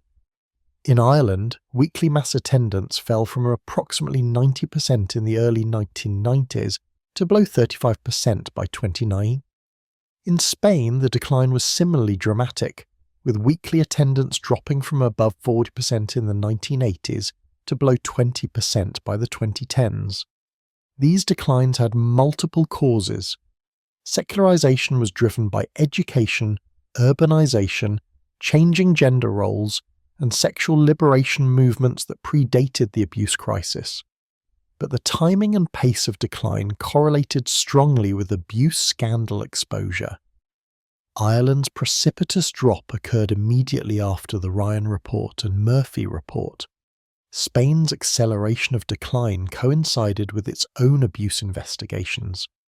The scandals were catalysts that accelerated trends already underway. The institutional consequences for churches were severe. Closing parishes became common.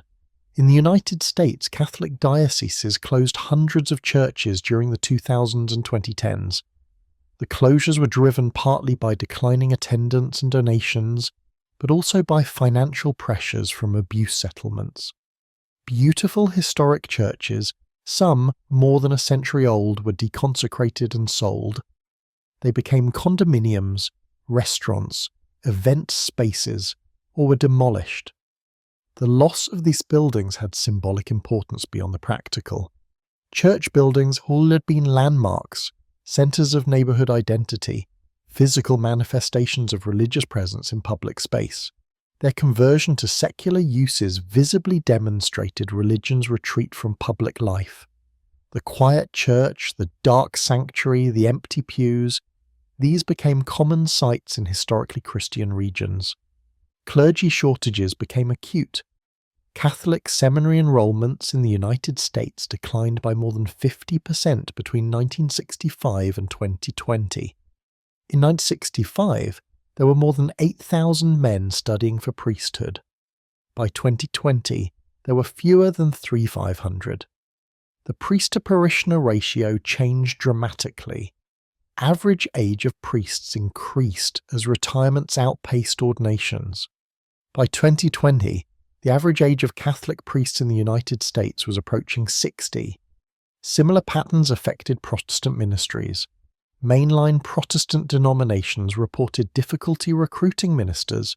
Rural churches struggled to find pastors, often relying on part-time or bivocational clergy. The professional path of parish ministry became less attractive to young people, who saw limited career prospects, low pay, and association with institutions that had lost social prestige. The decline of religious vocations meant that religious orders that had once staffed schools, hospitals, and social services dwindled. Orders of Catholic sisters, which had numbered more than 180,000 members in the US in 1965, dropped below 40,000 by 2020, with average age above 70. The practical consequences were enormous. These sisters had provided teaching, nursing, and social services at minimal cost. Their absence left gaps that dioceses struggled to fill. Trust in religious institutions reached historic lows. Gallup polling showed that American confidence in organized religion dropped from above 60% in the 1970s to below 40% by 2020, with particularly sharp declines in the 2000s and 2010s during the height of abuse scandal coverage. Religion fell below Congress, the criminal justice system, and big business in public trust. Institutions themselves suffering low confidence, but still rating higher than churches. This collapse of trust had political consequences. Religious institutions' ability to mobilize political support diminished. Politicians who had once carefully cultivated religious leaders became less concerned with religious opinion. Policy debates shifted as religious arguments carried less weight. The secularization of political discourse was not complete. Religious voters remained significant constituencies, but the assumption that religious perspectives deserved special deference ended. The transformation was perhaps most dramatic in how children were raised. Parents who had been raised religiously increasingly chose not to raise their own children in religious traditions. They prioritized critical thinking over doctrinal instruction, secular ethics over religious commandments, and scientific understanding over theological speculation. Religious literacy declined among younger generations, who often lacked basic knowledge of religious texts, traditions, and practices that had been common cultural knowledge for previous generations. This decline in religious transmission across generations meant that religious decline would likely continue. Even if adult conversion to religion increased, without childhood religious formation, the base of religious participation would continue shrinking. Religious institutions had historically depended on family transmission, parents raising children in the faith, who then raised their own children in the faith. When that cycle broke, institutional decline accelerated. The shift away from religious formation of children also affected moral education. Religious instruction had traditionally been the primary mechanism for teaching ethics to children in many families and communities. Without religious instruction, parents had to be more intentional about moral education. Some successfully taught ethics through discussion, modelling, and secular moral philosophy. Others struggled, defaulting to minimal moral guidance beyond basic rules. Research on moral development in religious versus non-religious contexts suggested that children could develop similar moral capacities regardless of religious formation. These differences were not in fundamental moral reasoning, but in specific content. Religious children learned religious moral frameworks while secular children learned secular ones. Both groups could develop empathy, fairness, concerns, and pro-social behavior. But the absence of religious moral education meant loss of certain specific content: biblical stories, religious exemplars, theological concepts that had shaped moral imagination for generations. Whether this loss mattered depended on one's perspective. Those valuing religious tradition saw it as significant cultural impoverishment. Those prioritizing secular ethics saw it as necessary updating, replacing ancient moral frameworks with modern ethical thinking. Educational systems adapted to increasing religious diversity and secularity. Public schools reduced or eliminated religious content, avoided religious exercises like prayer, and adopted strictly secular approaches to moral education. Private secular schools expanded as alternatives to both religious schools and public schools. The separation between religious and secular education became more absolute. This separation meant that children growing up in secular environments had minimal exposure to religion as living tradition. They might study religion in academic contexts, learning about Islam in world history, reading the Bible as literature, but without experiencing religion as framework for life. This created generational gulfs in religious knowledge and understanding that made communication across generations difficult. Healthcare systems also adapted. Catholic hospitals, which had been major healthcare providers, increasingly distanced themselves from church control or faced conflicts between Catholic teaching and medical standards. Reproductive healthcare was particularly contentious.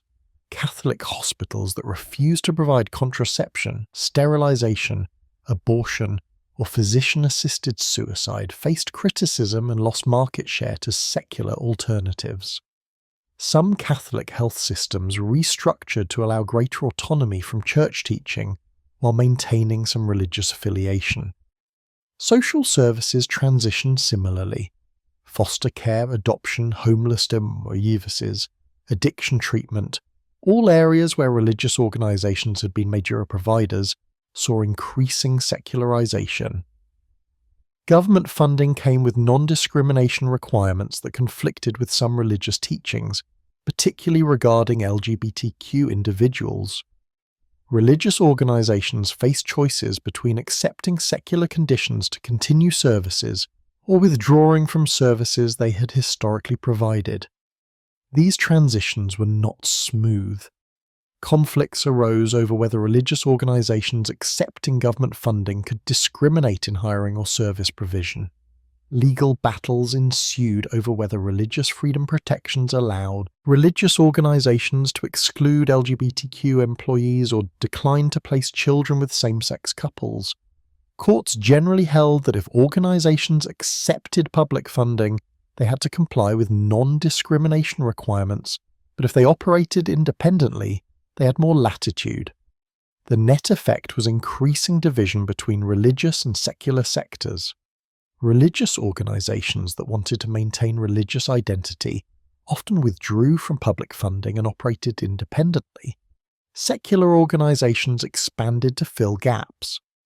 The integrated model of religiously affiliated but publicly funded social services that had characterized much of the 20th century gave way to more separated systems.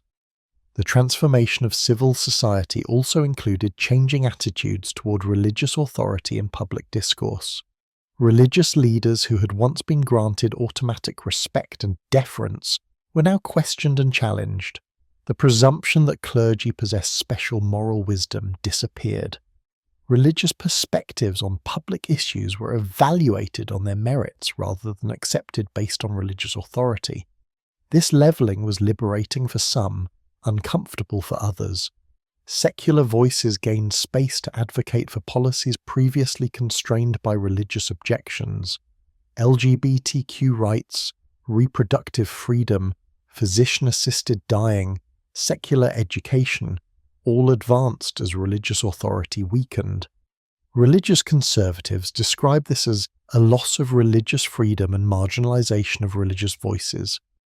Progressives described it as appropriate recognition that religious perspectives were one voice among many in pluralistic democracies, not privileged authorities above democratic deliberation.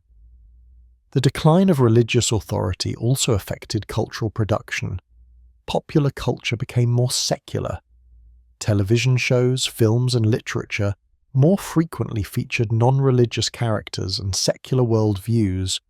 Religion, when depicted, was often portrayed critically or as source of social problems rather than solutions. This cultural shift both reflected and reinforced secularization. The question of whether these transformations represented progress or loss depended entirely on one's values. From secular humanist perspectives, the decline of religious authority was overdue correction, ending unwarranted deference and allowing societies to function on rational rather than theological foundations. From religious perspectives, particularly traditional ones, the transformations represented moral collapse and loss of essential cultural wisdom. What was undeniable was that the world had changed fundamentally. The religious landscape of 2025 was unrecognizable compared to 1995. The abuse crisis had not caused all these changes, but it had accelerated them dramatically. The revelations had destroyed the moral credibility that religious institutions needed to maintain their authority. Without that credibility, their social power collapsed. The world after this collapse was more secular, more pluralistic, more skeptical of authority, and more insistent on transparency and accountability. These shifts would likely prove irreversible in most contexts. Whatever the future held for religion, it would not include return to the automatic deference and unquestioned authority that religious institutions had once enjoyed. The question confronting both religious and secular observers in the third decade of the 21st century was what the future held. Religious institutions had been permanently transformed by abuse scandals and the responses to them. But what came next? Would religion adapt and persist in new forms? Would it continue declining toward irrelevance? Would new movements emerge to replace discredited traditions? Inside religious institutions, intense debates about reform continued. Progressive factions argued for fundamental changes: ordination of women, optional celibacy for Catholic priests, democratic governance, full LGBTQ inclusion, and transparent accountability to civil authorities. These reforms, they argued, would address the structural factors that had enabled abuse and rebuild trust. Conservative factions resisted these changes, arguing that the problem stemmed from the insufficient adherence to tradition rather than from tradition itself. They contended that the crisis was caused by liberalization following Vatican II, by admission of homosexual men to priesthood, and by failure to maintain discipline and doctrinal purity.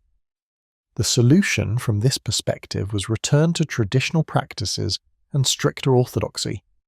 These internal debates were essentially irresolvable because they reflected fundamentally different diagnoses of the problem. Progressives saw patriarchy, hierarchy, and sexual repression as root causes. Conservatives saw modern permissiveness and heterodoxy as root causes. Each side had internal logic, but the prescriptions were diametrically opposed. The most likely outcome was fragmentation. Religious traditions would splinter, with some branches pursuing reform while others insisted on tradition. This pattern was already visible in Protestant Christianity, where denominations had divided over women's ordination, LGBTQ inclusion, and other issues. Similar dynamics appeared in Judaism, with Reform, Conservative, and Orthodox branches pursuing different paths. Even Catholicism, despite its centralized structure, showed signs of de facto fragmentation as different regions and dioceses implemented widely varying practices regardless of official policy. For survivors of abuse, the institutional debates about reform were often irrelevant. What they needed was not reformed institutions, but justice, healing, and prevention of future abuse. Some survivors remained engaged with institutional reform efforts, believing that their participation could prevent others from experiencing what they had suffered. Others disengaged entirely, focusing on their own healing and building lives independent of institutions that had harmed them. Support services for survivors expanded during the 2000s and 2010s, though they remained inadequate to the scale of need. Therapy services, support groups, and advocacy organizations provided resources that had not existed for earlier generations of survivors.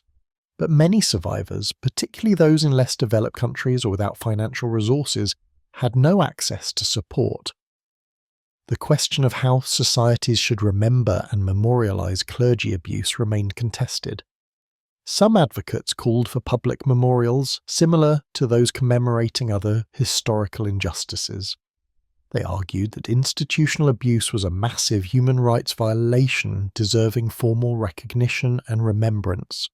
Others worried that memorialization might inadvertently center the institutions rather than survivors, or might allow societies to treat the crisis as past rather than ongoing. Some communities did create memorials. In Ireland, proposals emerged for a national memorial to survivors of institutional abuse in industrial schools and mother and baby homes. In the United States, some dioceses that had settled abuse cases agreed to create memorials as part of settlements. These memorials varied widely in design and meaning, reflecting different understandings of what should be remembered and honored. The legal landscape continued evolving. Additional jurisdictions extended statutes of limitations or created look-back windows. Some jurisdictions implemented mandatory reporting requirements with no religious exceptions. Others created registries of substantiated abuse to prevent offenders from moving between institutions.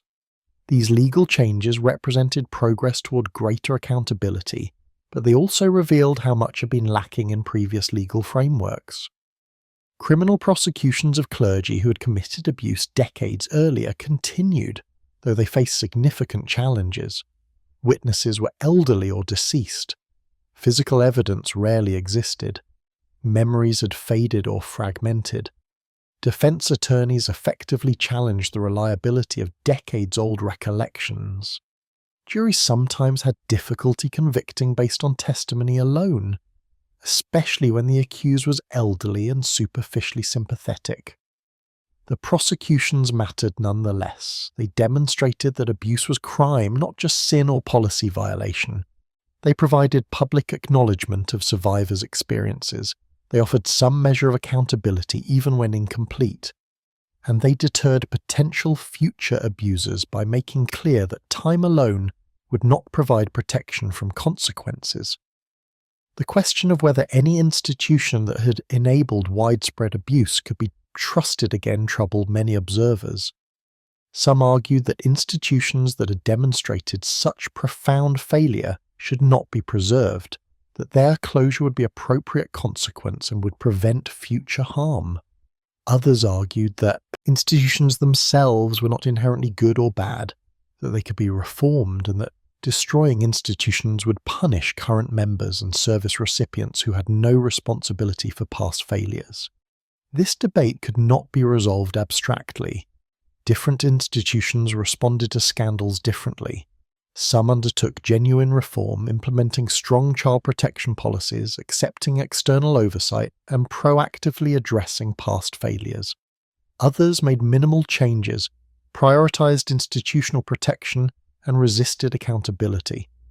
The institutions that genuinely reformed had stronger claims to continued existence than those that remained defensive. The future of religious authority and pluralistic democracies seemed likely to be much diminished compared to its historical status. Religious institutions would continue to exist and serve their adherents, but they would not recover the broad social authority they had once possessed. They would be one voice among many in public discourse, not the presumed moral authority. They would serve believers, but not dominate civic life. For some religious believers, this was appropriate humility and proper recognition of pluralism. Religion should serve spiritual needs, not seek temporal power.